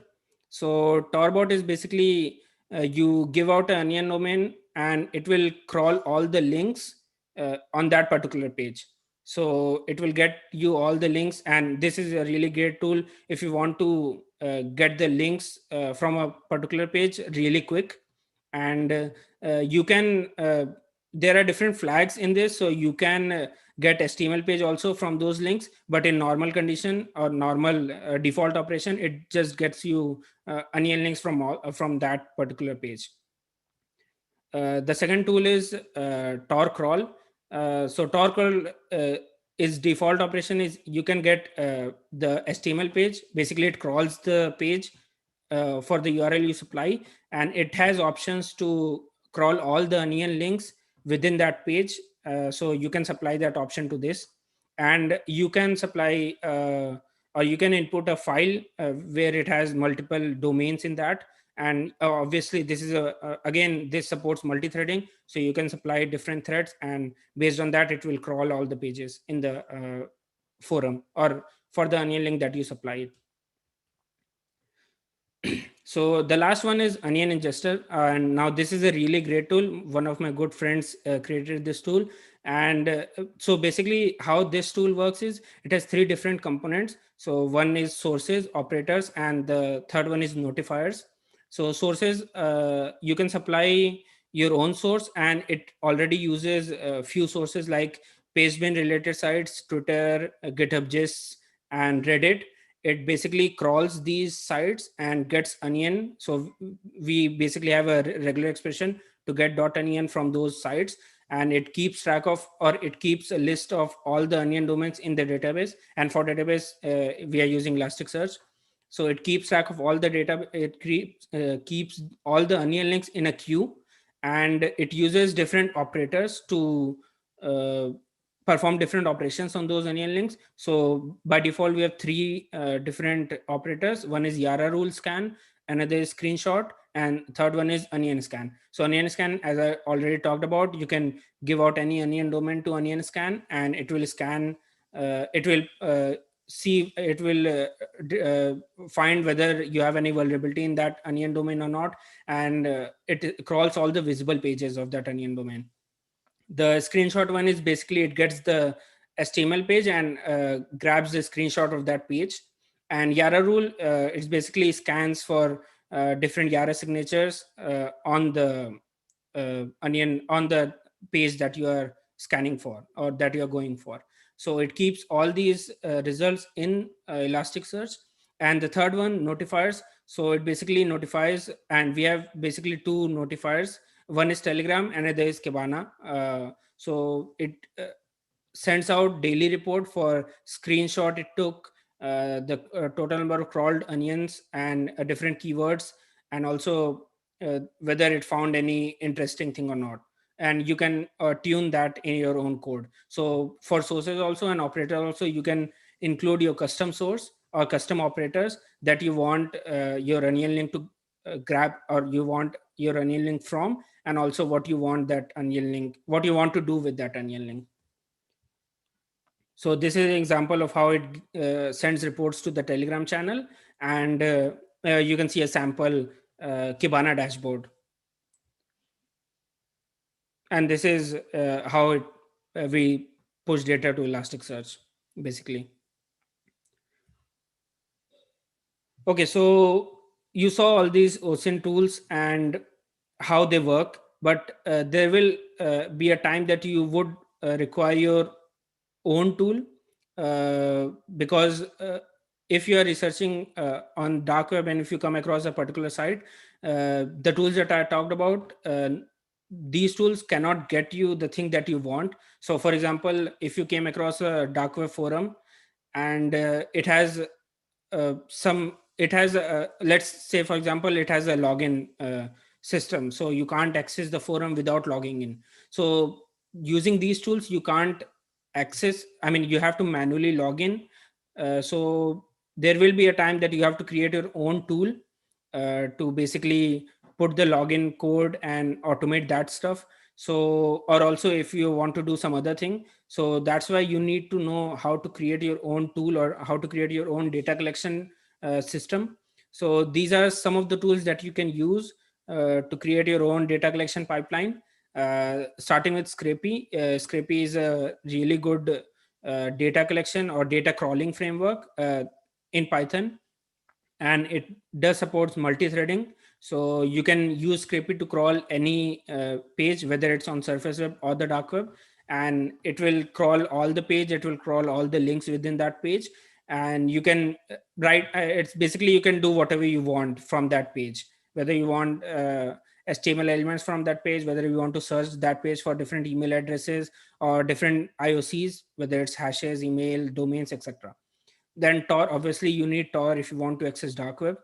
Onion Scan, as I already told you about, Onion Scan is a really great tool if you want to scan an onion link for any vulnerabilities, or also for grabbing visible pages. Or also, it's really great tool for determining correlations between different onion forums.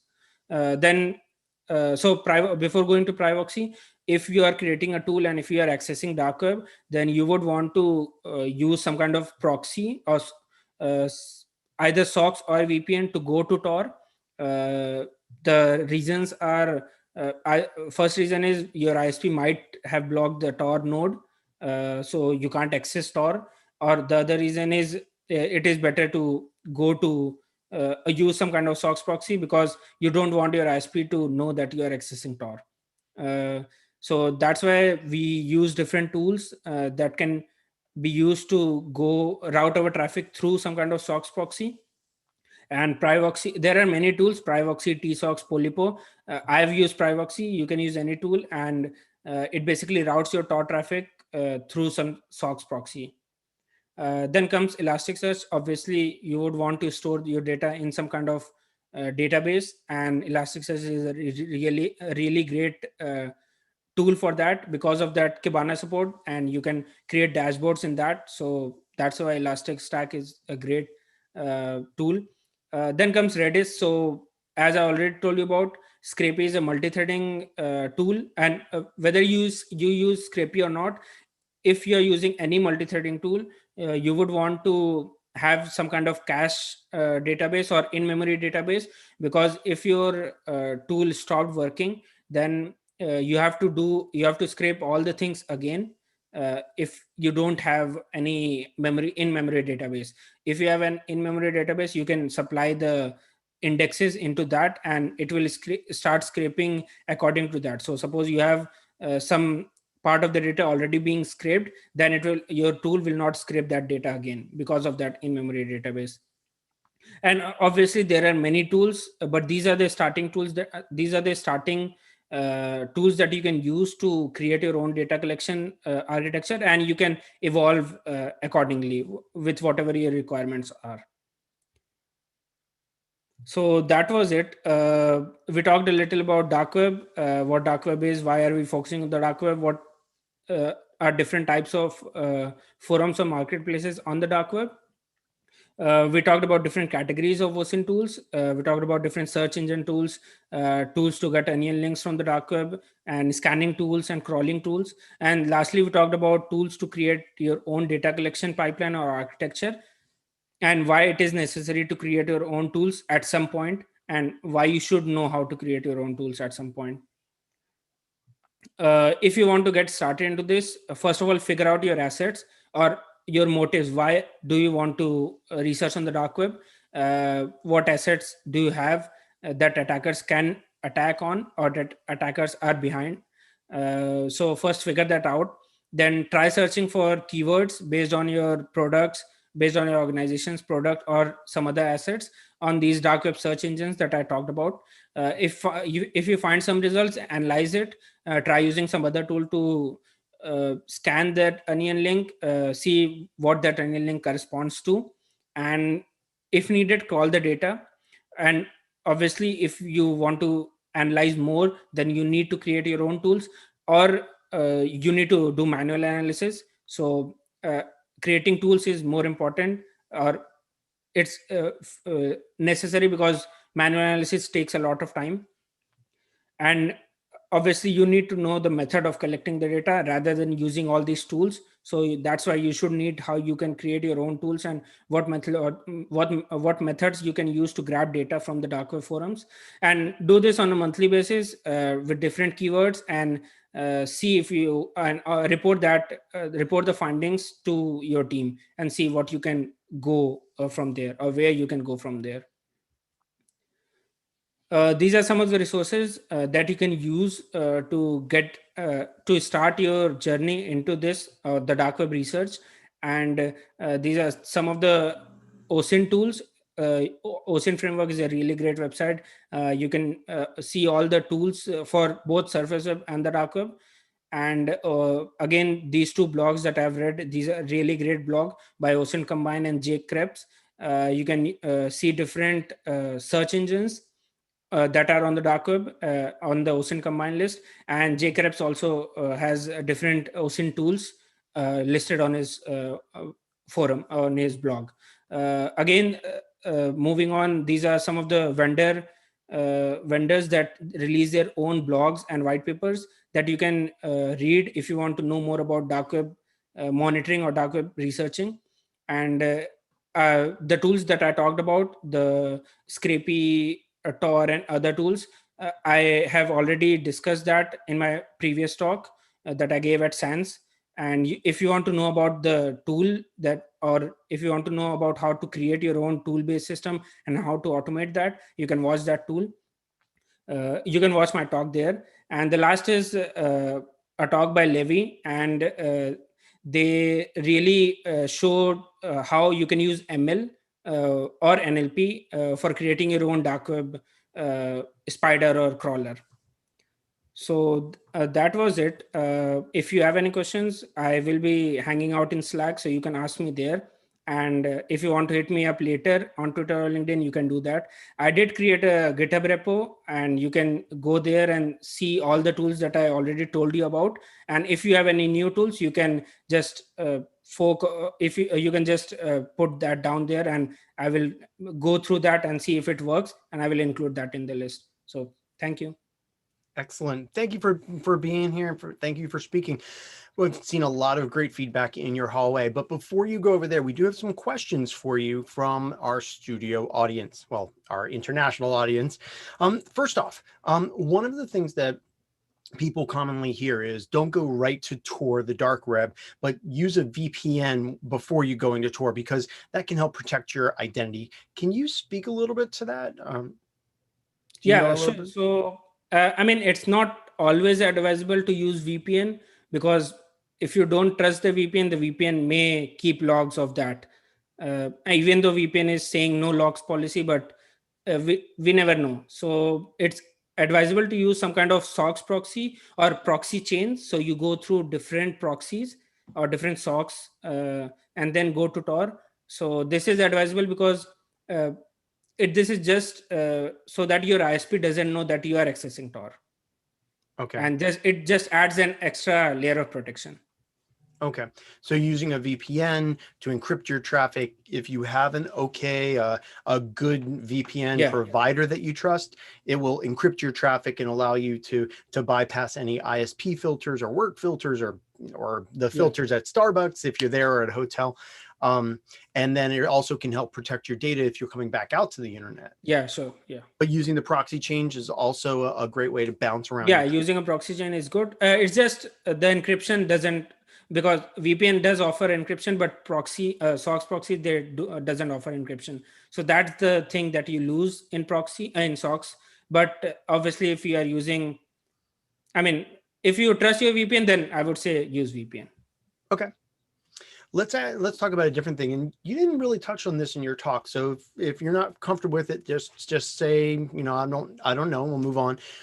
There is some danger, some risk to an organization or to an organization's systems when their staff goes into the dark web. There's always the danger of seeing things or interacting with some site that has illegal, immoral, or unethical data being shared on it.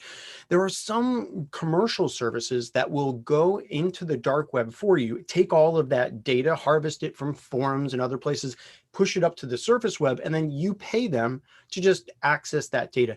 Do you have any familiarity with these tools? So I mean, there are many different vendors that do this, that sell their own, the system to different organizations or based on different organization, and they customize it and they take a lot of money, obviously. So that is a good, I mean, if your organization has that kind of money, I would say go for that, because if an organization is just starting into dark web research and they don't know something, then that is a problem, because as you told, there are many things on dark web that will get you in problem. If you suppose you see some kind of CP related data or some kind of illegal data on the dark web, and it saves an image that it shouldn't in your temp directory, then that is a problem, because then also you get into problems. So that's why, I mean, it's always advisable to talk to the legal team before accessing dark web in your organization. But if your organization has that kind of money, then always go for the vendors, because they will customize that data and give it to you. Okay, so instead of you having to run your tools and grabbing things, you can set up keywords, and then when they scan new keywords, they can send it to you. We're not saying you have to use these services, but let's face it, you know, there are people out there with money, and why not simplify and reduce risk, or shift the risk from your organization to somebody else's. All right, next question for you. You do have some more time, right? Yeah. Awesome. All right, cool. Next question. And it kind of relates to what we were just talking about. Going into the dark web does present some risk to organizations and people's systems. If somebody does want to go into the dark web, you've given them many tools there, but are there things that they should do or not do when they're actually doing that work in the dark web to protect their application, their system, and their organization from malware or other things? Yeah, definitely. So it is always advisable to keep your OPSEC in check. And by OPSEC, if anyone doesn't know about OPSEC, it's operational security. And you have to follow some steps so that you don't give away your information to some actors on the dark web or your organization's information. So it is always advisable to use some kind of separate system for this work, or an isolated VM or isolated cloud for this type of work. And always use don't keep any personal information on that system. So just use that system for this type of investigations work or data collection work, and never use that system for anything else. So that's how basically how you keep your things private. And if you are doing manual dark web monitoring, then if you are talking directly to the actor, always try to not reveal any information, because I mean, it's really hard to not reveal information, because everyone wants to boast something about themselves. So that's why it's always advisable to always think before you write something.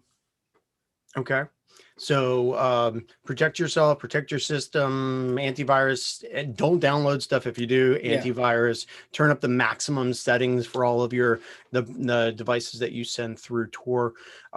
Good tips. Another thing that people want to know is who do you trust on the dark web? You know, if people are going into the dark web, going into a forum, and there's some handbook on OSINT or OPSEC or doing other things, do you have any suggestion for who you trust or don't trust, or how do you find the sites that are trustworthy on the dark web?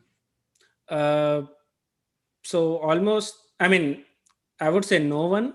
Well, but there are many sites that are famous. There are many forums that are really famous, and there are many users also. So basically all the forums on the dark web, they have a system for users to see what level they are on. So whether they are just starting to engaging in the forum, or they have some kind of 5-star rating. So there are rating systems. So I mean, I am not saying all the 5-star rating users are good, or all the 5-star rating actors, they always talk. I mean, they don't fake anything, but they are, I mean, you can trust them to some extent so suppose trust issues comes, like many actors, they sell some kind of data breach. Let's take an example of data breach. So if 5 actors are selling a data breach, and the first one of the actors, they have 5-star rating, then obviously you would believe that 5-star rating guy or person, that he's selling the right data and not faking some data. And so it's like this type of trust. You cannot trust any real info on the dark web, like you talked about OSINT handbook.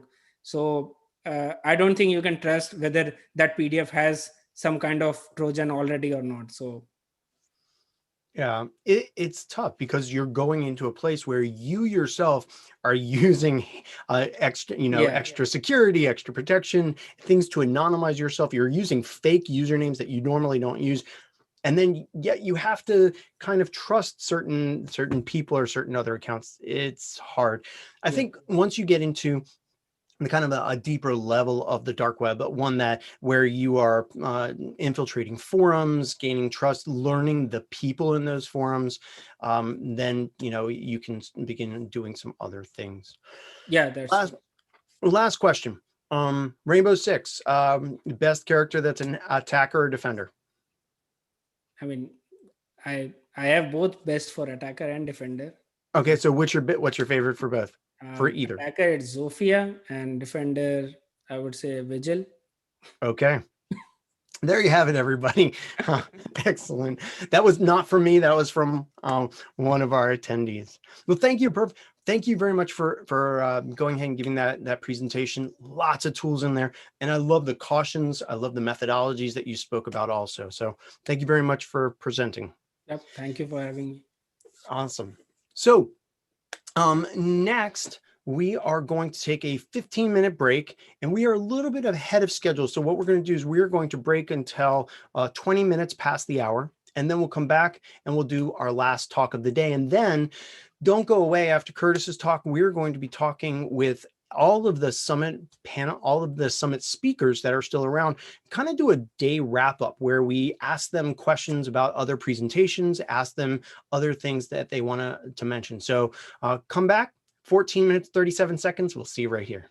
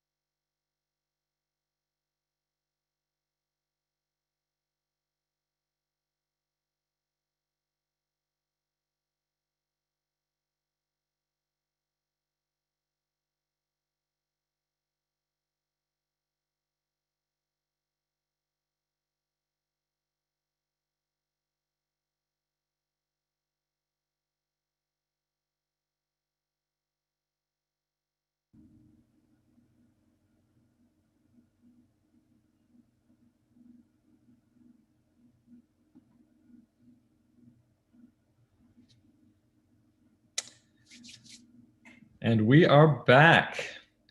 So our next speaker is Mr. Curtis Hanson. He is a senior threat intelligence analyst at Pricewaterhouse, and he works alongside incident response teams. He specializes in the Middle East and espionage actors. He is definitely on the cyber threat intel side of things, but he does work with social media and tracking people in ways that pretty much everybody here probably does. So I think you will probably get a lot from his presentation. Curtis, are you here? Yes.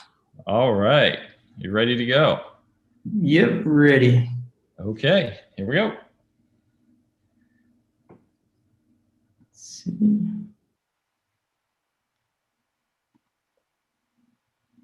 I have control here. You should. Can you arrow over or space over and move the slide? There we go. Perfect. Okay. Well, thanks for the introduction.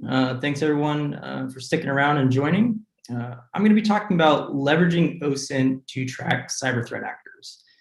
And the OSINT I discussed today actually isn't very technical, which might come as a little bit of a shock and surprise because you see that word cyber in the title. But we'll get to that. Just to get some things out of the way in terms of jargon, sort of industry terms, I'm going to use the term cyber threat actor. You guys might be more familiar with the term hacker. They're very interchangeable, sort of synonymous, so just associate threat actor with hacker for this. So who am I? Well, my name is Curtis Hanson. I currently work at PwC as a cyber threat intelligence analyst. Prior to this, I did a lot of enhanced due diligence investigations, stuff you might consider more classical OSINT type stuff. My area of expertise has always sort of lied within the Middle East. And so because of that, now as a threat intel analyst, I focus a lot on Iran-based threat actors. And today I have 3 case studies for you, all using sort of Iran-based threat actors as examples. However, with that being said, the applications, the techniques, everything I present to you today are very much universally applicable. Doesn't matter where your investigation takes you, these will apply. So what exactly are we going to discuss today? Well, the first thing I have for you is actually looking at, say, Twitter trends and how to use those to attempt attribution and timeline events. And then we'll jump over to the second case study, which is finding information that the FBI hasn't publicly released, even though they probably should actually. And we're going to round things out with validating an anonymous source before it sort of hits the mainstream, creating that sort of intelligence product before anyone else has sort of their sights on it. So without further ado, the first case study I have for you, I've titled this "An Obstacle is an Inspiration." I think you'll understand what I mean by this in the coming slides. So this starts with this burning question, who is lab detecting? And to give you a little background for those who have never heard this term or know what this is, in 26 March 2019, an entity by the name Lab Detectin appeared out of nowhere. This entity was unknown, very mysterious at the time, but made huge headlines in the cybersecurity world.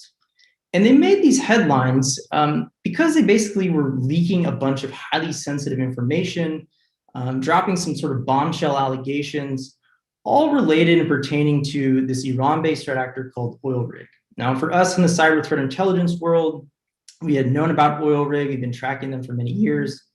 But Lab Detectin, like I said, comes out of nowhere and basically says, hey, this threat actor is part of Iran's Ministry of Intelligence, and I can prove it, and start just dropping these technical sort of details and tools as proof, you know, the victims they had as proof, and even the personnel, the operators doing the hacking. So this is quite sort of scandalous and huge allegations being had here. So this is why I made these headlines, but you know, it made me want to answer the question, well, who the heck is Lab Detectin? Like, they shouldn't have this information. How did they get it? So I start poring over their Telegram channel where they're leaking this information. And I quickly sort of come to the assessment that this is almost certainly an information operation. It has sort of all the hallmarks, the classic bearings of deny, disrupt, degrade, in this case, the Iranian government. So, I have a little bit of understanding what Lab Detect's sort of intentions are here, but I still don't know who they are. And so I set out to attribute Lab Detect, and unfortunately, I don't get very far. Lab Detect had really good operational security practice. Their OPSEC was pretty top notch.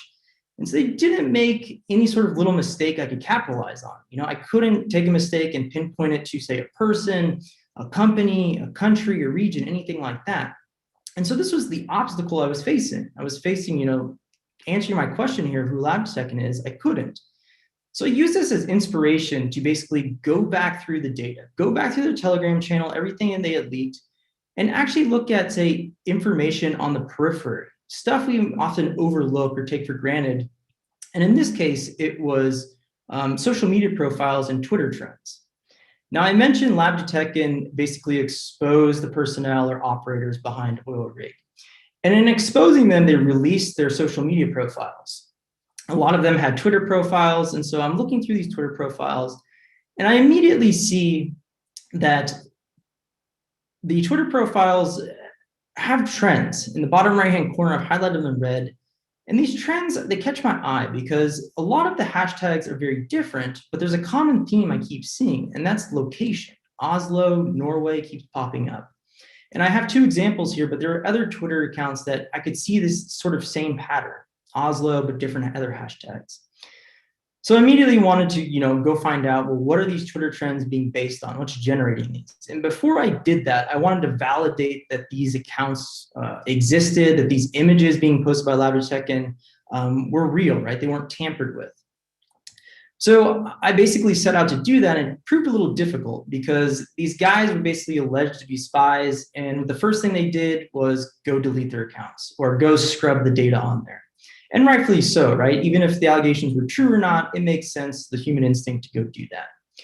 So I had to do what I call post-mortem social media analysis, to the best of my abilities, verify that these accounts either existed at some time, via some cached images or things like that.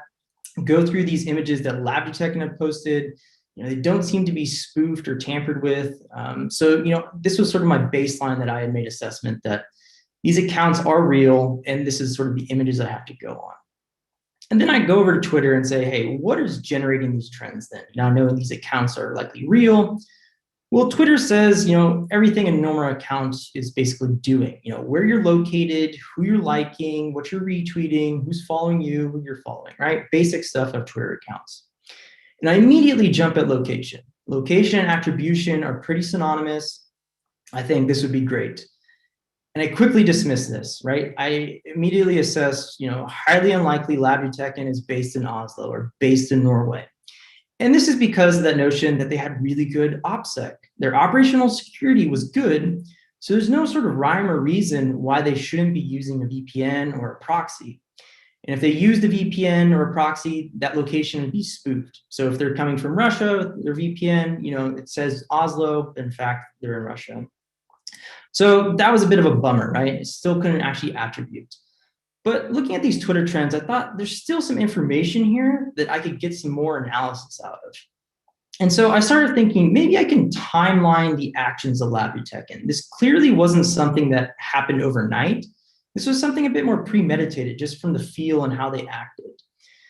So what I did was, looking at these hashtags, I thought hashtags are basically events. Events take place in time. Let me see if I can create a timeline of when Lab Detect started collecting this data. And so these hashtags in the right-hand corner, hashtag MUFC, that's Manchester United Football Club, hashtag Liverpool, that's also a football club, soccer teams if you're from the US. These guys didn't play a match in late March 2019 when Lab Detect appeared. They played a match when these were trending, these hashtags, in mid to late February. So almost 3 to 4 weeks before Lab Detect appeared. Now, this was quite interesting to me because now I could assess that Lab Detect likely started collecting information for their operation, 3 to 4 weeks out. This was very much strategized, premeditated, not something that just unfolded sort of overnight. One last notion is, I wanted to just figure out what are these sort of trends, what do they sort of correspond to, maybe get a little more insights into Lab Detect's intentions and motivations. So I just Googled all of them.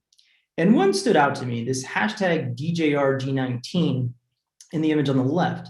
This was clearly some sort of acronym. The 19 corresponded to that year, 2019. And so I just popped that into a search engine, in this case, Google, and I found something quite interesting. What I found was it stood for Digital Journalism Research Group. And this group put on a symposium in Oslo, but the symposium was on countering online disinformation.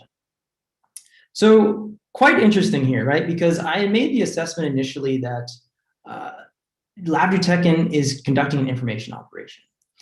And now, sort of unbiased, without any of my opinion, Twitter's algorithm comes to the same conclusion. That's pretty cool as an Intel analyst to see someone come up with that without any sort of biasness overtaking you, right? They assess that LabDuTekken's account is also looking at, say, countering online disinfo, looking at information operation type activity.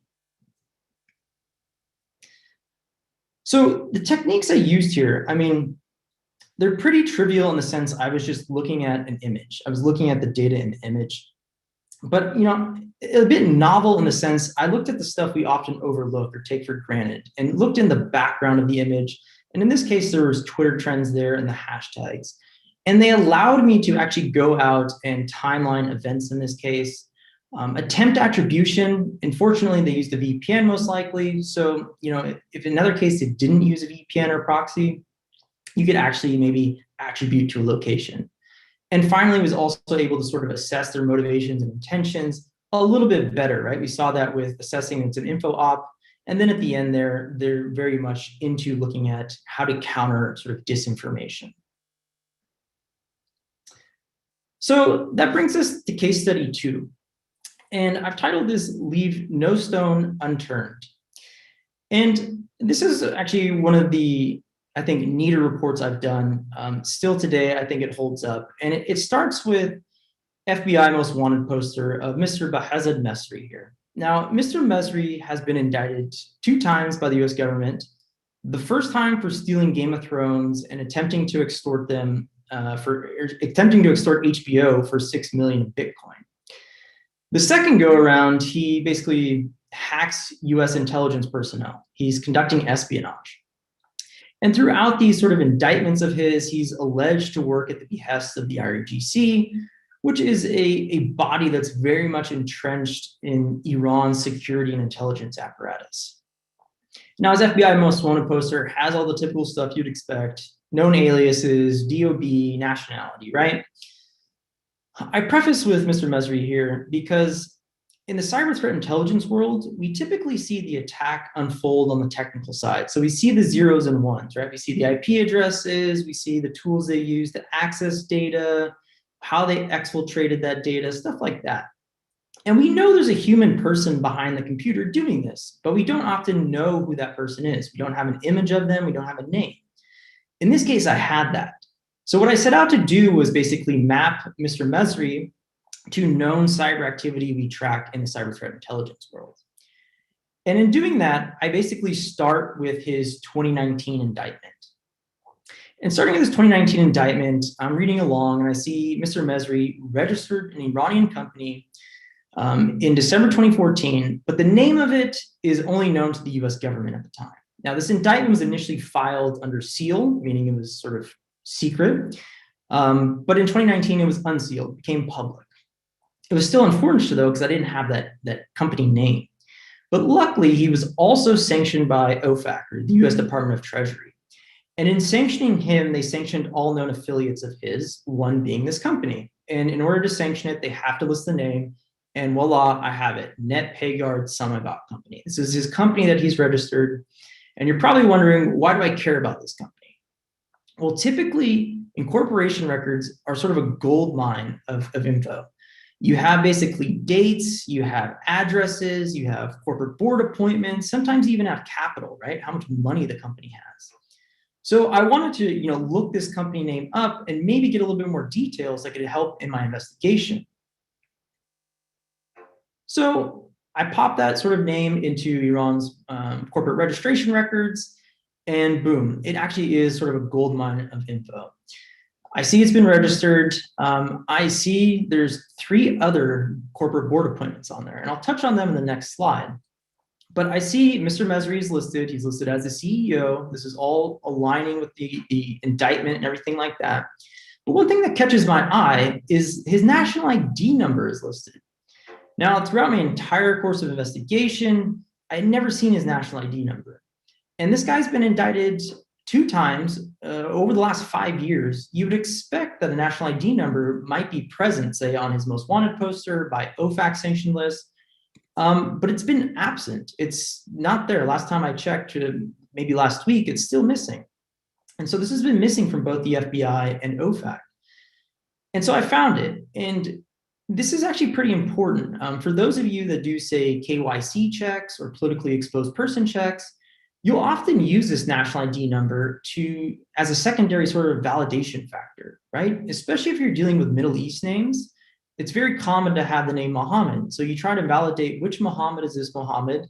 Well, you use that secondary factor, in this case, the national ID number. So it's something that's quite useful and important, and something that's sort of been missing from, say, Mr. Mesri's most wanted poster. Now, I mentioned those 3 other corporate board appointments.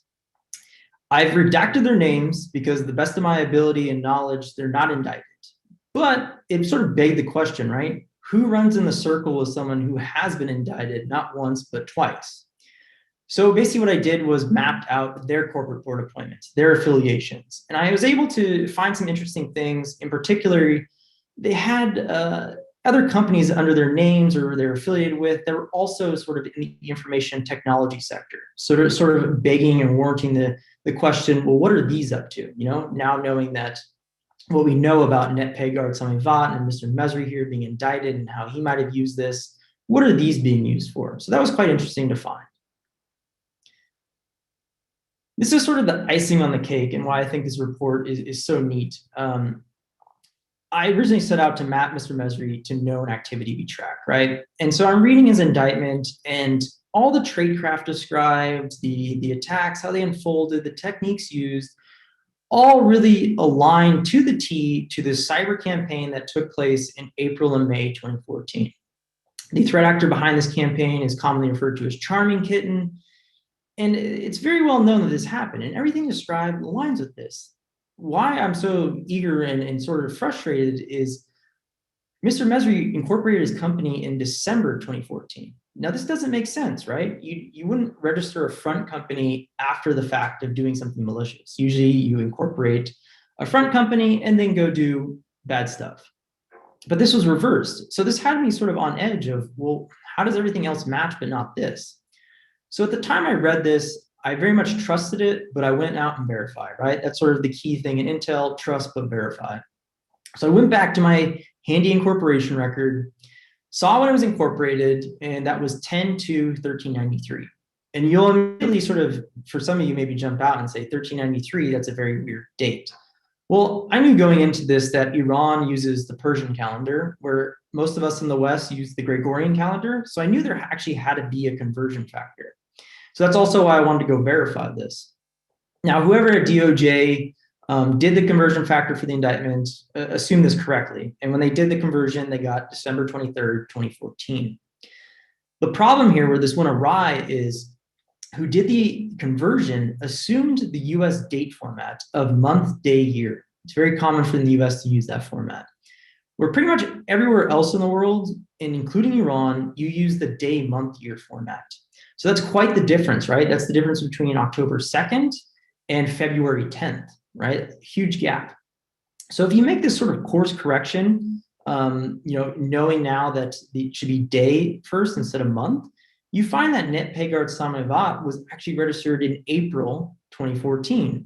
And this directly aligns with what I had previously pegged as sort of this campaign. So, at the end of this, I get to assess, Behzad Mesri is likely a part of this Charming Kitten group at the time of April and May 2014, conducting sort of this espionage activity. So what I did here, I just cross-referenced information in the beginning, right? I had that indictment. It said he had a company, but the company wasn't listed. I just cross-referenced with the sanctions announcement, which had it. And in the long run, what some of the stuff was listed, I trusted it, but I went out and double checked it. I verified it. Us as analysts, as just human beings, we have biasness, right? That was sort of discussed earlier in some of the presentations. We all make mistakes. We have biasness. In this case, it was the wrong sort of date format. And what sort of the linchpin here, the key thing was those incorporation records. They really are a gold mine. They allowed me to actually verify this information, allowed me to actually sort of complete my analysis, and really are sort of the golden sort of piece of information if you want to go after this sort of stuff. The third case study I have for you guys, I've titled this Hiding in Plain Sight. This begins on a Saturday sort of morning, afternoon, I don't remember, but I was just reading the news and came across this news article from the Daily Beast titled Iranian Hacking Group Targets Satellite Industry. And this came out October 2019. I'm reading along. I think this is interesting. And immediately it says, well, according to a sealed US indictment, an anonymous source familiar with the matter, and I take this immediately with a grain of salt. I'm like, okay, well, this is nice, anonymous, but it'd be nicer if I had some credibility here at the beginning. But I press on, I keep reading. I see that the alleged hackers, threat actors are MRS Co, an Iran dark coders team. Think, okay, it's interesting, never heard of them, but okay. Targets the satellite industry around 2016, 2017, okay. And the alleged victim is Digital Globe. So I immediately think, it's actually quite a lot of information here. Maybe I can actually validate this anonymous source based on this information. So I set out to do that, set out to see what else I can find. So I sit down, sort of put myself in the adversary's shoes. I think, okay, Digital Globe is the alleged victim. How would the attacker attack them? Well, they would probably register a lookalike domain. Digitalglobe.com is legitimate, it's real. They might register something that's quite different, but similar at the same time. So what I do is just manually do different permutations of the domain Digital Globe. So I immediately start with swapping out the lowercase I with the lowercase l. Don't find anything. So I thought, maybe they use a different domain, top level domain, right? Instead of .com, they use like .org or .tk, a free domain. No, I still didn't find anything. So I finally get around to switching the G in Globe with a Q, so digitalglobe.com. And boom, I have a winner here. I see that it's registered and active 2016 to 2017. This is the time frame the Daily Beast described the activity. So that's cool. And I wanted to sort of push this along, right? And so I look up who registered it. And not only what they registered Digital Globe, but also the other domains they might have registered throughout the years. And I see some really interesting ones. I see they've registered also SaudiHajj.com, Aramco2As.com, K2 Intelligence, again, switching that G and Q out, right? These are highly interesting to me because these are very much in line with Iran-based threat actors. Their typical targeting, their strategic interests, this all sort of tracks. So this is, I think I'm onto something here. What I do next is basically, again, pop digitalglobe.com into a search engine. And the first thing that appears is this threat intel report describing Charming Kitten, right? The group I mentioned in the last case. But what catches my eye is in the title, HBO hacker connection. I thought, aha, this sounds familiar. I thought, how is Mr. Mesri connected here? So again, doing some simple searches, this time of MRS Co, I come up with a nice sort of web shell. If you're not familiar with what a web shell is, it's basically a piece of computer code and used in hacking. And MRS Co basically says, hey, I wrote this code and I want to give a shout out to my friends. And one of his friends he lists is Scott Vashat. Now, this is the known alias on the most wanted poster of Mr. Mesri. So I thought that's really interesting. And going back to the original thing we set out to do was validate that anonymous source. Well, this gives that anonymous source a lot more credibility, right? We know Mr. Mesri is up to no good. He's been indicted twice. He's running in this circle with MRS Co. We can say that's a little bit more valid now. We've also sort of furthered that initial reporting, right, from the Daily Beast to actually maybe include this. and give some context, give some background. And so I did this a couple months basically after the holidays. So this came out in, say, October 2019. My report came out in February.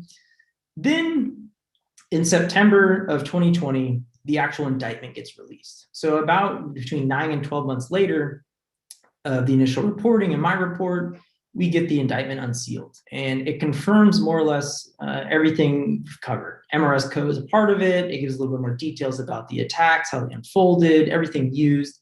And it's quite interesting to basically say, from a simple news article to a final intelligence product, months before sort of the mainstream sort of circles would have had this information. So this is really simple in terms of just reading the news, right? I was just coming along an article, thought it was interesting, use really simple searches to further the investigation along. I've mentioned Google a bunch of times, but as other people have mentioned throughout their talks, try those other search engines, Bing, Yandex, they all give different results and all can help further the investigation along. But in the end, we were able to validate that anonymous source, expand on the initial reporting, and finally produce our own intelligence report before sort of anyone else had access to that. So in closing here, what I hope you guys walk away from this talk, seeing, understanding, is I prefaced with not gonna actually cover a lot of technical stuff, right? There's no fancy technical tools I showed you. There was no real technical capabilities leveraged with regard to the OSINT. The tracking the cyber threat actors in these cases were much more about the mindset. And that brings me to point 2 here. OSINT is more of a mindset than anything. We see that in case 1, using the obstacle as inspiration. Use that as, how can I create a new technique? How can I think outside the box? In case study 2, leaving no stone unturned. Trust but verify. We're humans, we make mistakes. Go double check your work, double check everyone's work. And lastly, information hiding in plain sight. I say hiding, there's literally information just out there waiting to be plucked, have some context and analysts applied to. One last thing, which I hope you guys realize, but there's a little cyber threat intelligence analyst in all of us, whether we realize it or not. We see that with, say, the journalist and their story, they were tracking cyber threat actors. We see that with Mr. Mesri's identification number. If you're doing KYC checks, you're quite familiar with those ID numbers. You're quite familiar with finding those and using them. In this case, it was the context might have been different, but you could very much apply that same sort of skill set from a different investigative profession to cyber threat intelligence or vice versa. One last thing, I've left sort of more or less the sources, tools, et cetera here for each case study. So if you actually want to go out yourself, do your own intelligence reporting on each case study, create your own sort of investigation, you're more than happy to. This is more or less all the starting points you need to reproduce what I've done, maybe even expand on it. And I hope you guys enjoy the talk. I hope it was useful. And thanks for having me. Great stuff, Curtis. Thank you very much. Definitely appreciate how you tied OSINT into this research. I do a lot of the same kind of things at my day job at Recorded Future. So I could geek out with you and get into the threat intel stuff, but let's focus on the OSINT aspects here. One question we had is on the Mr. Mesri. You had that national ID number, and we had a question as to how did you validate and confirm that that was a valid ID number? Is that something you were able to do? So that's a really good question. So typically the ID number is found on the document for his company. So immediately we know that there's some validity to it because in order to actually get registered and basically inject capital into the company, there has to be some sort of validity to that number, just as if you were setting up your own company to get sort of funding and stuff like that. It's not necessarily, it's maybe his only ID number. Of course, you can have multiple ID numbers, especially say like Russian nationals have say 2 passport numbers. Iranians sometimes have multiple sort of national ID numbers, if you will. They're called some different things like that. But based on the circumstances of his corporate board appointment, the documents, everything like that, it was very highly likely that that was his actual ID number that was assigned to him at some time. Perhaps maybe it's changed over time. That's something that, you know, maybe we can't corroborate at this time, but maybe further along in our investigation if we were to sort of press further. Right. And of course, government documents generally pretty reliable, but you never know. People can report incorrect information to the government for all kinds of reasons. Yeah. No, of course. And I think, you know, at least in any sort of intelligence profession, whether it's OSINT, cyber threat intel, you know, it's using that sort of estimative language, right? Like we have to say assess with sort of some confidence level that this is the best of our knowledge, the best of our research, analytic techniques. This is, you know, true up into some extent. So there's always that wiggle room of, yeah, maybe it's not, maybe it is, sort of thing. Yeah, I mean, it's analysis. So you're going with best effort based on what evidence you have to hand. Exactly. One other question let me throw at you. So you work a lot with that sort of Middle East, Africa, Near East region. Are there some OSINT tools that are sort of particular to that area that you find yourself using? That's a really good question. Typically, so for me, not necessarily. I think, so in the case of, say, like the incorporation records, obviously those are country specific, right? If you sort of broaden that out, it's still very much classic sort of OSINT techniques you would apply anywhere in the world. And then if you want to sort of hone in, say, on social media, you'll notice, say, like a lot of Iranian individuals use Instagram, for example. They like to use Telegram. So I think this goes back to Matthias's presentation of sort of knowing that culture and knowing sort of the apps, the flavor of the month, right? What they're using and stuff like that. So a little bit of cultural insight really sort of helps maybe the tools and where you should be looking. So for me, at least looking at Iran, you know, it's looking at, say, Instagram, it's looking at, say, Telegram. A past sort of defunct social media they used to use is like Kloob. You can still look up, say, cached pages and stuff, but it's not active anymore. So those are some, say, region or, say, country specific tools. The more general, say, technical tools we all use, I think are all sort of applicable, right? Like using VirusTotal, Shodan, all that stuff. They're global, right? It doesn't matter where you're looking at. Yeah, it's the same process, but you might need to fine tune it or tweak it for a particular subject area, for sure. Exactly, yeah.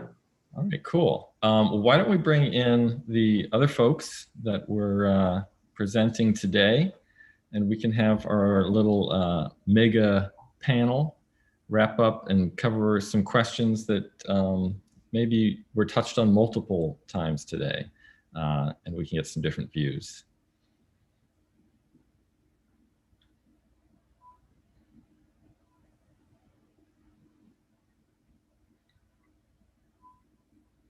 Excellent. So if you are a person that gave a talk earlier today, like Irina or Matthias, Igor, Apurv, go ahead and turn on your camera if you want. If not, that's okay too. We value your anonymity. There we go. Apurv, you were playing some Rainbow Six, weren't you? Come on. Come on. I was on break. All right, cool. Anybody else who wants to turn on their camera, like Irina or Matthias, please go ahead and feel free.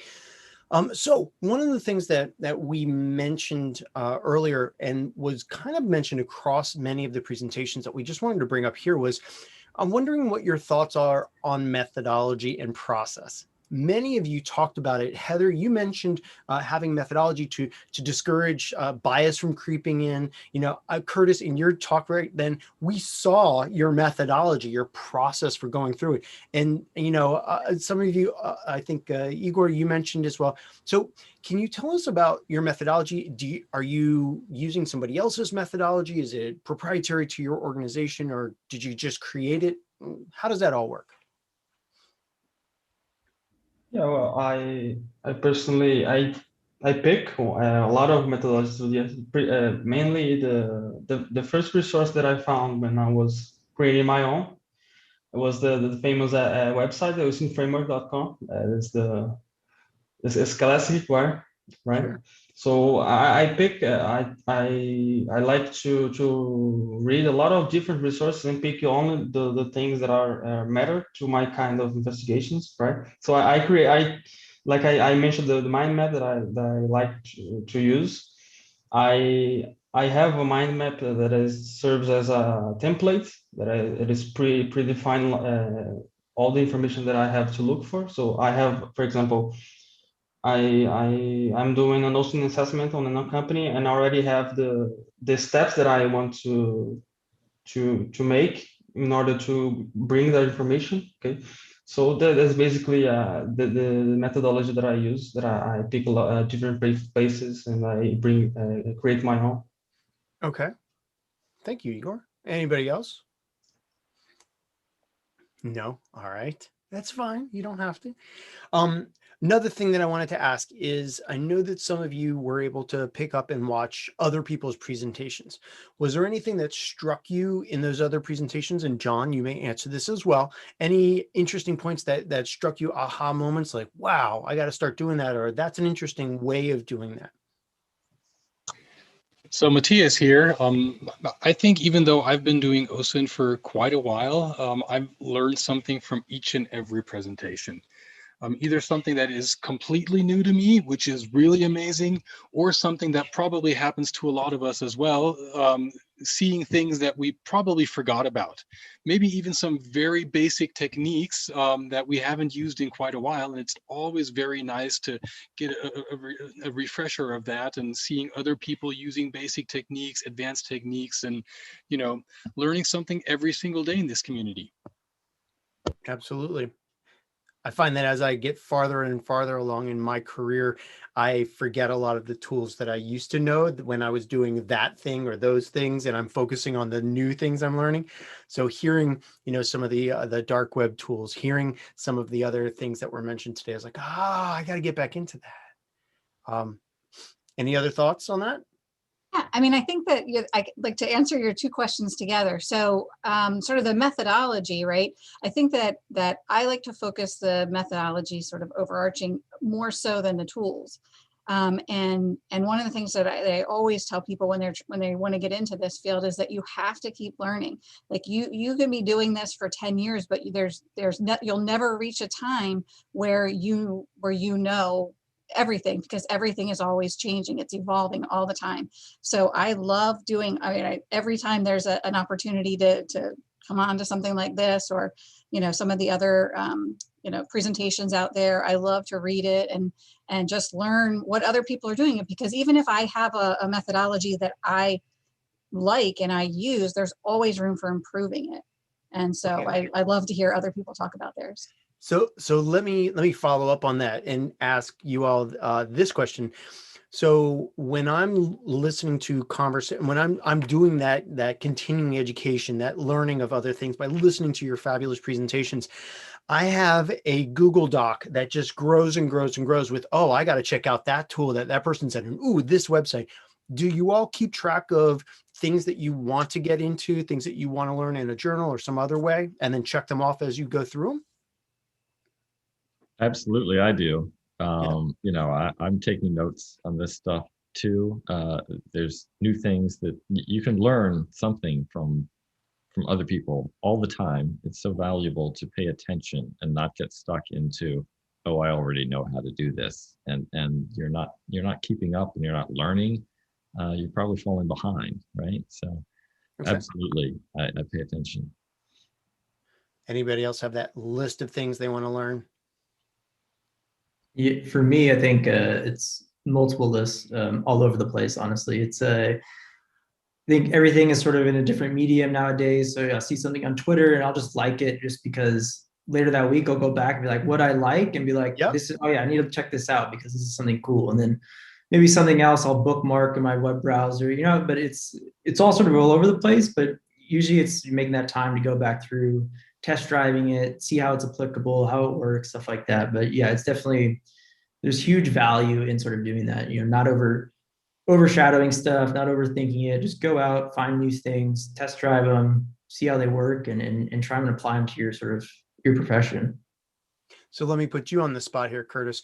When you do that, when I have all those tools like a perf through out there, you know, the dark web this and the onion scan that and all, I'm like, oh, I got to try them. But when I try out those tools, I will give them X amount of time. If I can't master it or become competent or understand the tool in that amount of time, I kind of, you know, move on to the next tool. Do you impose limits like that? Like, because after a certain amount of time, I think there's a frustration factor that makes it less useful.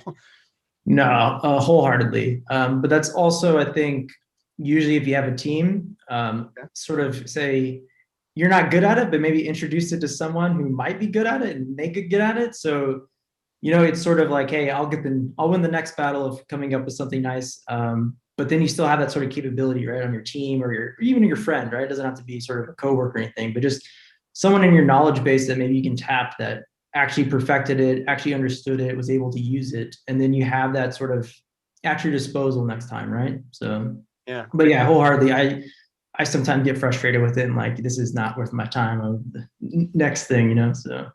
It's that phoning the friend thing, right? I think that there's value in this technique or this tool, but I don't understand it yet. Let me go talk to somebody that might know it and then they can explain it to me type of thing. Exactly, yeah. I do that all the time. What about everybody else? What are your thoughts on learning and keeping up with things? How do you stay up to date on the different tools and techniques that are out there? Aside from attending and speaking at the OSINT Summit, are there sites that you use that are interesting to you or helpful? Irina, you are muted. We can unmute you or you can unmute. Let's see. Actually, maybe Sans can unmute you. There we go. Go ahead. In my industry, it used to be LinkedIn groups, but they were killed by LinkedIn. Functionality went down, and now we live on Facebook. Okay. So half of what I learn is by pressing buttons, and half I just go and check groups where people share all the time. So you surround yourself with other people. What? So you surround yourself with other people that are sharing this different knowledge in Facebook now, right? They kind of, you know, we have a group of people, it's not a surrounded group of people who together, you know, poke things, look what I found, international groups. So Facebook is a good place for it. I think it brings up a good point where especially if you're on a small team or maybe even sort of working for yourself, it's really valuable to go out there and have contact with other people doing it and be in some of these groups and be able to share information like that. I run a group with 6,500 people on Facebook called Boolean Strings, and people talk there. On LinkedIn, my group was 40,000 people, but it's just not a place. Yeah, exactly. Once it gets to be a certain size, it's less useful because there's so much chatter necessarily.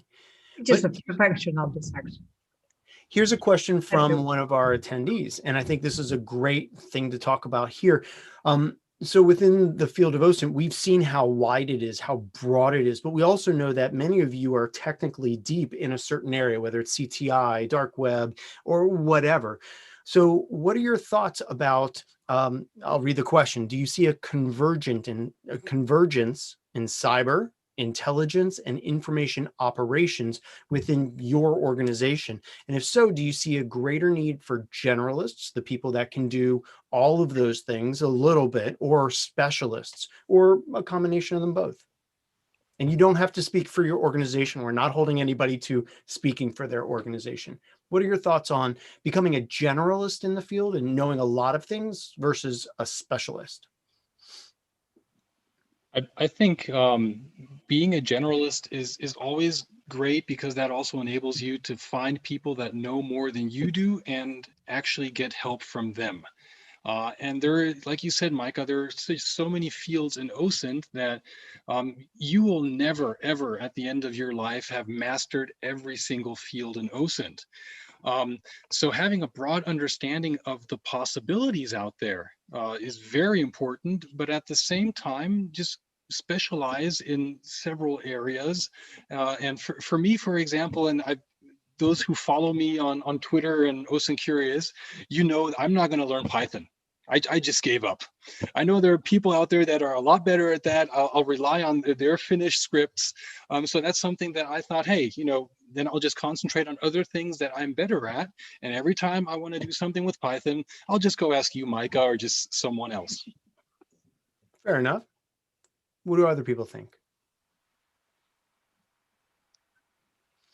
Okay, let me make it more personal. Well, I'll In take your some of that. personal careers, are you generalists or specialists? Go ahead, John. Why don't you start?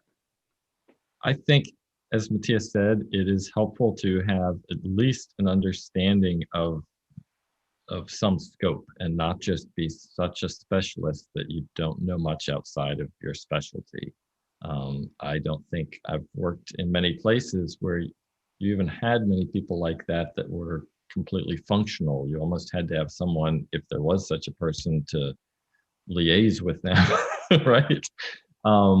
I think it's very helpful to have some expansion of your awareness and have at least a few things you specialize in, as well as having some of those generalist people that touch on a lot of different areas and kind of can make things flow together. I think you need a combination, really. Other thoughts? I think like having knowledge of different things is good. I mean, you don't have to be a specialist in all the things. Like when I was starting in threat intel and dark web research, I hated NLP ML side, but at some point I had to learn NLP and I'm doing that. And while I was learning, I got to know many people that were specializing in that. So I have friends that I can call and I can message if I have any problem understanding something. So. Okay. Thank you. And thank you. I appreciate you all sharing these thoughts. We have not scripted any of this, so it's just, ad hoc. Let me ask a question. So right now in our panel channel, somebody has asked about documentation. They've asked about how you organize the notes, the images, the URLs that you obtain when you're doing your OSINT investigations, because as they say, it's really easy to get down into the weeds, into those rabbit holes and forget to document or just get too focused on documentation so you're not actually doing the open source intelligence. So I'll throw it out there. I know that somebody uses a mind map, and I'm cool with that. Why don't you guys start, Igor? How do you actually do your documentation? Is it all mind map, or are you using some other things? The short answer is use a mind map. Okay. Because I use this, and depending on the mind map tool that you are using, it accepts to the image, right? So as I said previously, I use a pre-created template that I made for me. That has a lot. I put a lot of categories and things that I gotta do on investigation, and like this category I have to put the images, in this category I have to put the links, and this is just this put together, etc. So the mind map, it helps a lot depending on how you build it. It is easy to get lost on a mind map if you don't build it properly, but it's basically the tool that I use to keep track of all the information that I gather. Sometimes I put on my private channel on Telegrams, but mainly it's the mind map. Okay, so I think for your investigations, you have that that knowledge of these are the types of things I might need to collect. Yeah, I like to connect things, right? So the mind map it's useful to pick one point and connect to another one. So it's easily to see two different information on the same place. Yep, for me, show it's those relationships, right? Yeah. It's not a case file, it's not a link analysis tool, but it can show those manual links. But what I was getting at was you have this, if I'm researching a person, I need to collect this information. If I'm researching something on this social media network, I have that. But I have a feeling when Curtis goes out or when Heather goes out on their investigations and they're doing things, it's more of a, let me just see where this investigation takes me. And you're more at the whim of the investigation. Is that right, Heather? Absolutely. And I think that what I use really depends on who my consumer is, like who's my customer, right? Okay. So if it's something that I think is going to end up in a court of law, I guess I can plug Hunchly. I love Hunchly, so I use that. But I also have a OneNote Chrome extension, which is great for sort of, you know, organizing all of the places that I go and all of the things that I look at if I'm not so much concerned about the, you know, preservation of data, but more kind of just seeing where it's taking me. So I think it really kind of depends on what I'm investigating. And I'm sorry to say that I have checklists, right? So if I'm doing a person, if I'm, you know, if my target is a person, or if it's an event, you know, I do sometimes I do live stuff, and I have like a checklist. Like I want to make sure I'm checking here and here and here. I kind of do that and mark them off as I go. So that's probably like old lady stuff, but that's how I do it. If so, then I too am an old lady, because I have a checklist too. I mean, the mind map work as a checklist for me. Exactly. Right. So you have that template. In fact, Sin Windy, I don't know if you know him. He has these attack surface diagrams that are out there that are flowcharts. And what he says is these are for social media platform. And these are the different things that he knows he needs to check off before he leaves that platform, whether it's profile information or other. So there's lots of us women out there, Heather. Of course, that I'm not going to let the mind map limit me. Sometimes I just want to know where the investigations can go, and if I have not documented yet what I found, I put it on the mind map. So the next time I found this, I already know that might be that information. So each investigation helps the mind map to be better. Yeah, so you're evolving your process. Yeah. Right? Excellent. Curtis, did you have something you want to say? No, I mean, it's more or less sort of an echo chamber, because I have a checklist as well. You know, I go for sort of the low-hanging fruit initially. If that results in answering some of my questions, you know, stop there. But you know, just keep going. I think in Mike Basil's book, like at the end, he has those nice sort of flow charts of, you know, go after username, where does that lead, stuff like that. I've kind of have those memorized by now, to where maybe I don't have that written down, but just, you know, in my head, like, okay, did I check this? Did I do this?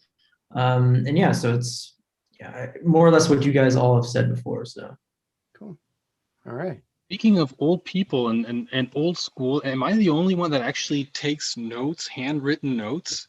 Because I find in a lot of cases that really helps me out, rather than putting something in a mind map or a diagram. I'm just writing stuff all the time, and I tend to be more creative then. Now, that's great, seeing two people hold up notes.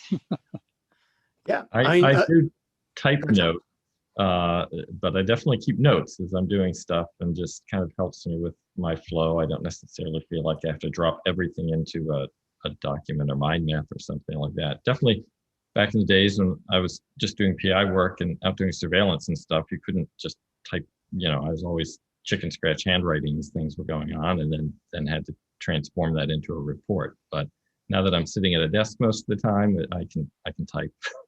Yeah.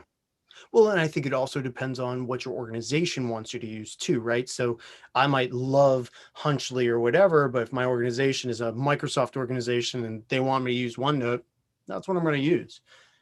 So, all right. Did anybody else want to comment on that? If not, we'll go on to round two. There's not really a round two. It's just, all right. So what I would like you all to think about right now is your favorite, okay? And I'm going to ask you for two favorites. One, your favorite website that's OSINT related and safe to mention on here. And the second is your favorite tool. And then the third is your favorite technique. So website, tool, technique. And we're not going to hold you to this. I mean, this is just something that, what's the top of your head? And I'll go ahead and I'll start. My favorite tool right now is Draw.io, which allows me to make really, really easy, free flowcharts for my processes. And so that's Draw.io. My favorite website right now, I don't know why, but it's osintcurio.us. I don't know. I mean, it's just one of those weird things.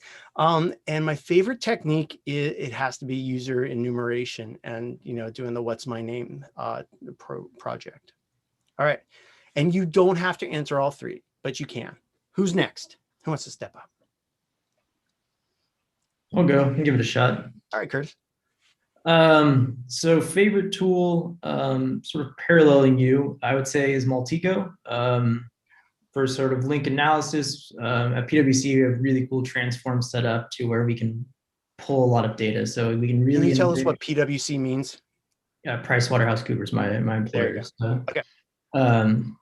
Yeah, I think I just got $15 for plugging them there. No, no, but it's pretty cool if you can actually write some transforms for that, because you can really enrich sort of your data, and actually it's still just a basic link analysis tool at the end of the day, but it's pretty powerful.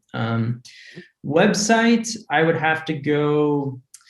I think Open Corporates, going back to corporation records, it's pretty cool. I know it's a secondary source, so usually I like to go after the primary source, but it's that nice sort of jumping off point of going after something. So yeah, what was the third one? Tool, website, Tool, and then like a technique or something like that. Technique.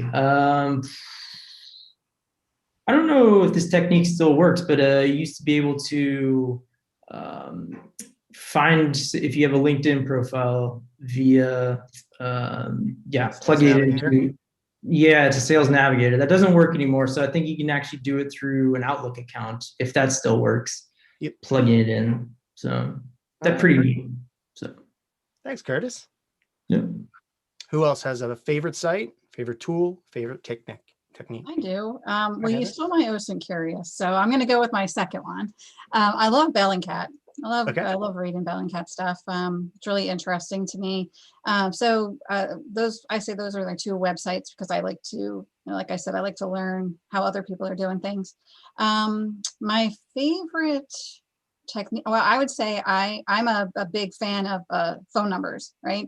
If somebody gives me the option of a social security number or something like that, or a telephone number, I take their phone number every single time.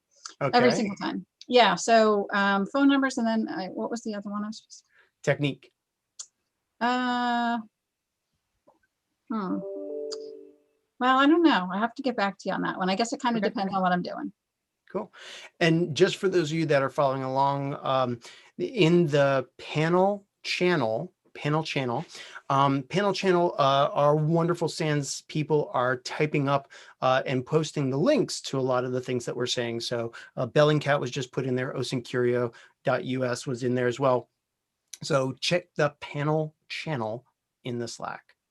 All right, Purav, you've been strangely quiet, and I'm going to call you out. Favorite tool, favorite technique, favorite website, your choice.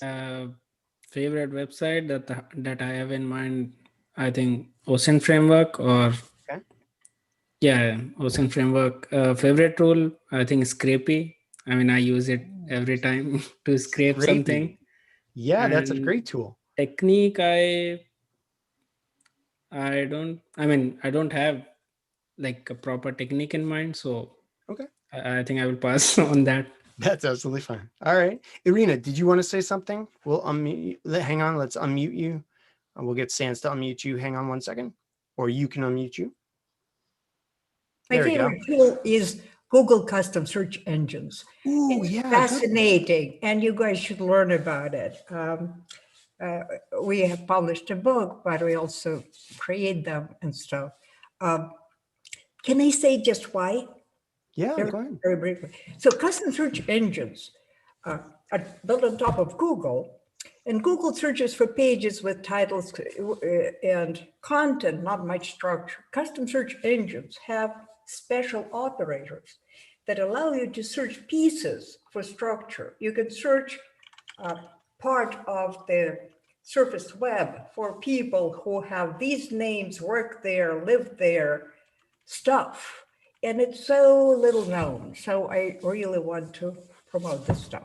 And just so everybody's aware, custom search engines, or CSEs, are now called programmable search engines. Yeah, or PSEs. I don't like the name. I don't either. I like the CSEs, but if people go to search for it, they need to find it. All right, Irina, what's a website? And on top of that, we built a tool on using custom search engines APIs. We built a tool called Social List that grabs lists of social profiles from any network. You give it your parameters, and you can export it and populate with context. Check it out if you want. All right, Social Lists.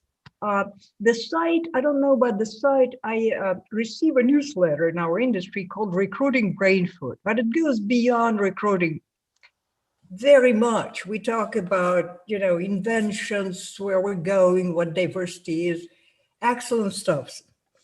And what was the last?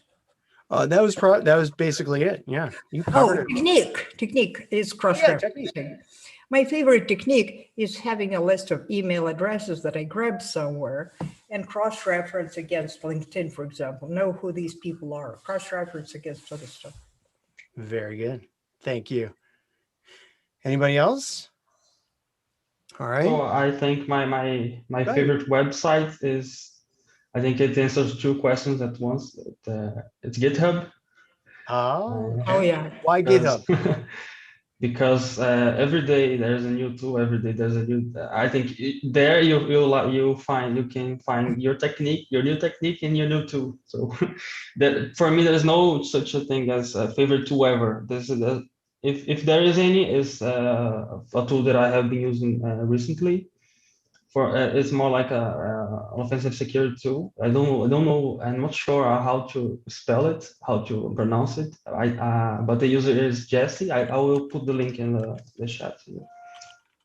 So it's Osmidio, I think. I don't know how to pronounce it, but I like this tool because it brings a lot of information from a website on offensive security engagement. Okay. So I just put the link here in the chat. So I think it's GitHub, the website. This is the tool. The technique, I would say that would be the username reverse search, because I think it's cool to know where people have accounts.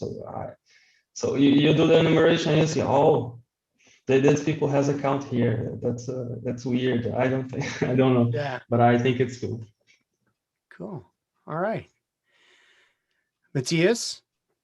You took Draw.io from me, but that is basically my favorite software at the moment. When it comes to sites, basically a search for the hashtag OSINT on Twitter, because that allows me to learn something new every single day, look into other interesting investigations. And the favorite technique is always the next one I have to learn in one of my investigations. All right. Okay, I'm going to ask, I have two more questions and then I'm going to let y'all go. All right. The first one is one from one of our attendees. And the question is, what about bad people? I mean, you all have just given some really good talks here that show how to find information about people, about IPs, about domains, about dark web.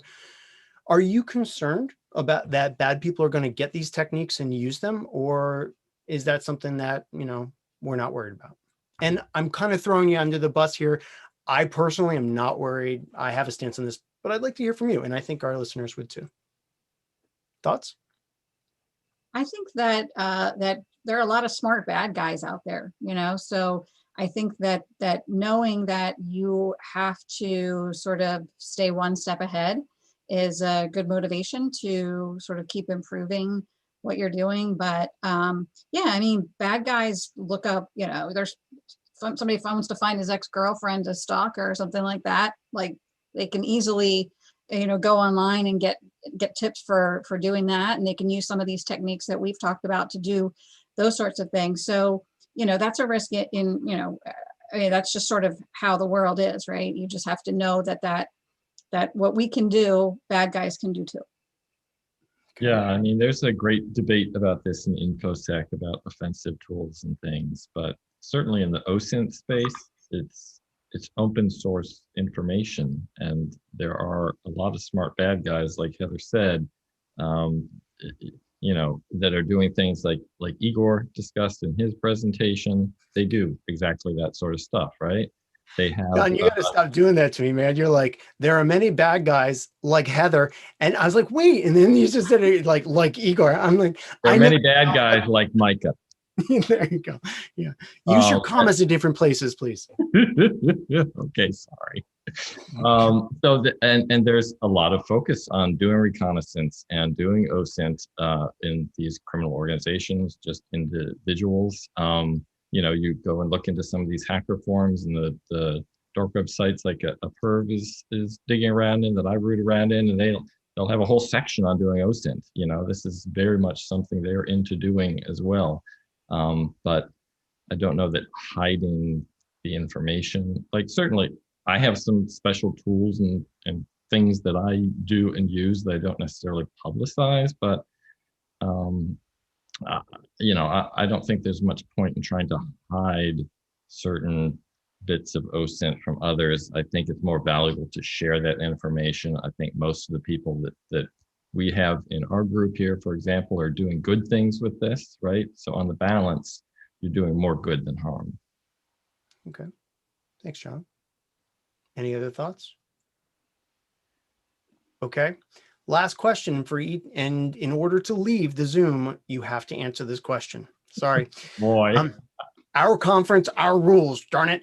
Okay, so we're gonna start up with Curtis. Curtis, okay, everybody has to answer this one question. What's one thing that you want to learn in OSINT better, or become more competent at, or learn deeper? Can be anything. Curtis. I would say a little bit more of the automation of stuff. I'm in the technical field, but often put that to the wayside and go with what I know, which is more of the sort of manual stuff. So I think, yeah, a little bit more automated Python scripts, what it may be. But yeah, automation. Automation, cool. Thank you, Curtis. Igor. I think my answer is similar to Curtis. I think I have to improve better my programming skills in order to automate some tasks. I already do some minor stuff, but I think I have to improve better my programming. Cool. Approve. Okay. I mean, contrary to both Igor and Curtis, I do know automating and programming, but I'm a little weak in manual investigation. So I would like to improve that stuff. I see some like relationship building we're doing here. Perf, Igor, Perf, work together. You're going to make each other smarter. That's terrific. Okay. So more manual techniques. That's absolutely fine. All right, Heather. Okay, well, I hate to sound like a broken record, but I am committed to 2021. I want to learn Python. What? So, yeah, that is. I don't know anything about it, but I love what, you know, I actually, when I'm doing like big data sets that I can't, you know, my Excel has 1.4 like a limit, right? So I have to, you know, call up these folks. I was trying to do it in Power BI, and that just does not do it for me. So I've been convinced that I need to learn Python. So anybody wants to send me recommendations for where to start doing that, go ahead and send me the chat. I'm open to recommendations. Cool. So hit Heather up in her hallway and send her Python recommendations. I will say this, though, that if you're analyzing big data sets, you might not have to learn Python. There's a lot of tools out there like Google Big Data, Aleph, and some other ones that can help you. Justin Sites might be able to help you out too. I mean, just point you in the right direction with large data sets. All right, Matthias, and then we'll end up with Irina. So Matthias, what do you want to learn? I would like to have a better understanding of Chinese social media and the Chinese internet landscape. Okay, very specific. I like how focused you are. All right, Irina, what would you like to learn in this coming year? I think mobile, you know, doing stuff on mobile, emulation on the screen and so forth. But I like learning. I'm just a junkie for that stuff. Absolutely. All right. John Turbush, I haven't forgotten about you. What's one thing you want to learn? One thing I am working on is a bit of that coding and scripting, not just for OSINT, but also for doing reverse engineering of malware and things, and something that can help me on different aspects of the kind of work I do. Excellent. And for myself, I want to learn more about what's happening tomorrow here in the OSINT Summit. Tomorrow we have some amazing speakers, and I would like to thank each one of you for not only giving excellent talks, but being available at the end here, participating in the Slack, talking with the participants. That interactivity is something that I think with this global virtual app platform allows a lot more access to you all. So thank you so much for making this summit so good on day one. And come back for day two tomorrow, when we are going to start off the day with something that I think you are going to love. It is Chris Poulter, who is going to be giving a very technical talk on JavaScript and making your own tools. So for those of you participants here that said that you wanted to learn programming, JavaScript isn't quite Python. It's not anywhere near Python. And Chris and I constantly have this conversation back and forth about Python being better, and he's not agreeing with that. But tomorrow, Chris is going to really walk through the basics of how to get into JavaScript programming.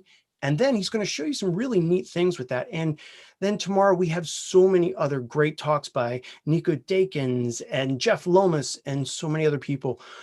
Come back. We're going to be starting tomorrow and doing more things. Also, please, please, please fill out your SANS eval. We want to know what you thought of Curtis and Heather and all of the other wonderful speakers today, what you thought of our platform, and what you would like to see in the next OSINT Summit coming up next year. So please fill out the evals. We do take a look at that. And John, did I miss anything?